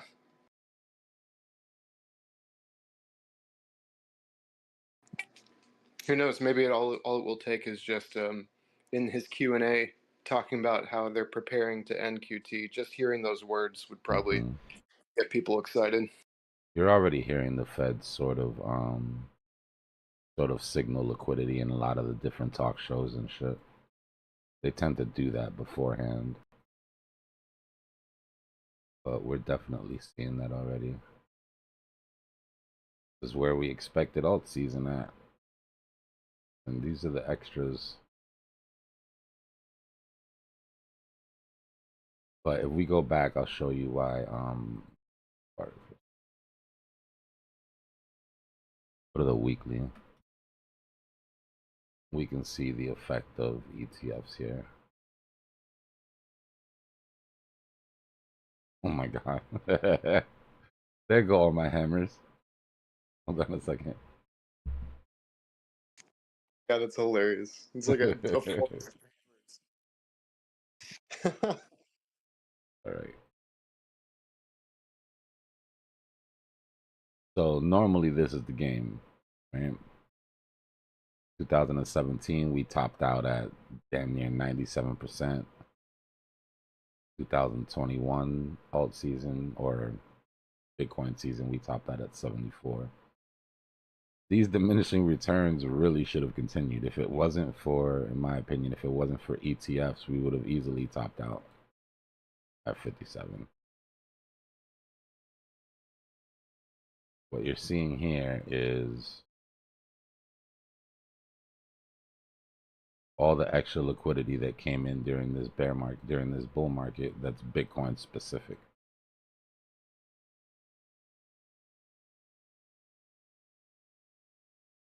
Yeah, ETFs definitely had a part to play in that. I think Yeah. also where we've been in with the QT, You know, Bitcoin is it's a risk on asset, but in terms of relativity to other crypto, it's the risk off of all of the risk on assets. So I think that also makes sense as to why Bitcoin dominance has been on a tear. For sure. So I see people looking at the chart and saying, well, it's got to come up to 74.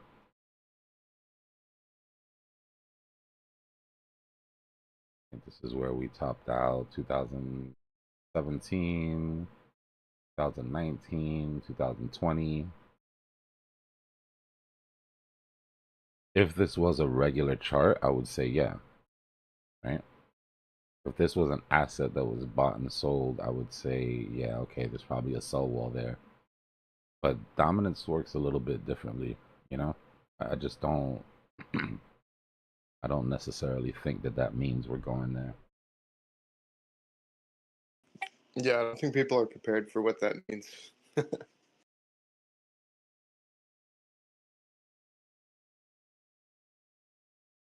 Bit of a cute little alt apocalypse. Yeah, we don't want that. We don't put it that way. If we go to 74, Bitcoin better be moving towards 120. You know what I mean? Like, yeah, or it's gonna hurt. And even then, it's bad, right? Because even then, where Bitcoin's at 120, your alts maybe have moved a little, but dominance is now above 70. Like, doesn't really leave a lot of meat on the bone for any alts It's to run. gonna be one of those situations where Bitcoin is ripping and alts are doing absolutely nothing, and Bitcoin maxis are thumbing their noses at everyone else. Yeah, basically.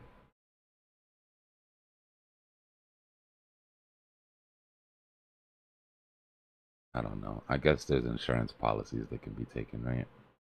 The easiest insurance policy is probably to make Bitcoin the percentage in your portfolio of what it is in dominance. Meaning Bitcoin's at 63% dominance, it should probably be about 63% of your portfolio right now. If Bitcoin makes its way up to 70, 74% dominance, you're going to wish that it was 74% of your portfolio.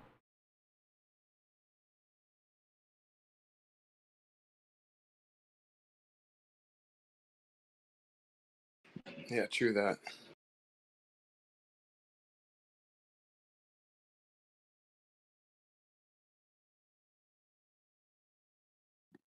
I think we bounce here.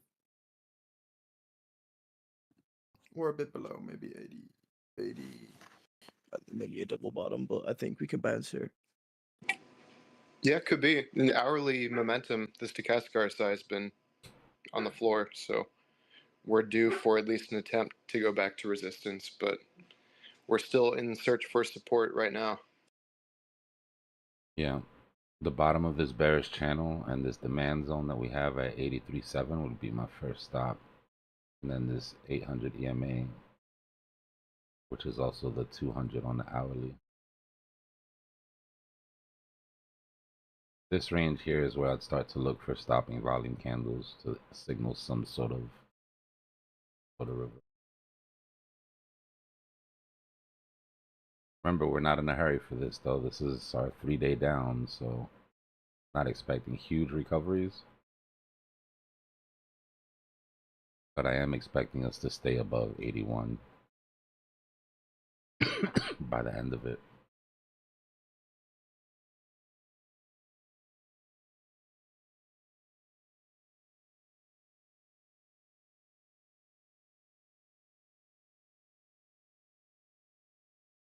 Best case scenario is that we stay above 83 flat and put in yet another higher low here. But honestly, like macro wise, you have nothing to worry about. All you have to do is put in a higher low above 78 here.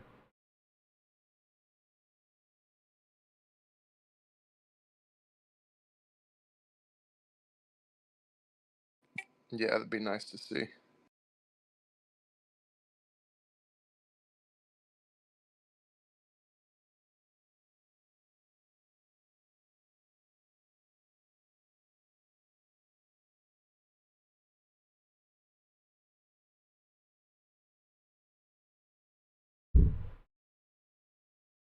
No, we went up Saturday, Sunday, and Monday. We got a slightly higher top here Tuesday last night.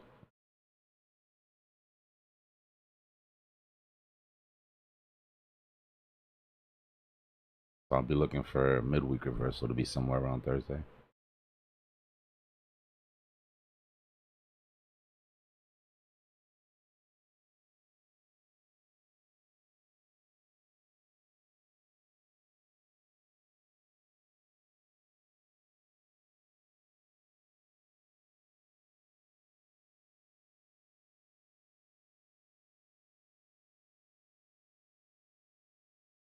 We did absorb about 1,000 Bitcoin though out of that wall, which is decent. Decent first attempt.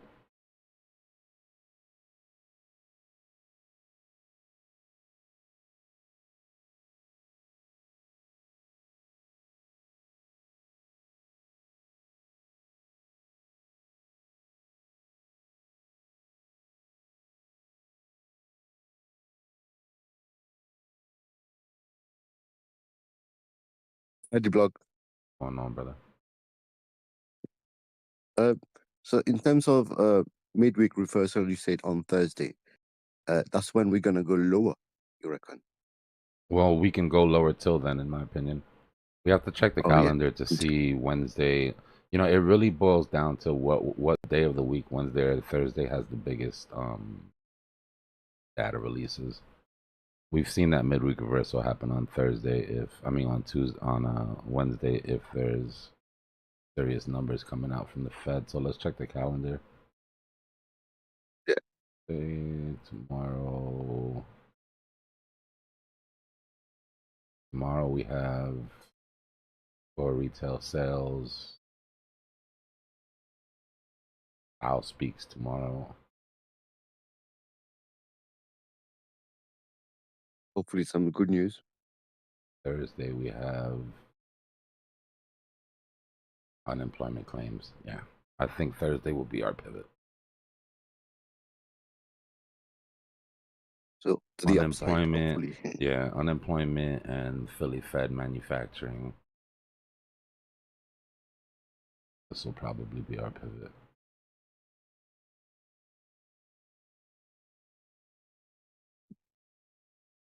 Oh, thank cheers. Yeah, man.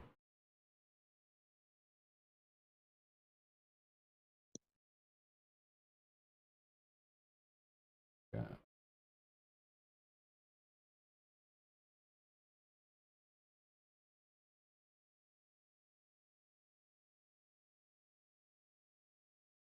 We look at M2, aside from our tariff relief sort of run that we had, the underlying global liquidity would have reached its peak here today. And so you would expect a downturn.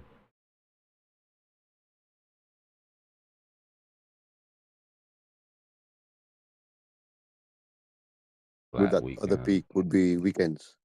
Yeah, flat weekend. The other peak would be coming out of the weekend. If we were to follow this religiously, we would say a false move up out of the trap, one last move down, and then that's it. That's the time to start taking this seriously.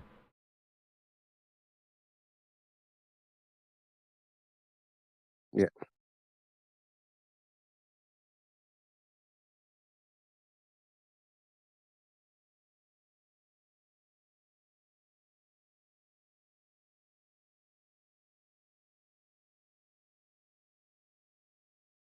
Let me get my coffee. I'll be right back.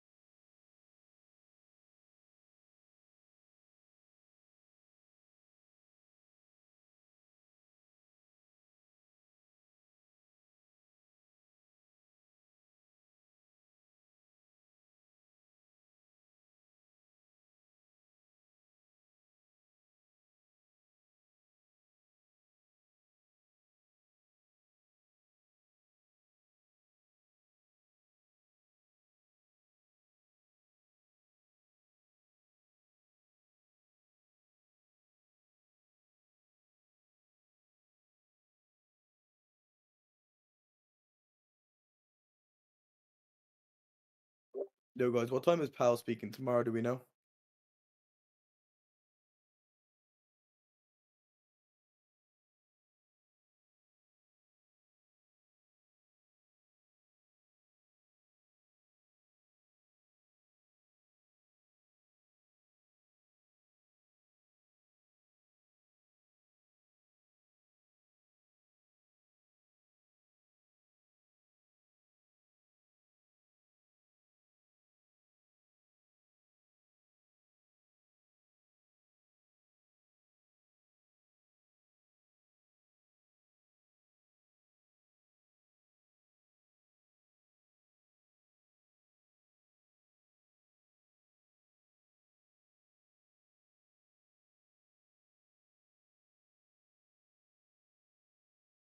All right.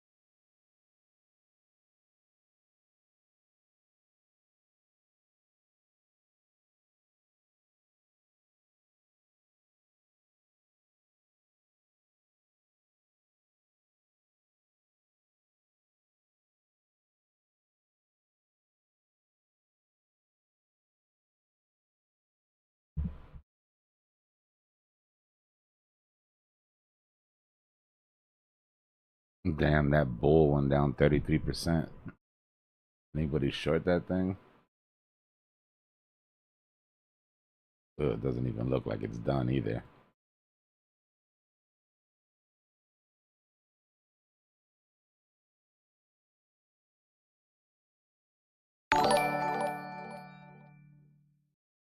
Block, can you take a look at ETH on 4 hours downtrend? Yeah, I got you one on.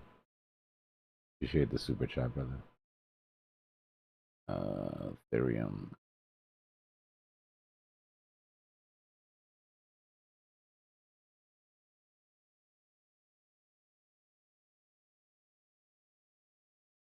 Clear it up a little.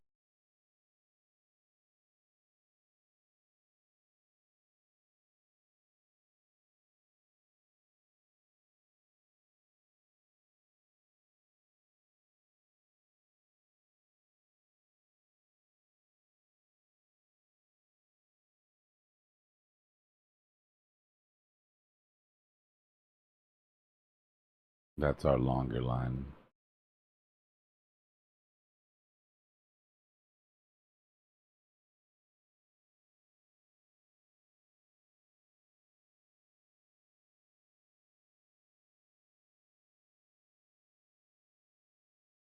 This is our shorter line.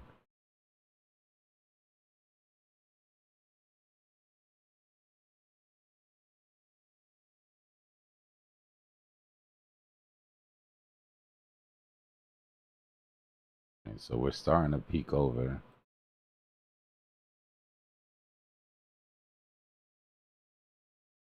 But our macro downtrend is up here.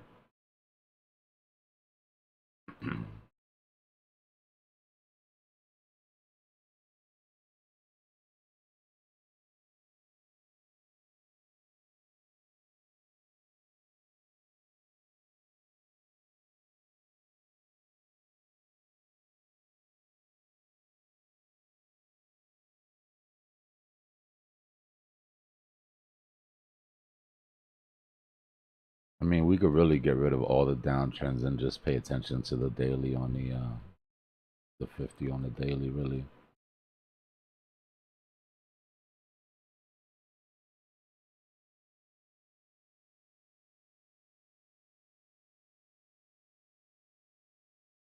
Yeah, it would be trying to retest. If it holds, then we can look at it a little differently. But yeah, it definitely broke out of that.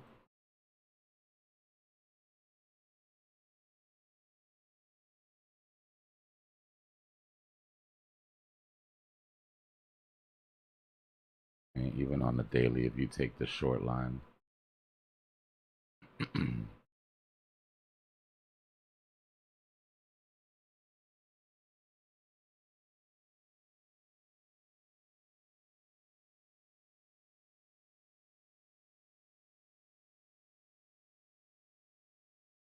When we break macro support for the alts, I mean, for the majority of the alts, the bull run will be over if Bitcoin starts flying into the 70s and stays there. Right? That's only going to leave space for a couple of big alts to move. So if dominance doesn't retrace, then I'll just stay heavier Bitcoin for now. Remember, I'm waiting for dominance to come down to low 60s before I really unload on alts. Really unload some capital.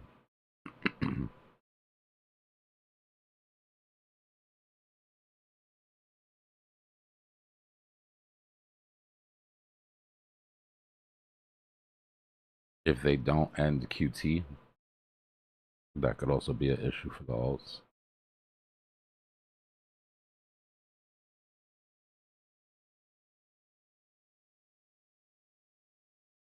Ah, OM popped up again, huh? Alright, so let's see. What did we get?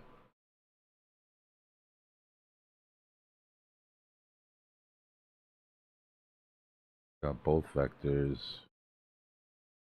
And so far, it's holding support above resistance.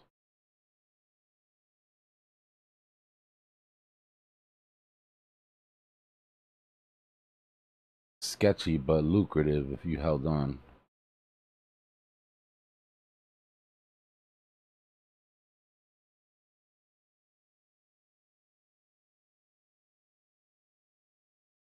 Remember, you still got a lower high there, though. But you I are think I holding saw. support. I think I saw Coffeezilla or Rodzilla do a interview with the owner of OM earlier. That should be interesting. I saw the one he did with Rand. I didn't believe a word of it.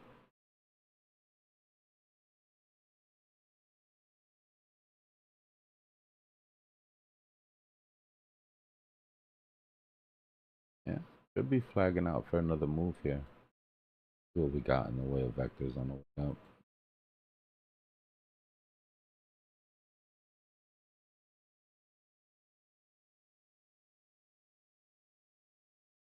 Nothing really to speak of until you get into the meat of it here. Obviously. But we're a long way away from even being able to look at those levels yet.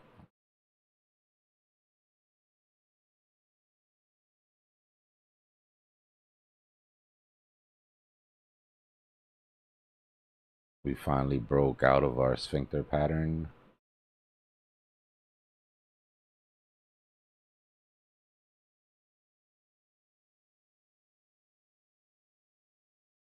And the Chinese is still manipulating their currency.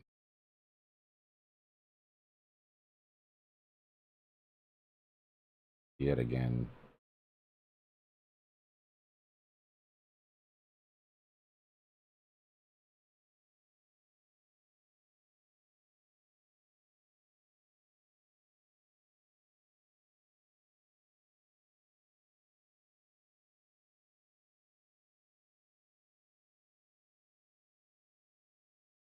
Craziness, yo.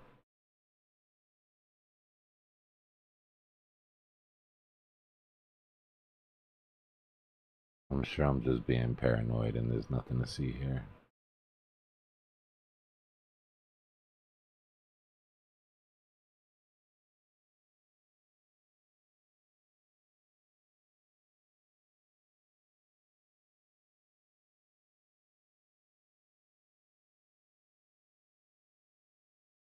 Oh, they're gonna find a way to pay these tariffs and those. Trust me. They're gonna find a way to pay these tariffs.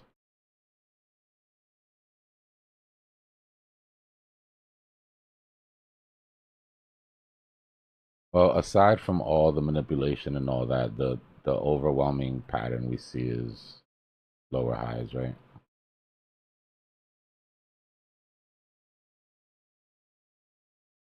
I'm just gonna go out on a limb and say the Chinese government doesn't let the yuan get above that range for quite a bit.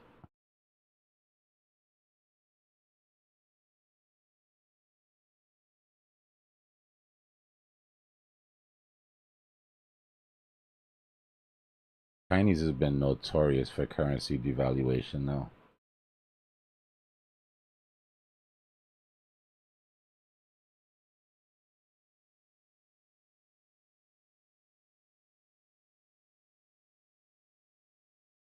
What would you say, Sinlos? Oh, Chinese M2, yeah.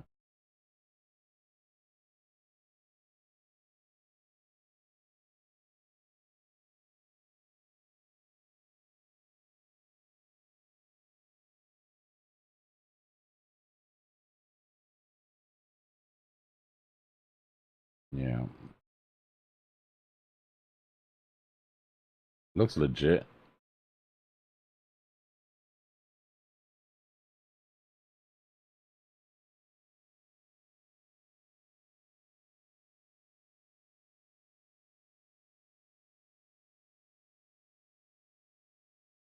I mean, every country's money supply just goes up in a straight line, right? I have it baked in here.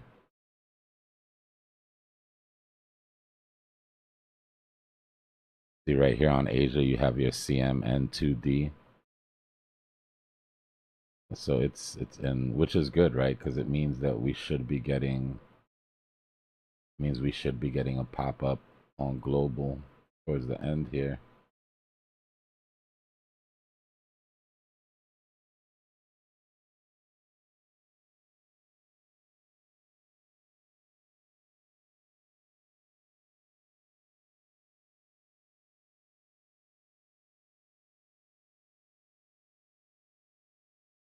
See, most of our shit from yesterday probably broke apart. Virtual still underneath its 50.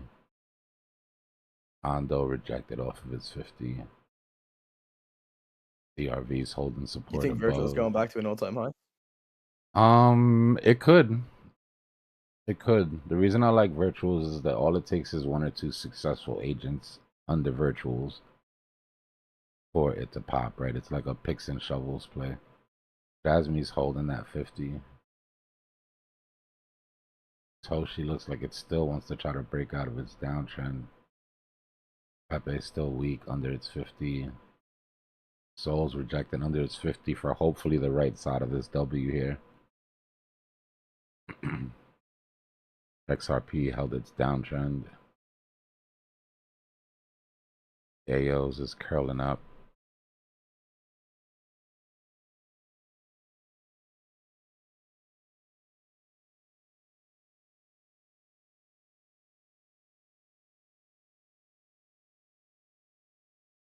Brett's looking decent, trying to get above its 50 here. Beam needs to give us the right side of this W soon, or it's going to put in lower lows. Really close to invalidating that W.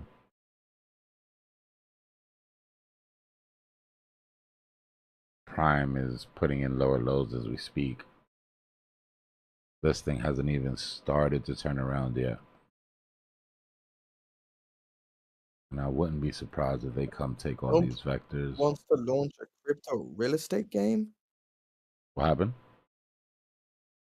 Trump wants to launch a crypto real estate game. I wouldn't doubt it. Something like a Proppy or something like all the metaverse real estate shits that existed before. That just came out. Like, what the hell? This guy. Oh They're my doing god. everything, Okay, bro. we're They're doing dumping back to 76. stables, they're doing memes, they're doing it all. They are doing it all over there. IMX looks like it wants to put in fresh bottoms too. Colors are right.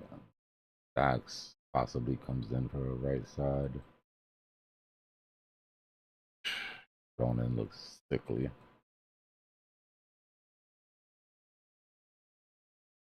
Yeah, Roka. That's what I've been saying, bro. I'm holding off on the alts. And I know we've been getting some good prices, but until dominance calms down, I mean, I'm quite all right buying into alts once they've gotten above their 50 on the daily if I have to, worst case scenario. Absolutely no problem with that. So much meat on the bone left at that point. But to be underneath your 50 on the daily with dominance up in 63, 64%, you're playing a dangerous game unless you're just trading short term, right? If you're trading short term, doesn't matter. But if you're trying to buy that bag that's going to be the bag that you sell, you know, at the end of the year, some of the alts, I don't think it's time yet. Unless you know what you're doing and you've got a strict sort of dynamic DCA sort of strat going.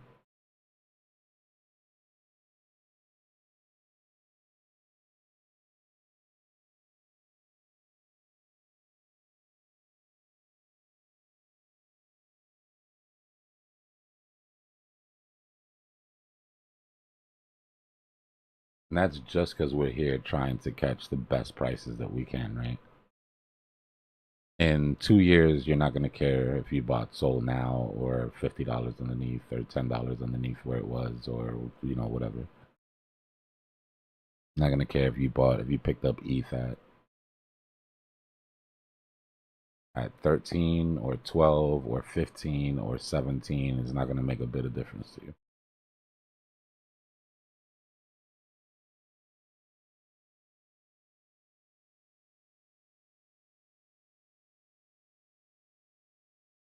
OM's trying to hold that resistance right now is what it's trying to do. We had the retest to the 50 on the 15 minute. Go down to the 5 and see if we're holding momentum here.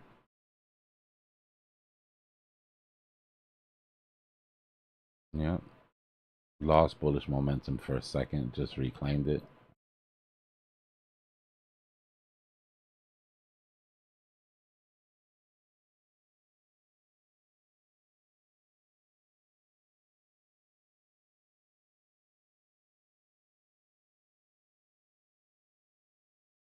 Yeah, I'm looking for BTC to come down to at least 83.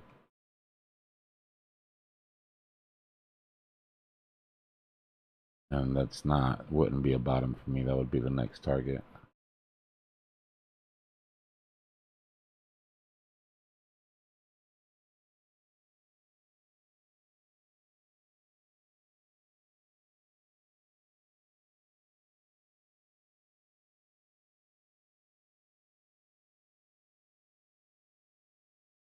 Not really a whole hell of a lot left to sweep underneath us as far as liquidations go. I mean, it's all been taken out for the most part, right? This was what we were sitting trapped between these two last night.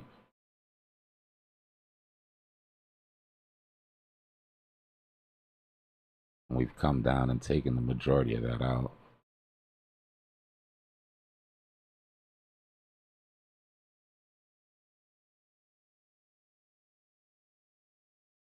Let me look at Ethereum real quick.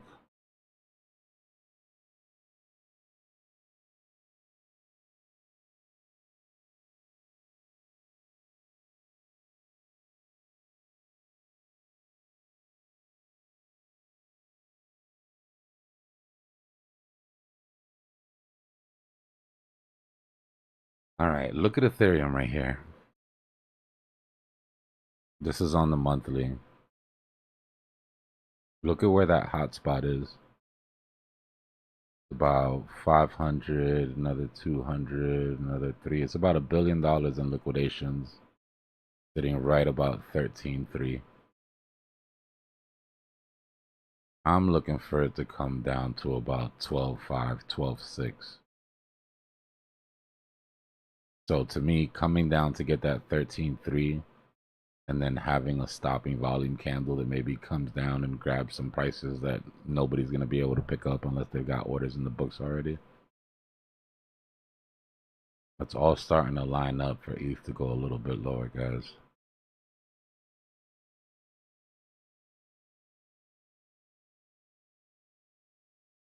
Yeah, that's the bad place.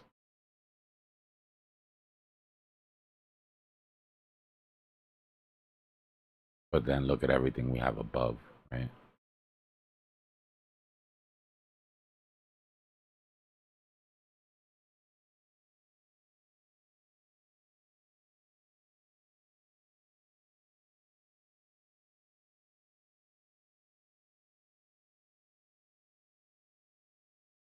I mean, there's billions up here.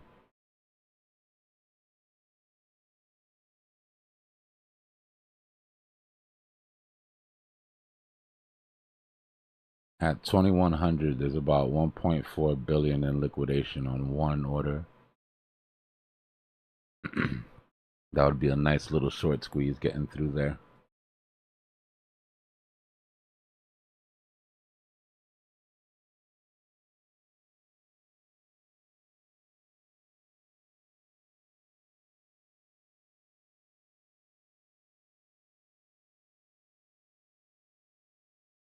Let's take a look at Sol.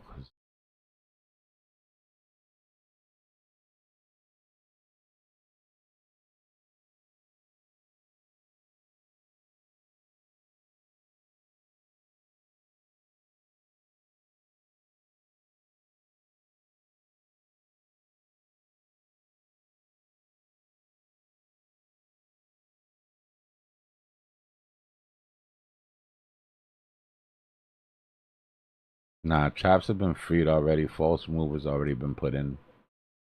We don't have any more traps until Friday. I mean, you know, the market traps people all the time. I just don't want us to get confused between the traps that we talk about here, which are the margin traps that go into the weekend, versus just your regular bull or bear traps that happen on a regular basis, right?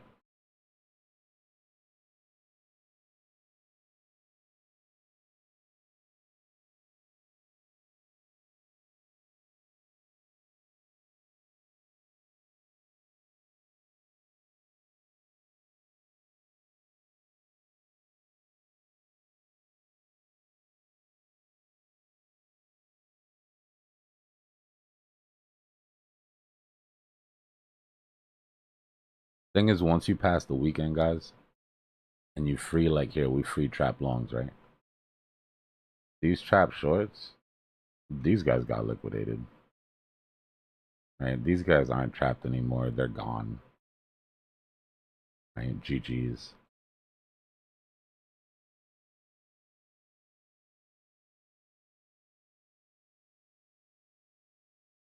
Or they left their positions, right? I'm sure they didn't all get liquidated.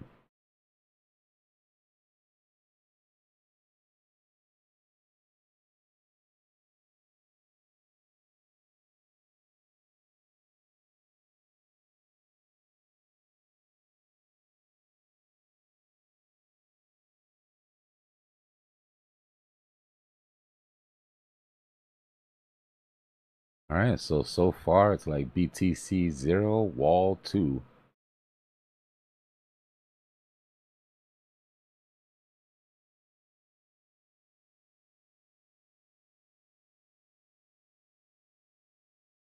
Yeah, the weekend trap parabolic is so nasty because it traps people right out of their liquidations, right? They're not liquidated, but they're stuck.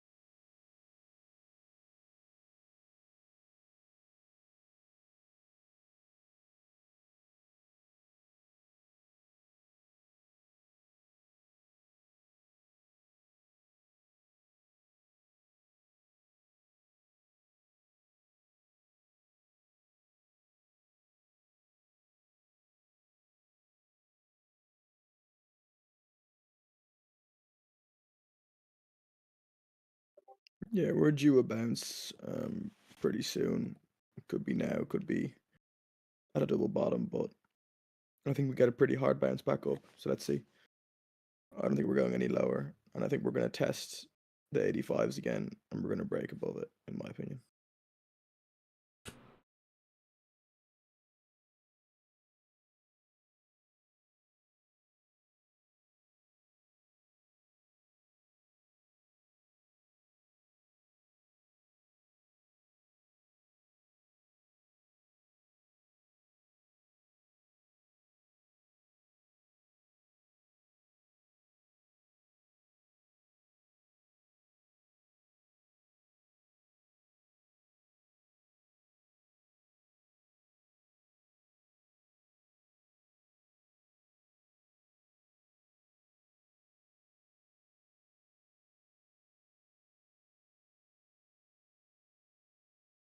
We got to get this out of our heads that Bitcoin only goes up or goes down because it has something to gain from going up or going down.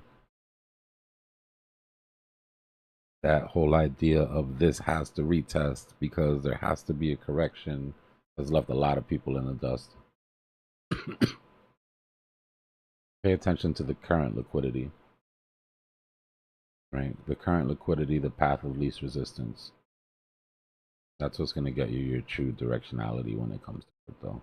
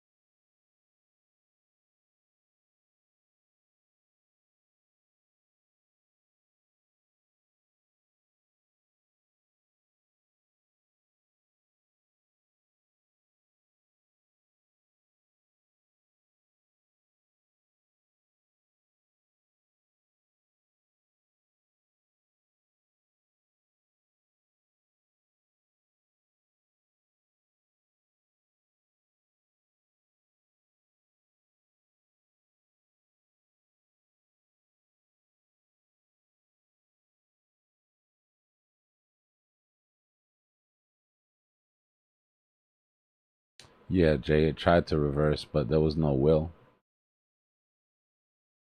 Right? Market maker's not going to push the rock uphill if there's nobody that's going to help them push.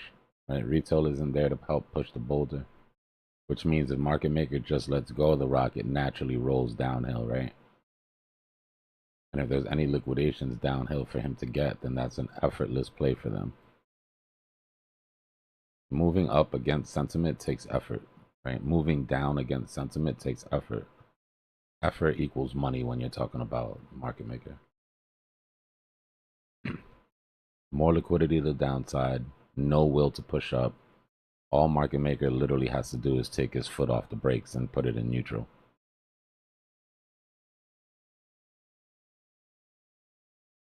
Let the natural flow of the market take over.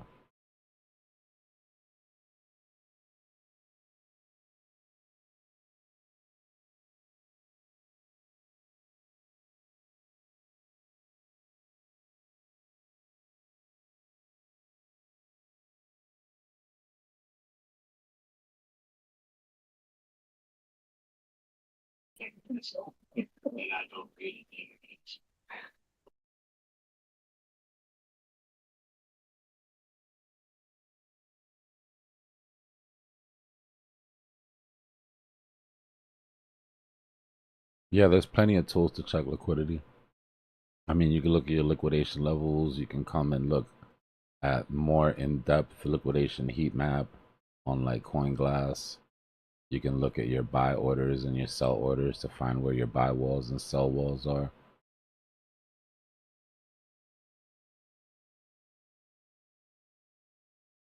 Right?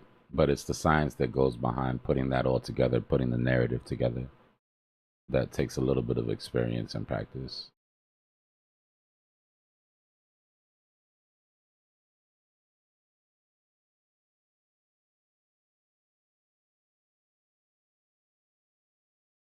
You know, when it comes to TA, we all get the same data. I think the difference between analysts is the story that you come up with out of that data, right? The narrative that you see playing out based on that data is what differs from analyst to analyst.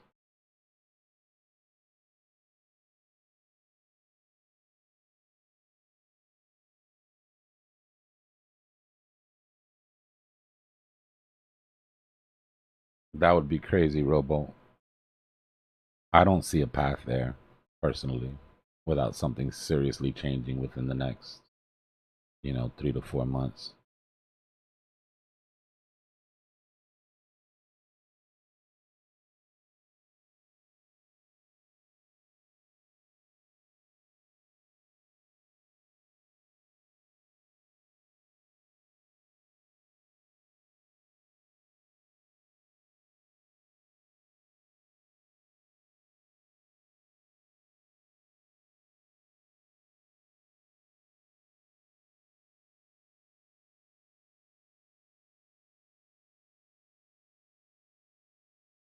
No problem, Denny. But yeah, go to CoinGlass and just look up your liquidity and your liquidation levels. And if you've got a couple monitors or something, or just leave it on a side tab. You know, that's how we saw this sell wall. That's how we knew we probably wouldn't get a higher high for the week until that was absorbed. It's not something that you have to watch like religiously, but when you see massive walls like that appear, you got to respect them.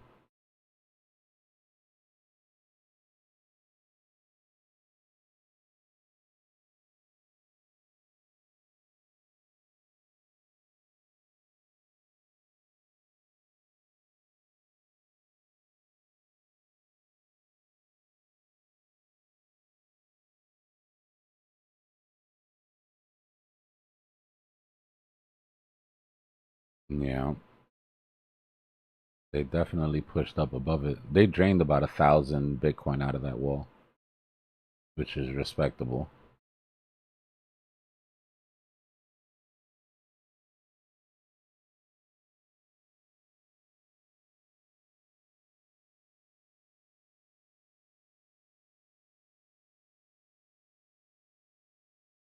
Yeah, it does make a difference, Hot Def.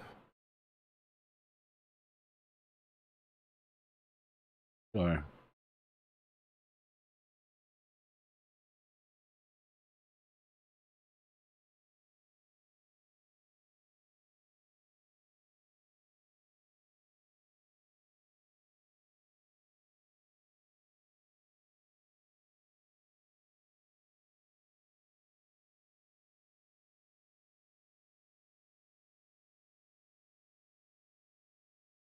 I think personally, if you really want to take this TA thing seriously and not just be a trader, but you really want to get to the point where you can consider yourself an analyst, you've got to look at everything. You got to look at everything. Problem is, traders will come in and they'll learn candles and they'll learn to make money on candles, and then they'll get stuck on candles because it makes money. You know, why do anything different? It makes money. And the times that their trades fail, they just say, "Well, you can't win them all." You know, or you get people that come in and they're into fundamentals, but they won't look into the charts for anything. They're like, charts are bullshit. TA is astrology. All you need is the fundamentals. And then whenever stuff messes up, they'll say, well, you know, the market is unpredictable. But when you get everything locked in, right, every tool that works, when you get everything locked in, then in my opinion, you start to see like a clearer picture of what's going on.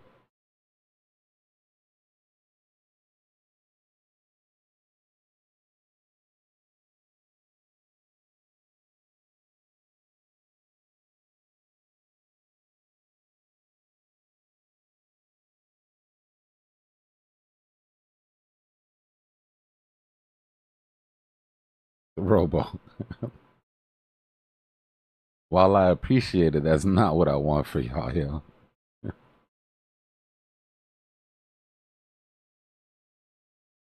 What I want for y'all is that one day when you hop out of bed and you open your chart and you look at it and you say, oh shit, I know where this is going. And it just all clicks out of nowhere. And nobody knows where price is going, guys. We're playing probability games here. Right? But the more you know and the more different sort of angles that you're looking at this at, the better you're going to boil down those probabilities. That's the difference between saying, oh, it's 60-40 or it's, you know, 85-15.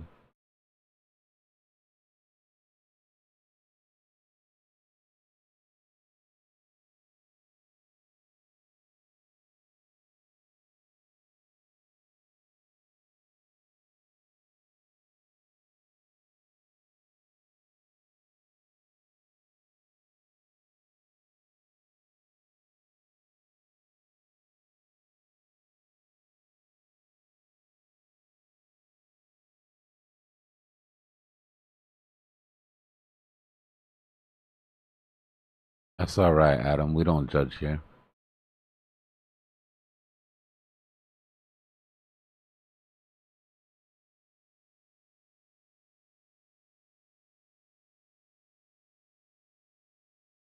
I voted to bring back the McRib once. I don't know what I was thinking.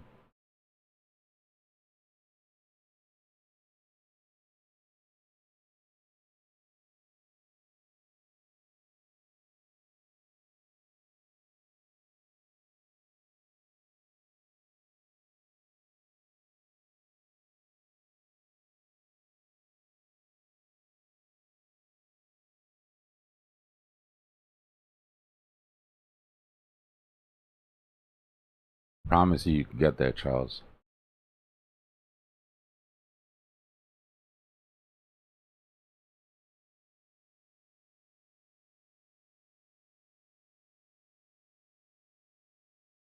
It sounded like a good idea. It's like you don't have a McRib for a while. You're like, damn, whatever happened to the McRibs? And then you eat a McRib, and halfway through it, you remember why it's not a permanent menu item. Be right back. Hold on.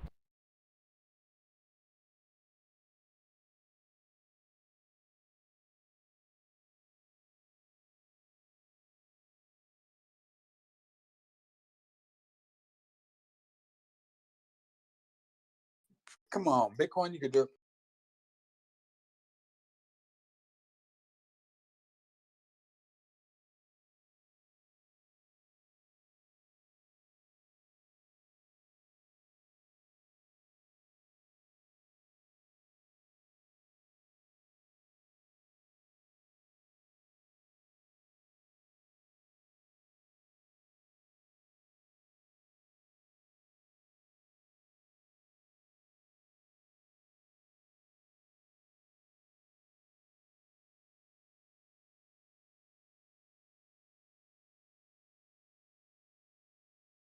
I'm all in. Let's go.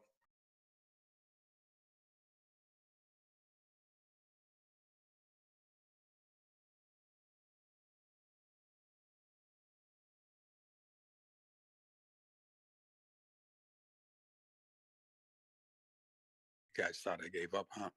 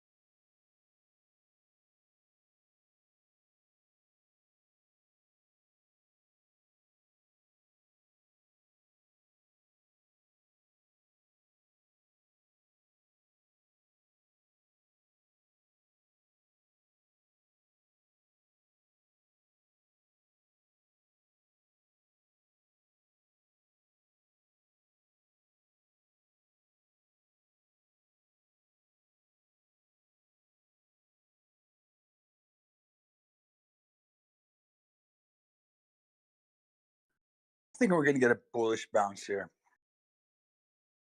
Market's closed a little bit. Nice little bounce right there. Could be considered almost a double bottomish, even though on Binance made a higher low of the previous pivot point, just like on the 15-minute. Previous was 83691. That was a wick.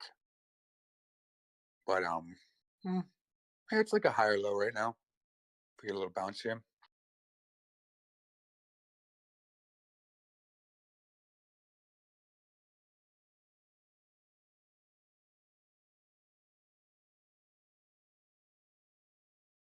I like it when it's quiet here. Yo, What up? just chilling. Yeah, like when it's quiet and everybody's bags are packed. I don't know if everyone's bags are packed. That's the thing. I think a lot of people are short right now.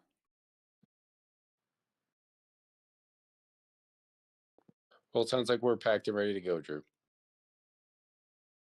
I'm packed. I mean, I'm not fully packed, but I'm ready to go whichever way. So I do hope we go up, but if we go down, so be it, because that's when I will deploy harder. But I'm deployed enough to be happy if we shoot from here. Yeah, packed and ready to go. I don't know if the plane's on the runway ready to take off yet, but You get what I'm saying? Yeah, I mean, I'm still bullish, man, in the macro.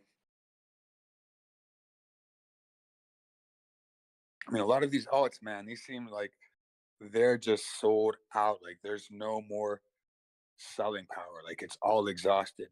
The sellers, they have nothing else to sell on a lot of these alts. So I just keep scooping up whatever they can toss out. I'm happy to scoop a little across the board whenever times like this happen. A little more of this, a little more of that. They're selling it, I'll buy it from them.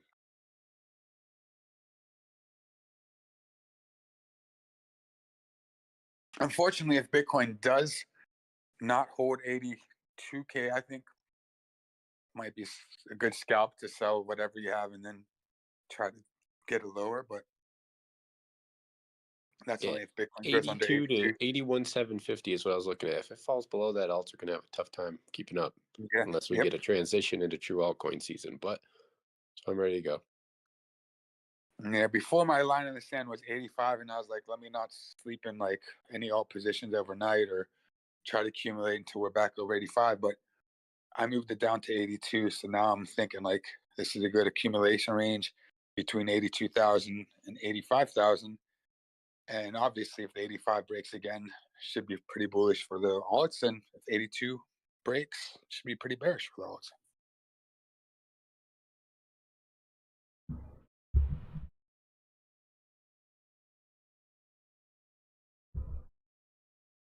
It's going to 0. Sorry. Let's go. No, I just whenever Drew starts talking rational, I feel like I gotta be the one to be like, I gotta play his Zeusy sometimes. Nah, that sounds about right, bro. That's what I'm looking for. Like 82s, maybe dipping into 81 or something with a little liquidity wick or something like that. Yep. 77. 7-7. Yeah, but if it hangs out too much or too long under 82K, I think that might be a solid sell for a lot of alts. Let's see how much damage they could do before Thursday. We got unemployment on Thursday.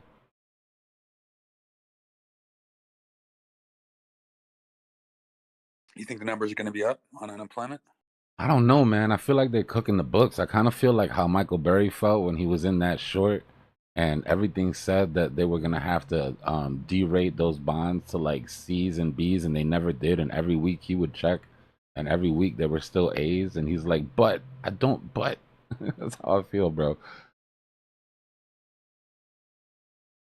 Because overall, just like the way I'm kind of picking up on the vibes, just probably being on the streets and seeing, it just seems like, you know, there's a lot of positions are getting filled. You know, people are working. It seems like, I don't know.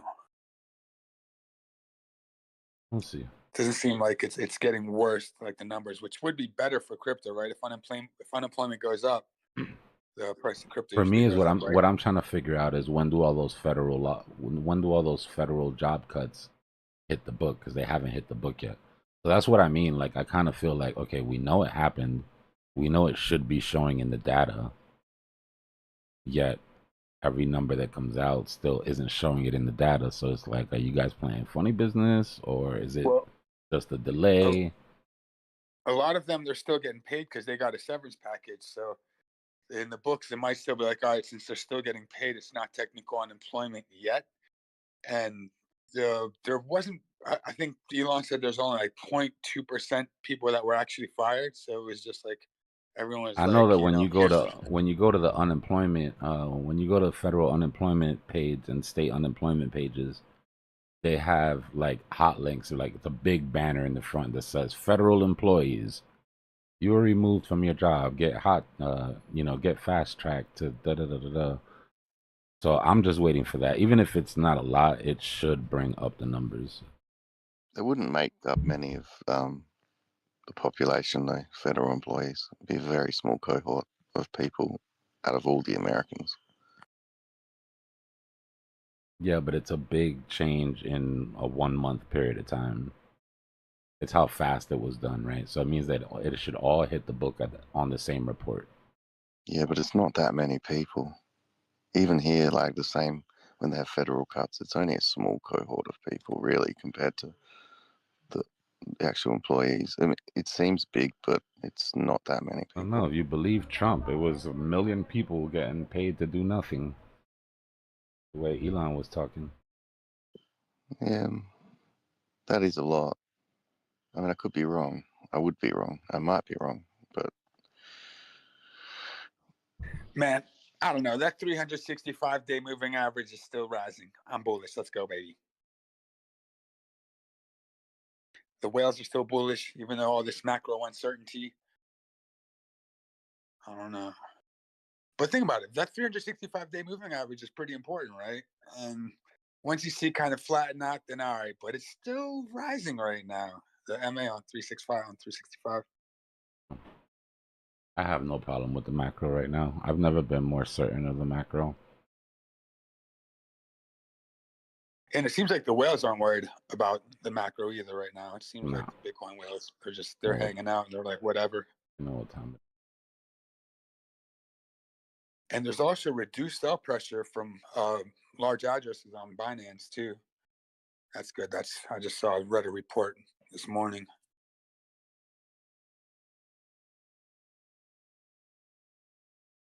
So let me pull up that report. So this is Crypto Quants.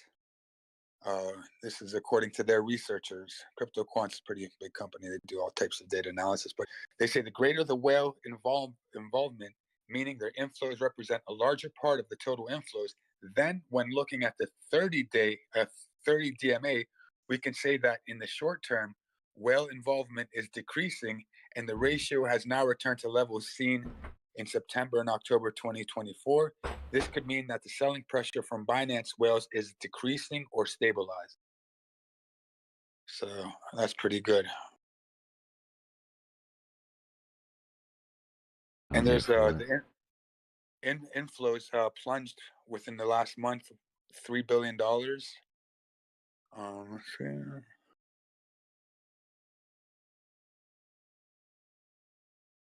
So the inflows are lower too on the exchanges. That's good.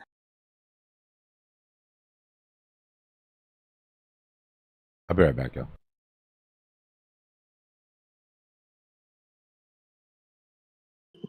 so bullish, Drew. Let's go. I'm telling you, man. My friends from Romania, man, they told me I got to stay bullish because they've been buying while everyone's crying. I'm just chilling. I just wish I had more capital to deploy right now.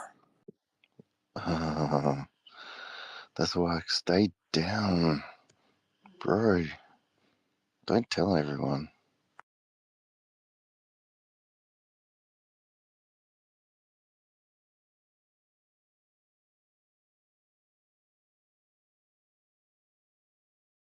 Yeah, I'm not gonna lie, Fly. That last time, I mean, I was kind of, real certain on the 69K test between 69 and 73. But now I've been studying, and I feel like we have a technical retouch of the previous resistance as support, even though there's a little space between.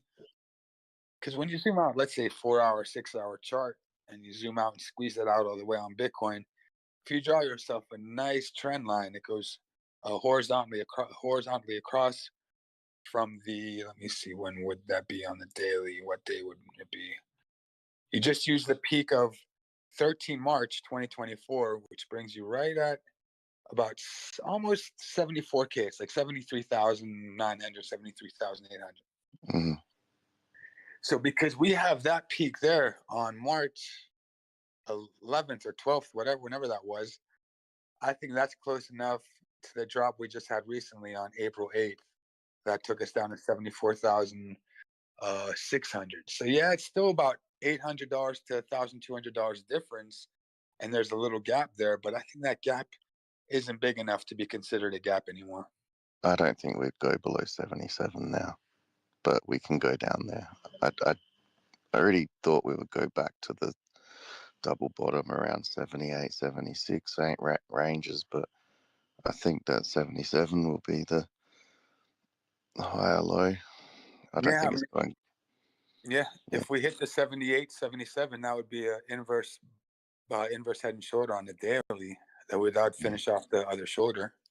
That'll give us more power to smash up. It'll be much more healthy, to be honest. It'll be a rocket. I agree. This is too weak up here. People are just, they'll paper hand it if it rockets up. We need to go down.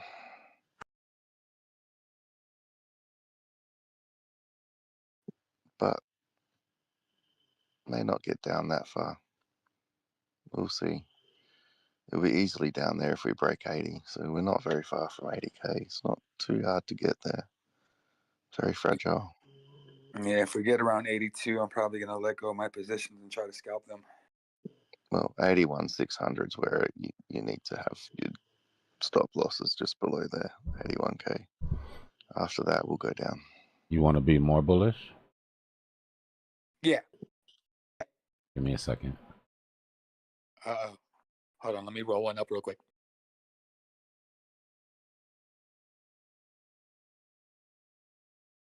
You got to go to my stream so you can hear this, though.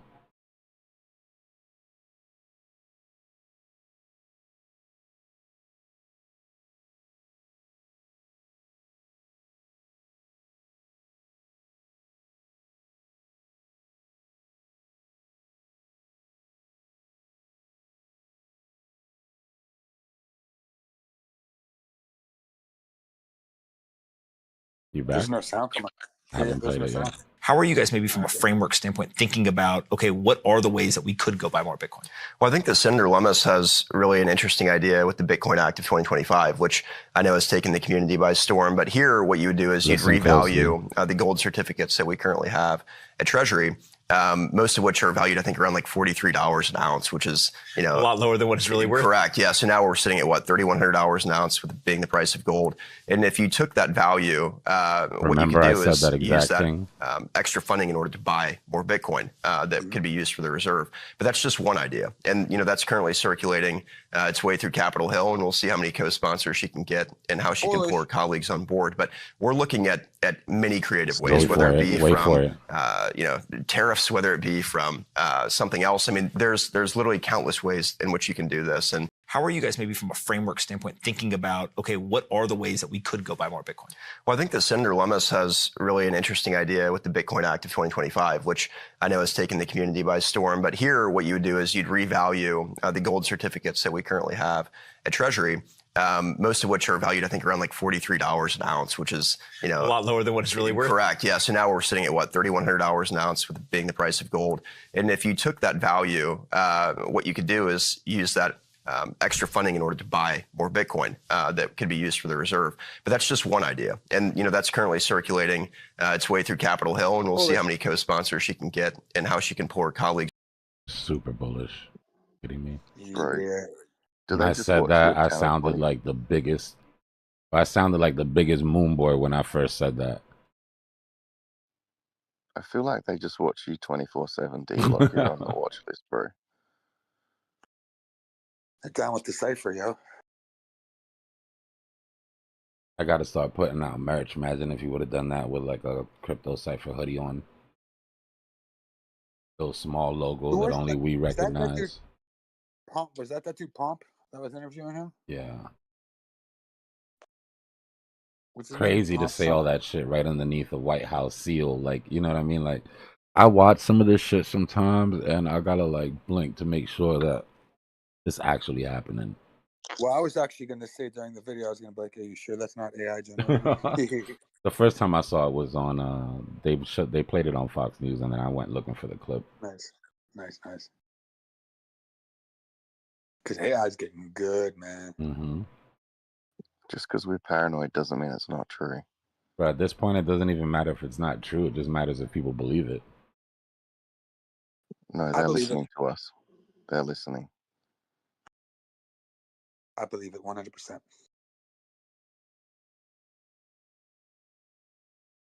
Good morning.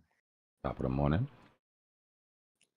That's a good point. It's like, it doesn't matter if it's fake or true or what. If enough people believe it, it will be true. And that's how fiat currency works. It's not real. It's fake. but the word fiat means let it be so. Like in, I think, Latin. Latin, let it be so. Yes, sir. Yeah, let it be done or something, like by decree of the government. Like, let it be true. This is legal tender. And it's like, the society just agrees. Like, okay, cool. Yes, it's real. Yeah. And that's what it means. Not even just that, but just in tech, just in utility projects, right? People get so caught up over, oh, this tech is amazing, da da da. Like, yeah, it's amazing, but do people think it's gonna work? And that vaporware that you're making fun of, that all of retail is going crazy over, that they're all convinced is the next hot thing. Would you rather be right about it being garbage, or would you rather make money off of what other people think, right? Because what matters is, do other people think this is gonna work or not? Yeah, it's that's exactly right. It's like it really doesn't matter too much about whether it's like true or false. What matters is, what does the community think, and then that's what becomes. You know what I mean? Like that's what the money goes. Yeah. Bro, It's if it like, was okay, down money's to what going. I think, I'd be all in on Quant looking sick.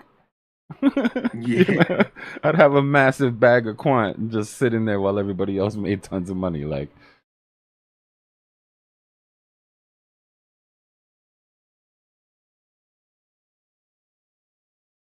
yeah, mind share is important.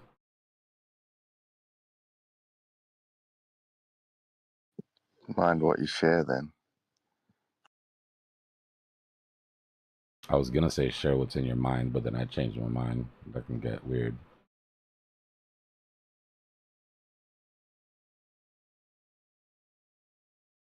So they're saying, so if the government could match the value of its gold certificates with the current price of gold, then they could use like the proceeds, I guess, to purchase crypto, right?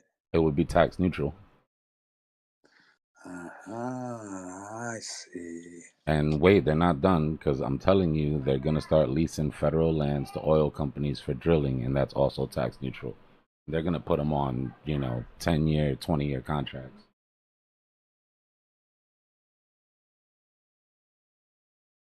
All that federal land is just sitting there unused.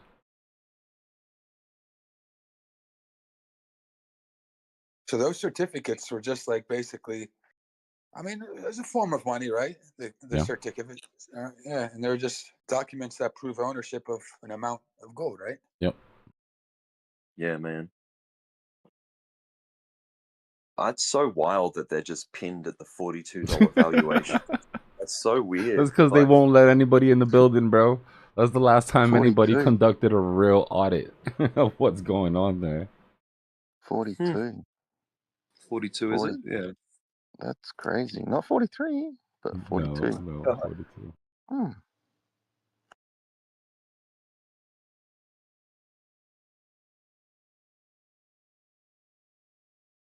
All right, Bitcoin to $137,000. Let's go. Why so bearish? I mean, that's just the first leg I'm talking about. After the next leg to break all-time high, I think could take us to 137. Bro, people are always so like, why are we like this? Some dude is like, tax the public through tariffs and buy Bitcoin. Not exactly a neutral way to build a position, but who cares? WTF, do it. We're paying for it. Might as well. Like, bro, can we enjoy a win? Like, everybody wants the virtue signal. Like, it's crazy, bro. Like, we get it. We know it's sketchy. We get it. We know this whole thing is sketchy. There's just people new to the program, basically, that they found out that the world's not that pretty, and the government, it's like they just figured it out.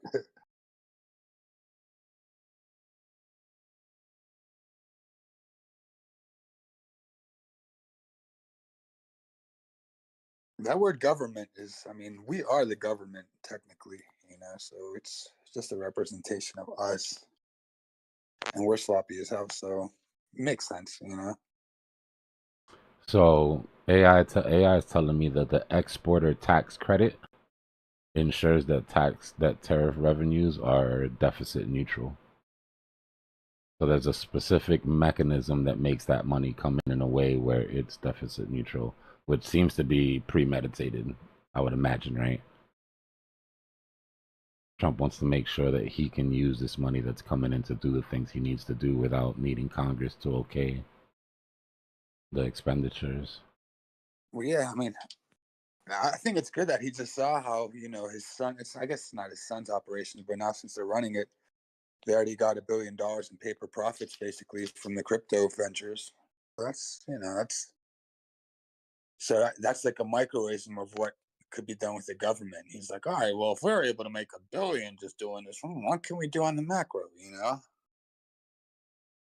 If they did that, bro, if they swept the tariff revenue into BTC in the next 6 months, they could have an additional $500 billion in Bitcoin.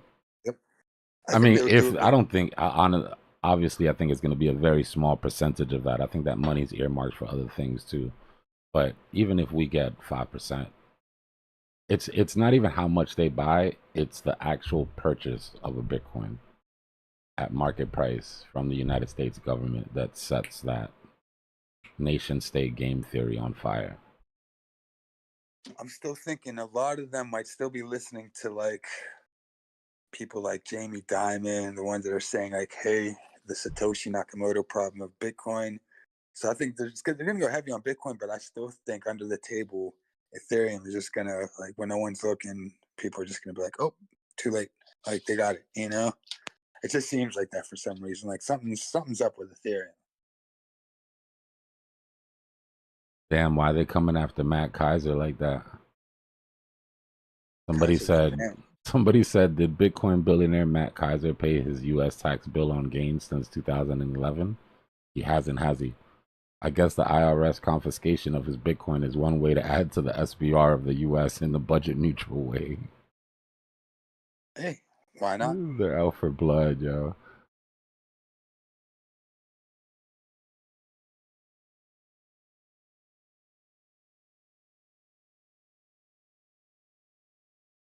Another way to acquire Bitcoin in a tax neutral way that we haven't been talking about is taking that 30% energy runoff that we have and pushing it into mining. That's 30% of the energy that we create from the last numbers that I remember just literally get run off, get thrown out into the ether, wasted, not used for anything at all. Sorry, am I correct in saying Powell's talking tomorrow, right? Powell talks tomorrow, and then unemployment numbers are Thursday. I don't know where he talks tomorrow. I don't think it's going to be a big thing, but we'll find it. Okay. Because I think it is live, right? It should be.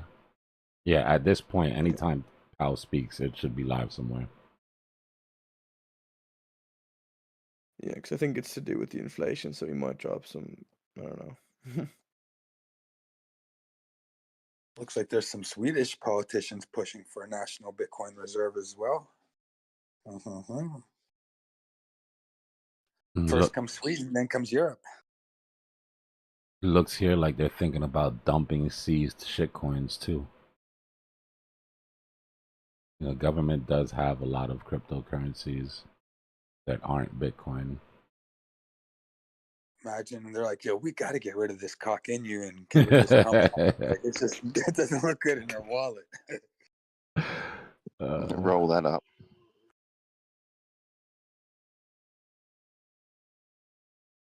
Wow, that's interesting. Yo, this dude is on it. I've been looking for a bunch of tax neutral ways, but this dude found one that I hadn't thought about. Allow citizens to pay their tax in BTC and accumulate BTC that way. Yeah, they already do that. There's states that are doing that. I think there's about 7 states already. I think they mean on the federal level though. Yeah, that would be dope. I mean, if states are doing it already, it wouldn't Congress be hard would for not like that. Congress would have a fit. Because I could already see it. They'd be like, nah. That's tax money, even if it isn't fiat. It's being paid as taxes, so we have control over that wallet. What if they just did it stable to be more fluid, to already be in, the blockchain, just to keep it fluid? Yeah, but and say, then hey, they couldn't sell that stable without Congress approval. By well, taking right, it in yeah, Bitcoin, what they're saying is that they can accumulate the Bitcoin without having to buy any, and then Congress couldn't say anything about it. You get what I mean? Because it's coming in as Bitcoin. There's no sell, but if there's a no citizen buy. wants, It's just accumulation. right, but would that be if a citizen, citizens vote, maybe they put a vote or something in, something happens that we are able to pay the federal taxes with crypto. I mean, they should be good with it, as long as it's something that's, under their control, whether it's a stable coin or not control as in like, price manipulation, but No, I obviously, get what you're saying, but what we're talking about specifically is Trump having. How can Trump bring in money that he controls that he doesn't need?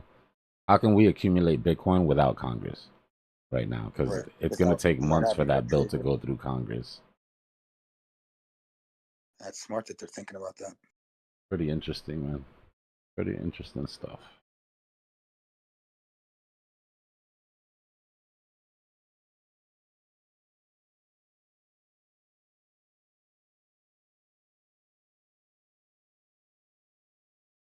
So what's this dude, Bo Hines? He's the executive director of Trump's Digital Assets Advisory Council. Mm-hmm.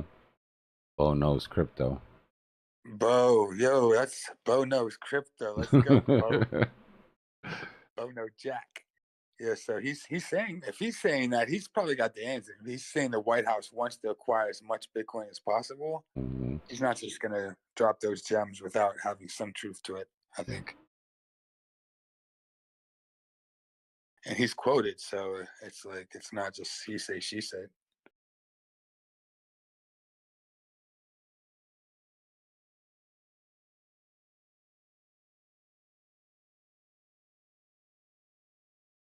Oh. Interesting. Listen to this. This is nobody, by the way. It's not like an official proposal, but somebody said to fund the Bitcoin strategic reserve, I propose implementing a 1 to 2% sales tax on each Bitcoin transaction while simultaneously eliminating capital gains tax on Bitcoin. This approach would be a budget neutral, fostering adoption, which generated sustainable revenue for the long term. That's interesting. Well, wasn't he already pushing something about no capital gains tax in his campaign or something like that? Yeah, but that's because he knew there was going to be no capital gains this year, so he was slick. He's like, I know I'm about to wreck the market, so let me promise these guys no taxes on their capital gains. Yeah.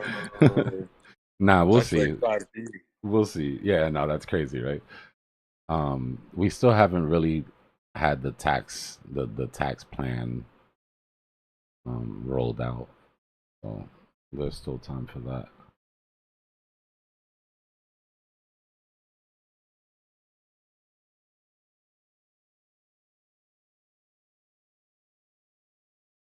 So if the dollar collapsed, a stable coin would definitely not be the flight to safety, right? Nah, It would just match right. the weakness of the dollar, basically. Exactly. Yeah. So if it hyperinflates, the same thing. So unless there was a stable that had some kind of mechanism It'd have to be back to gold. It'd have to be back to Bitcoin. Yes, it's just like, man, this is gonna get so interesting right now, and it brings a whole new kind of philosophical view on what money really is and how liquid it actually is. And I used to think it's so steady, but now you can actually tell, things are super liquid and wavy. Do you remember talking about tax? Remember, but even just back to the previous administration, they were suggesting, oh yeah, let's tax the unrealized gains. Oh my God, yeah. Do you remember that suggestion? Yeah. It's like, what are you talking about? What? People went crazy. I mean, the actual bill itself was unrealized gains for anybody over $250 million. And then people were like, "Oh, well, that doesn't affect me." And it's like, "Yeah, but you know who has? It will. It affects your boss, and it affects your boss's boss, and you know what I mean? Like, it affects the market flow. Yeah. Yeah. That's right. No, that's And we all... they could never enforce that. You go ahead and tax my unrealized gains, and I'm gonna claim my unrealized losses. I'm gonna claim every bit of my unrealized losses on my tax return. Yeah.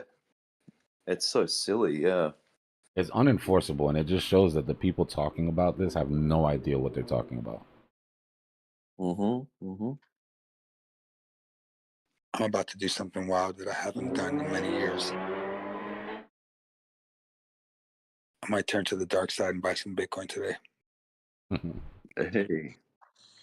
Rick, I can't believe they tried to pull that. That just goes against mathematics, man. That's Yeah, it communism doesn't right there, like bro. it's like arresting someone for a crime they haven't committed yet. Well, they're enjoying doing that.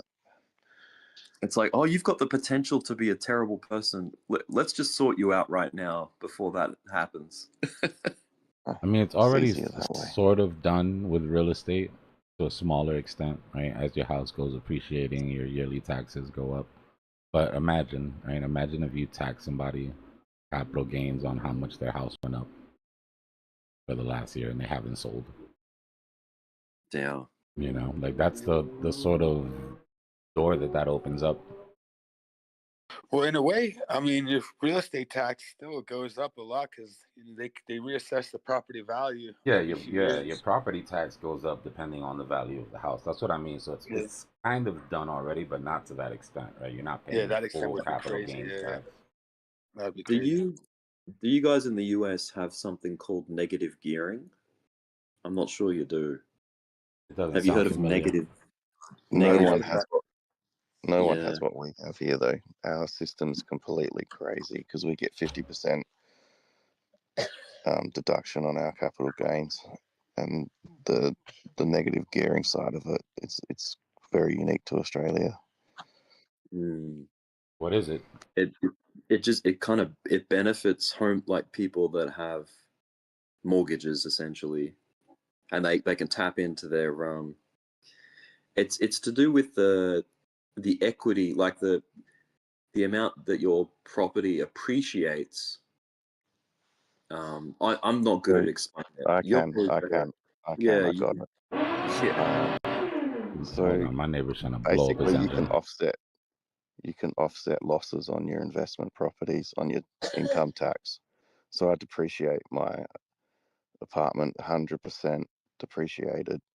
So get a massive tax deduction every year because I'm paying more on that property than I'm getting as income on it.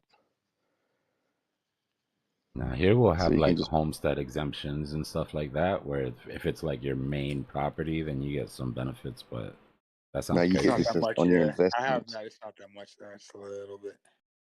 Now you get huge tax deductions, and also if you keep that property for over like certain periods, you also get deductions on the capital gains tax. So you end up paying no capital gains tax on it while you're also negatively gearing it. So you're getting depreciating it plus getting a capital deduction as well on your gains. It's insane. You can ramp up heaps of properties that way. Yeah, that's how these developers have such a huge portfolio of like properties. It's like it's No insane. tax plus depreciation. Yeah. Yeah, and you basically just it's like a cumulative effect for these developers. Like you get one property going, cool, you got an income. Then you can go out and get a mortgage for a second property, and then you just snowball and you just keep buying up properties. It's crazy. Why doesn't Yeah, everybody do negative that? It gearing. seems like a They no-brainer. are. And our properties have gone absolutely crazy. That's Yeah, why it's Sydney. Oh, that makes sense. That's that's the trade in Australia over the past like 2 or 3 decades. It's been like, yeah, real estate. Only 500 people in Australia have over 10 properties, but that's private. It's all the trustees. All So that's telling you me is also that have. in 2 years, when that bubble pops, Australia's going to get hit very hard because you guys have probably got some really inflated house prices because of that buy pressure. Yeah, but they keep the supply down. So then they lie to everyone saying there's a housing shortage because they know if they put more housing stock on the market, it will crash immediately. There's a fine line between supply and demand here. So they lie to people and blame it on immigration. If that was true, there'd be 10 people in every room. It's because Which is there's a so wild. Man, we got so much space in Australia. There's so much room to expand, like, build more suburbs and properties and stuff, or high rises, whatever. And we have the labor force. Like, we've got so many tradies. Although they've tried to say that there's a shortage of tradies or something, like builders. And they blame it on the unions. They'll blame it on anyone. They'll blame it on health and safety. They'll blame it on education. You still They'll in blame bed, it on. Fly? They're The lying. CFMEU. Yeah, all they need to do is rejoin. Fly sounds like his head is still on his pillow. Yeah, I'm just mad about the state of housing here. Bad decisions made here.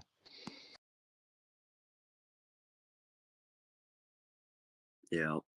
Australia is for sale to the highest bidder, pretty much.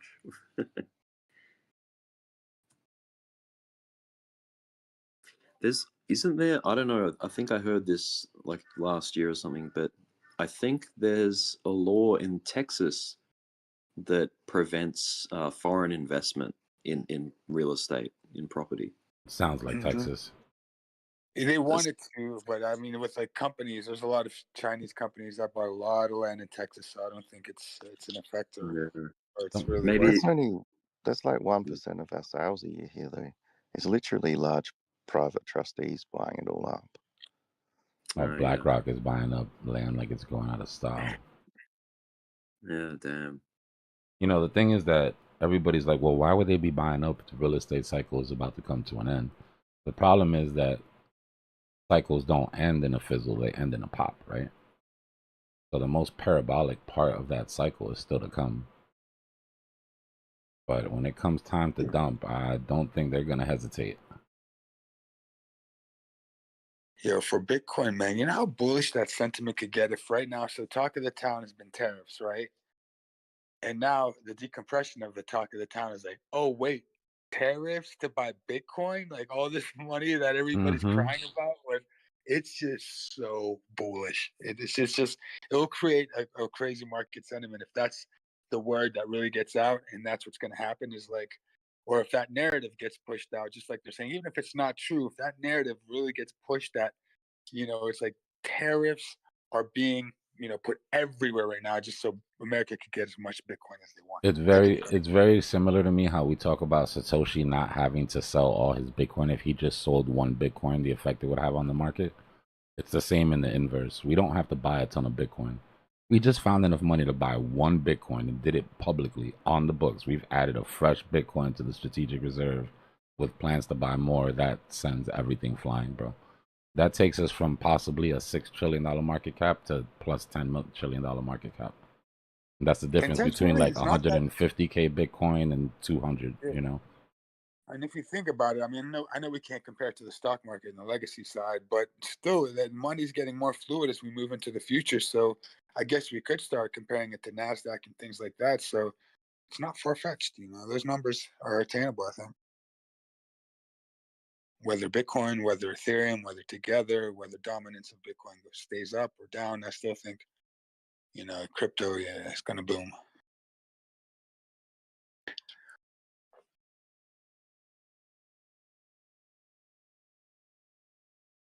So they must know, man, if they're going to acquire and they're putting up their... Look at, just to go off of what you were saying real quick, though, look at NASDAQ.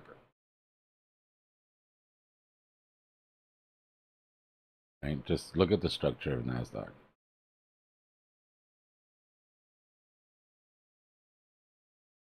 It's like it's kind of trying to test that Bitcoin 6973K support.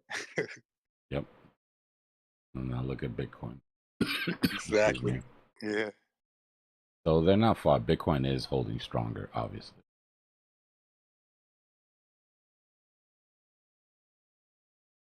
But it's starting to grow up, man. Bitcoin is starting to mature into a bigger asset. So the other day, I think it was yesterday or 2 days ago, I was reading an article on here on your channel, and it was something about that somebody suing the Homeland Security Department of the United States because they know who Satoshi is. And And now I'm thinking if Trump and the administration in the White House, they're going to go as far as saying strategic reserve with the word Bitcoin together in like an official setting like that, I think they have to know Satoshis. They wouldn't go out on a limb without that kind of liability. Not what you know, it's what you can prove. Or what you can prove, but either if he's hushed, if he's dead, if he's alive, if they know what's up with the wallets, if those wallets are on lock, or not on lock, I think they know something enough to give them that comfort to be able to put those two words together, strategic reserve and Bitcoin in an official government setting, Oklahoma Bitcoin reserve bill has died in the Senate. Voted 6-5. Have fun staying poor, Oklahoma.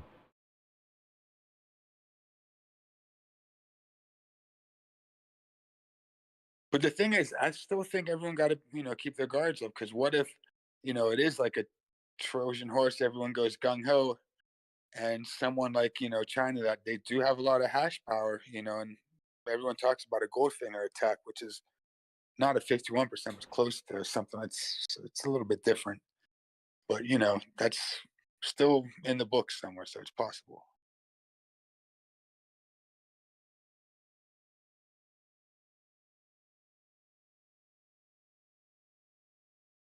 Like the CCP does have a lot of that, even though they're distributed. I think that's part of the migration and why they had to flood it back then. I think to make Bitcoin seem more decentralized. And it was probably, the US, like, I'm not going to say deep, the deep state or something like that, but I'll say, agencies, government agencies knew what the dilly was even back then. And they knew that the nodes have to get spread out across the map. They can't be centralized in China like that, or else everyone's going to be like, no, it's a no-go. But now, since a lot of the mining and a lot of the nodes got spread out, even though there's, like we said, there's miners, a bunch of new miners in Kazakhstan, half of those might be Chinese miners, even though they're in Kazakhstan. So, but when you look at a chart and a map, an interactive map to see where these Bitcoin nodes and miners are, you're not going to see exactly what their passport says and things like that. So you don't know what kind of miner it is, unless you start looking up the address, find out what the company is, see who the investors and the board of directors are of the company, and then you can figure out what's going on with that company.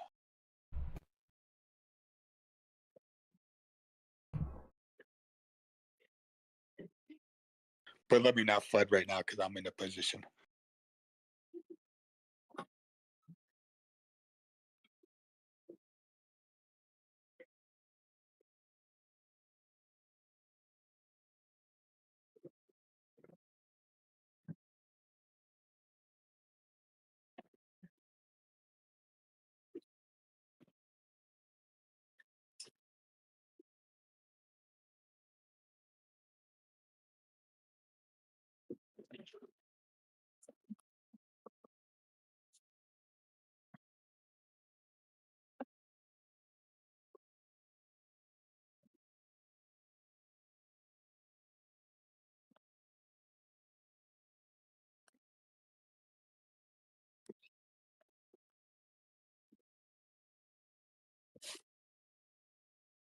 Yeah, I don't think it's Charles. I don't think red state or blue state it's gonna matter when it comes to these votes as much as, like, you got to kind of look at them like old states and young states, right? How many old people are in charge? Respectfully, not trying to be ageist or nothing, but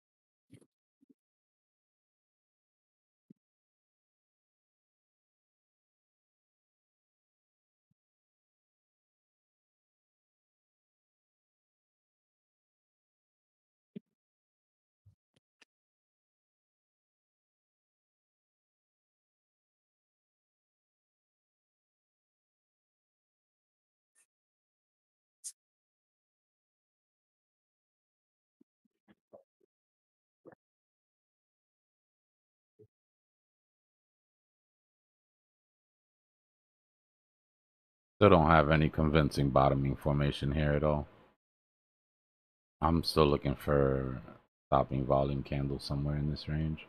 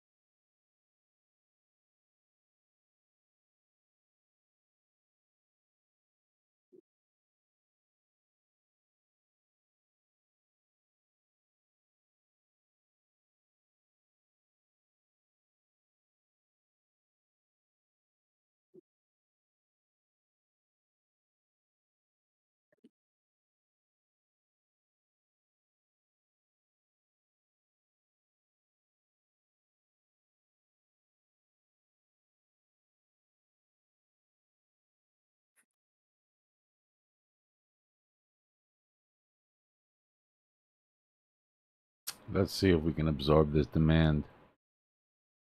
If we're gonna have a bit of a dead cat, I would expect it here. All right, come up, clear that vector, test the 50 and the 200, reject bearishly, then come down for that sweep.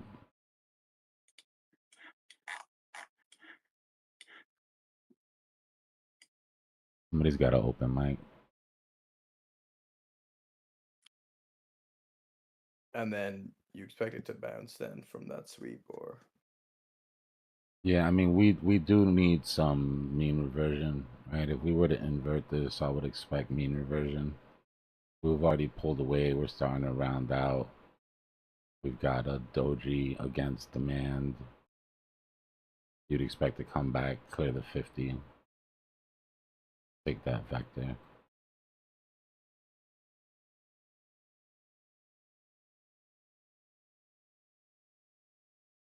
I mean, this could all change if Trump and China, Trump and China, I guess, make a deal right now and news comes out. So. Oh yeah, of course. Yeah. We're very news dependent right now.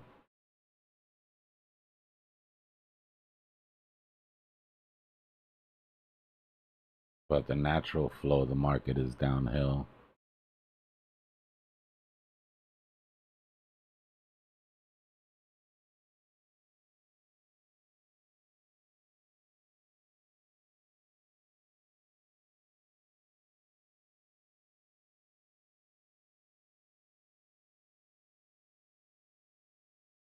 Already taking back that wick. We might not even go for that retest yet.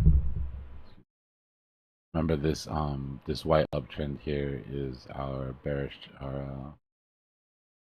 channel that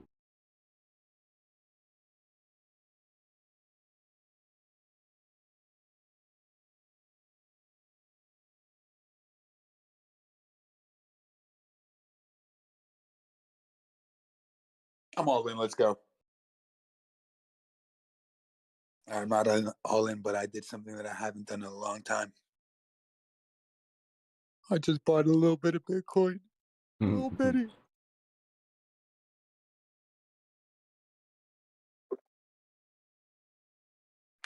let's see, let's fib this from our trap shorts.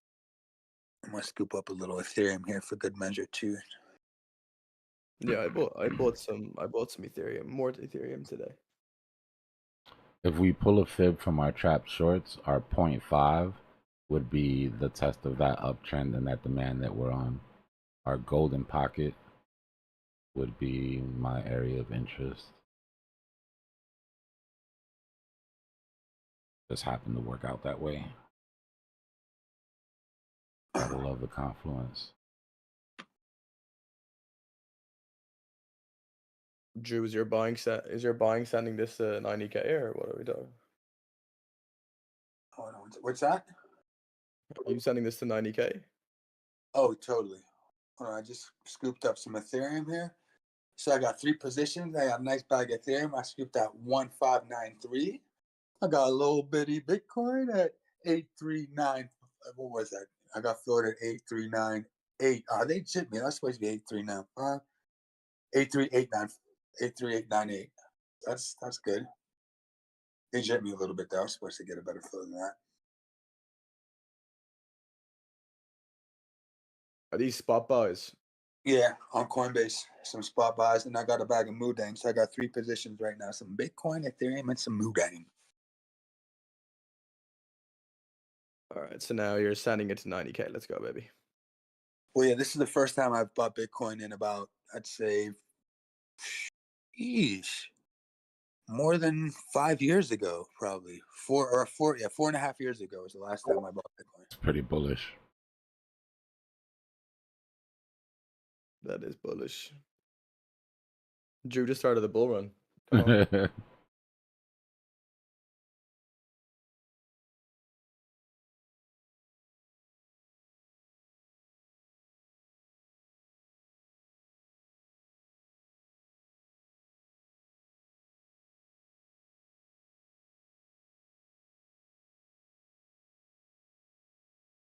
Coinbase still likes to be slick, man, even with market buys and like when there's super liquidity on Bitcoin. They'll still push it up a few bucks. Oh, greedy bastards. Yeah, I mean, I can see your view, Dbloc, of that 83 golden pocket. If we sweep it quick, but I think we could bounce here as well. But Yeah. again, we don't know. Like, you know.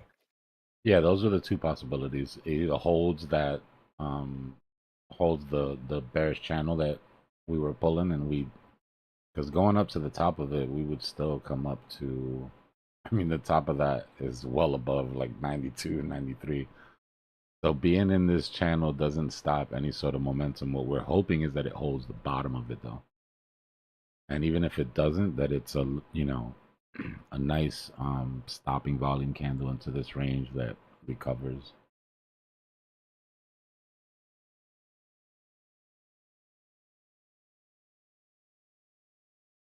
Yeah, I just think it's gonna be a green week, in my opinion. I think we're gonna go up and past this.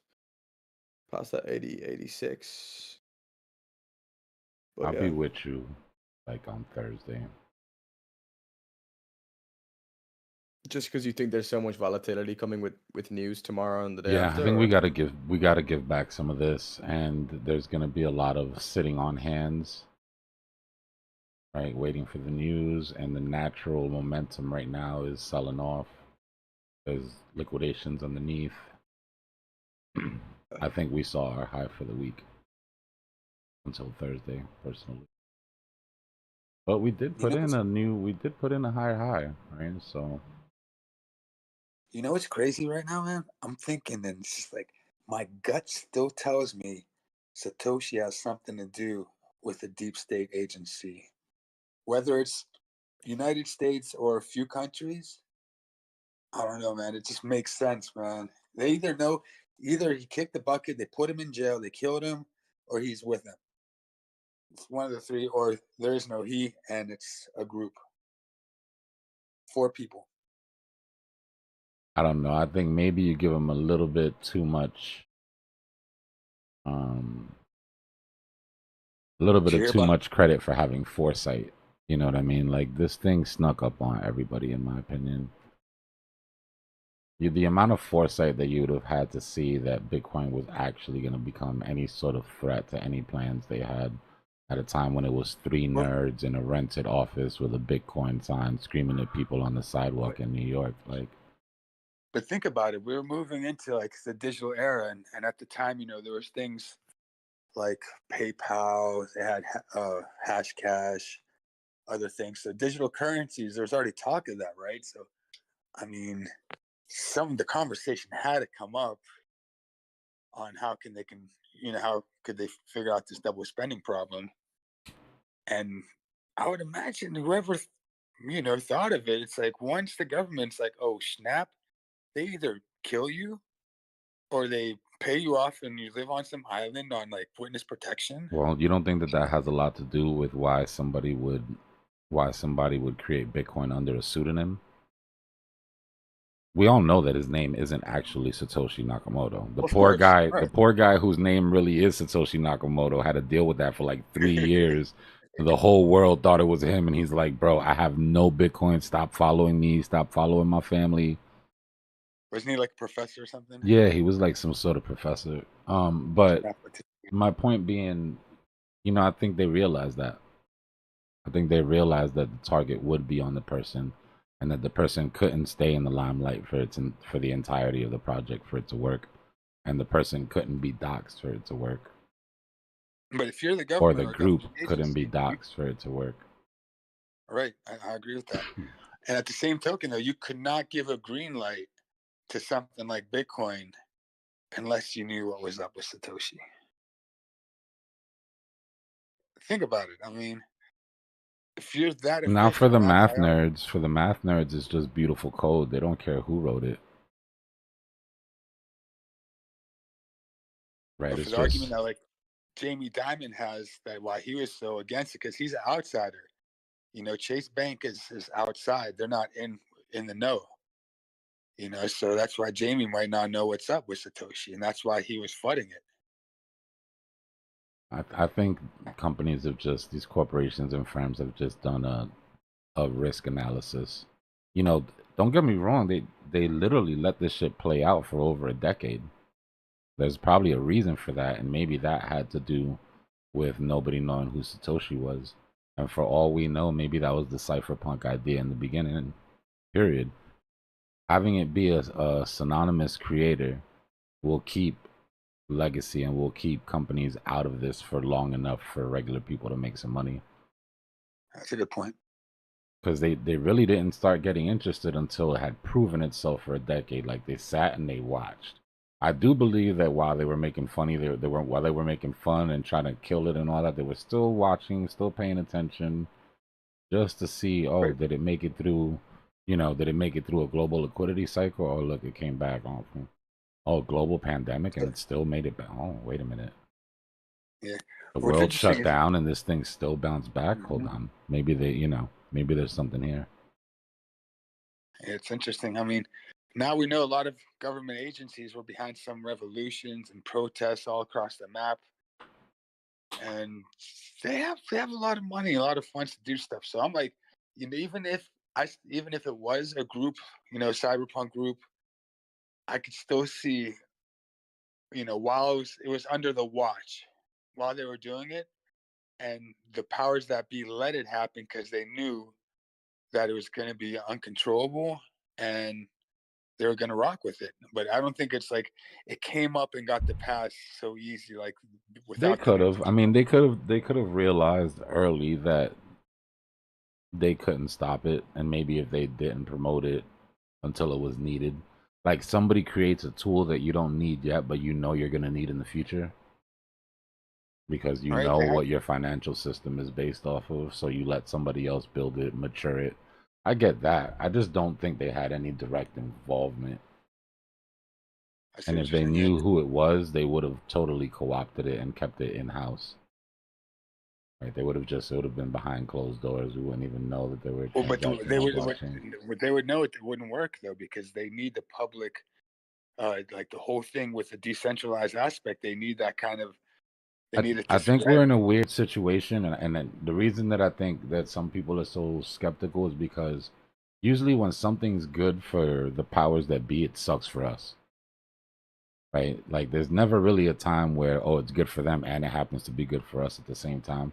I think this might be one of those rare things that for it to be successful for the needs that they need it for, right, to protect their wealth, their massive amounts of wealth from currency debasement and sanctions and, you know, all of that, it has to work for us because we had to build it.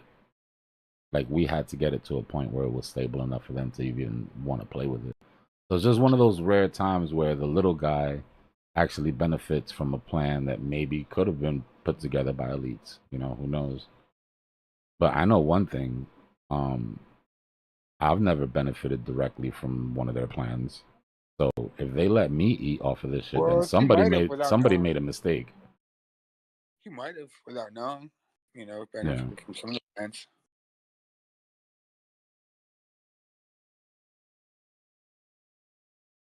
I'm all for it though. Let's go. I mean, I'm not, I'm not the one to put any sort of trust and faith in the government, and trust me, like that's not where I stand. But because of that, it's almost like, for me, a little bit of proof that they're not involved. Because I feel like if they would have been, there is no way in hell it was in the plan to let me bring myself out of where I was to where I am. That couldn't have been part of the plan. Dbloc, are you saying that you understand people are skeptical that the government's involved, or you're skeptical that the cycle is broken? No, skeptical that, could Bitcoin really have gotten this far without the government being behind it? Or skeptical like this is going so good it can't possibly last. But no, not that the cycle's broken. I haven't seen it. Well, I mean, can you conceive that it's possible that some people are skeptical of the cycle, but then also still believe in Bitcoin and the bull market is Yeah, of still course. on? Yeah, of course. Yeah, I could see that. Most people don't believe in the 4-year cycle anyways. They don't even know it exists for the most part. They're just trading Bitcoin because it goes up and down. I just think there's so much disruption, and like if you were around during the what is that, the banking crisis, and I think it was in the 80s or 90s or something, 90s maybe. And then there was the Enron thing and stuff, and people will say, "Oh, this is nothing. What's going on?" Because we've all lived through other. I think this is really different. I think there's a lot of things that are really different, and I don't think as powerful as Bitcoin is, I just don't think it's immune to that. And that is why I feel like we're in a bull market, but a highly fragmented bull market. Yeah, I mean, who knows? History will tell, right? When we go back in history, will there be an asterisk on this bull market? When macro guys do TA. For me, I'm satisfied that I've wrapped my head around what's made this different than others. And it's a combination of things. It is a combination of that money coming in from ETFs specifically and pushing dominance the way it has. But mostly it's been quantitative tightening's effect on the market and the alts. Because Bitcoin hasn't had any issues. Bitcoin has had a great bull run. Nobody can complain about buying Bitcoin at 15 and having the probability of selling it at 150. Getting a 10x this late into Bitcoin's, you know what I mean? Like, that's nuts. The alts now felt the pain, right? And not felt the pain meaning they didn't pump. There was great altcoin pumps, but they never held any of their ground, which means if you didn't take profit, there was a lot of round tripping going on.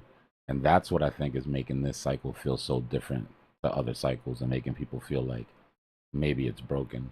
But we do call this a Bitcoin 4-year cycle. Right? I would alts add to the just happen to sympathetically move, but now we're getting a better idea of the differences of how they move depending on what our monetary policy is at the time. That's all it is. Yeah, and I would add to the altcoin thing about round tripping is that this is the trap I fell into. So I sold at the top of what I thought my coins were being maxed out.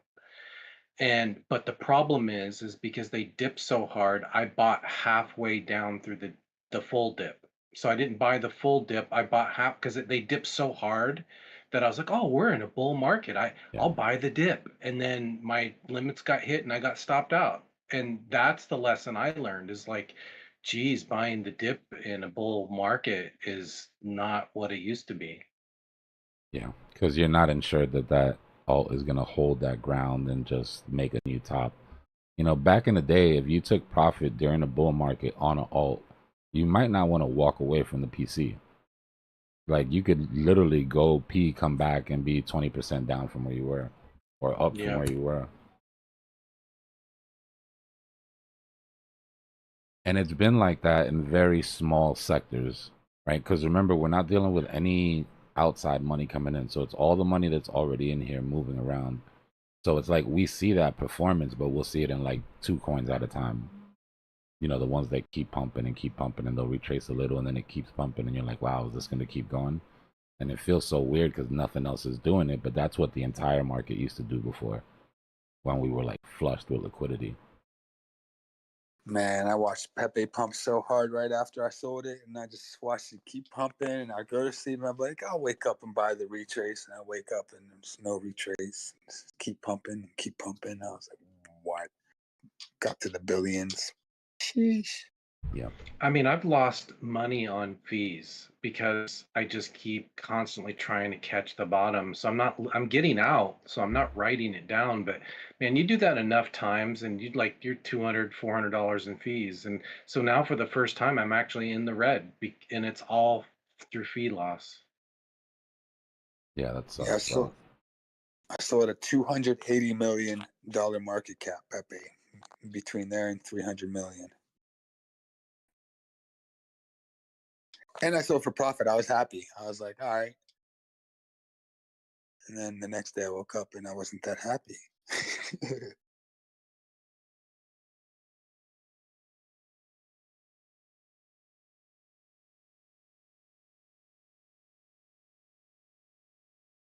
I think that we have to be careful the lessons that we learn during this bull market, taking them to the next one. And what I mean is there's going to be good lessons and there's going to be bad lessons, right? So like the good lessons are going to be, I'm pretty sure a lot of you in here are going to be a lot heavier in Bitcoin at the bottom of the next bear market for at least the first half of the bull market while dominance is going crazy, right? People have got a respect for dominance now that they didn't have. Some of the bad lessons might be if we're in a different macroeconomic environment, if we're full QE during the next bull market, avoiding alts could be a big mistake. And I know right now everybody is very alt weary, but we have to be really clear that that's because we're in quantitative tightening. Right? The money printer is not going burr.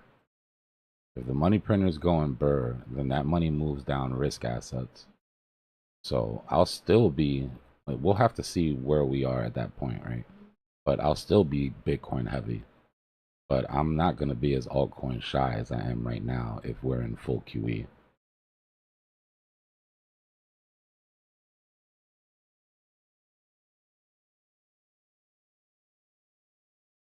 Let me make sure this line is right real quick, Anon, before,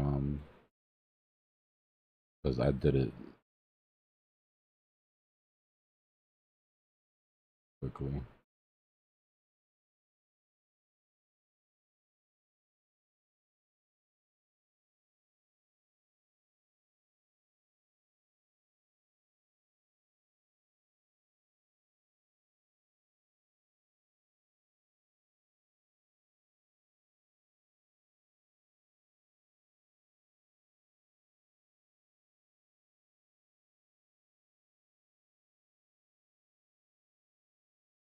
I mean, technically, yeah, you could say it's close enough to be a retest, but you want to see volume start to pop up here.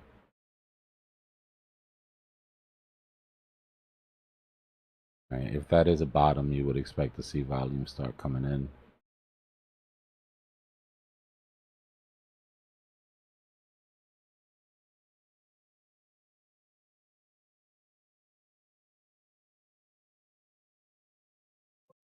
Yeah, I bought ETH today. I think we're due a god candle. So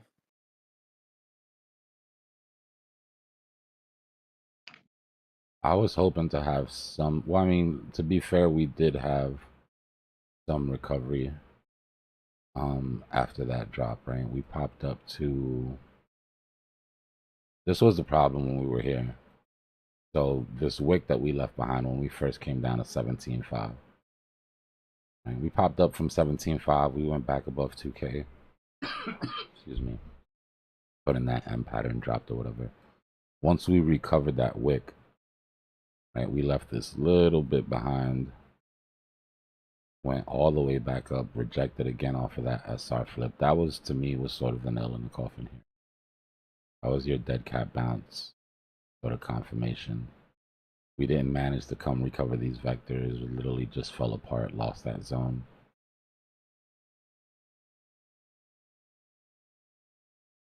This is a way better bottoming formation. Had a way better chance, in my opinion, of being a bottoming formation than this does.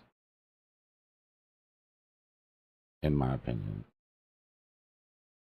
We're above the daily downtrend. If we hold and push, then yeah, I'm with you. Maybe we can see some sort of move, right? Because we'd be putting in that W that we've been waiting for. We're looking for the left side of this, or the right side of this, wherever it ends up. But if that rising wedge plays out, we haven't retested the break yet either. So I would still expect a move up to retest if this is going to play out. Then we'd be looking at 13.7. And that would bring us really close to the bad place that I've been worried about this whole time.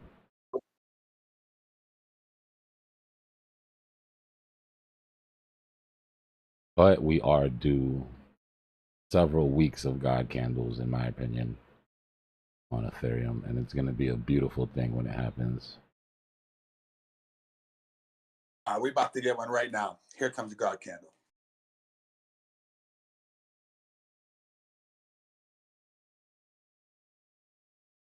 Yeah, no, I've been loading up on ETH since the bottom we made here.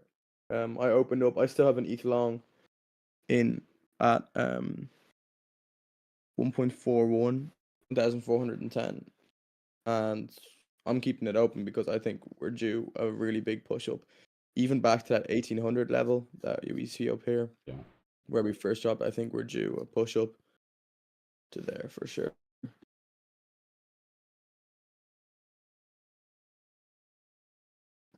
I just don't see us coming down more, and especially with all this news coming out. I know, and we've talked about how news driven we are recently. I think there's too much bullish sentiment and too much bullish news that will be coming out. I think Trump and China, I think it's kind of manipulation again in a way where like they know they have a deal in place. They know they have a deal ready. They're just waiting. Trump's just waiting to unleash it because he wants to again manipulate the market a bit to make some more cash, right? We saw BlackRock loaded up what 36 million or something Bitcoin today or whatever it was. Like they're ready for another move up. I know it. You know, like yeah, I don't think they have a master deal in yet, but you can see now that the chips, computers, telephones, they got to pass. There's there's already negotiations happening. Well, they walked that back too. They said that it was never meant to be exempt, that they're going to be put in a different basket. So that does sort of imply that it's going to be less tariffs than the 10,000% tariff that everything else is getting on China.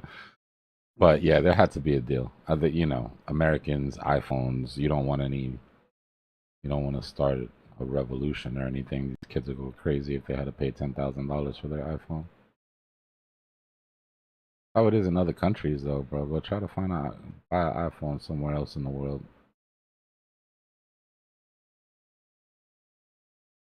But I think Trump did step to the plate ready. I don't think he was bluffing. A lot of people are like, oh yeah, that means he was just bluffing. It's like, I don't know. We might still pull the card out and show that it wasn't a bluff. You saw how that ego hit, though, right? Because after the news came out that electronics weren't on, all the left started saying that, well, actually some of the right too started saying that Trump caved, that he caved to the pressure. And then you already know how that's going to end up. He's got to make sure the world knows that he ain't no bitch. Huh. All right, looks like Bitcoin on small time frames trying to finish off a potential reversal. Just has to get over 84,200. Might get a little champagne pop bottle. So here's our competing patterns on ETH. We do have a W pattern that hasn't invalidated, right, on the 4-hour. Nice higher low, still well within the margin of error. which would give us a measured move up to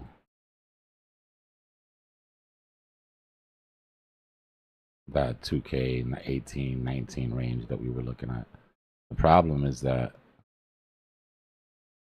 we need to hold, right? We need to hold this retest of the daily break so that we can pop up and hold this W. Our invalidation for that W would be 14.6. If we go underneath 14.6, this structure is broken, and I think we see the ranges that I was worried about. If it holds and we pop up, we can get back above 16.8 and start making some ground on this play out of this W, then maybe we can start thinking about something being different.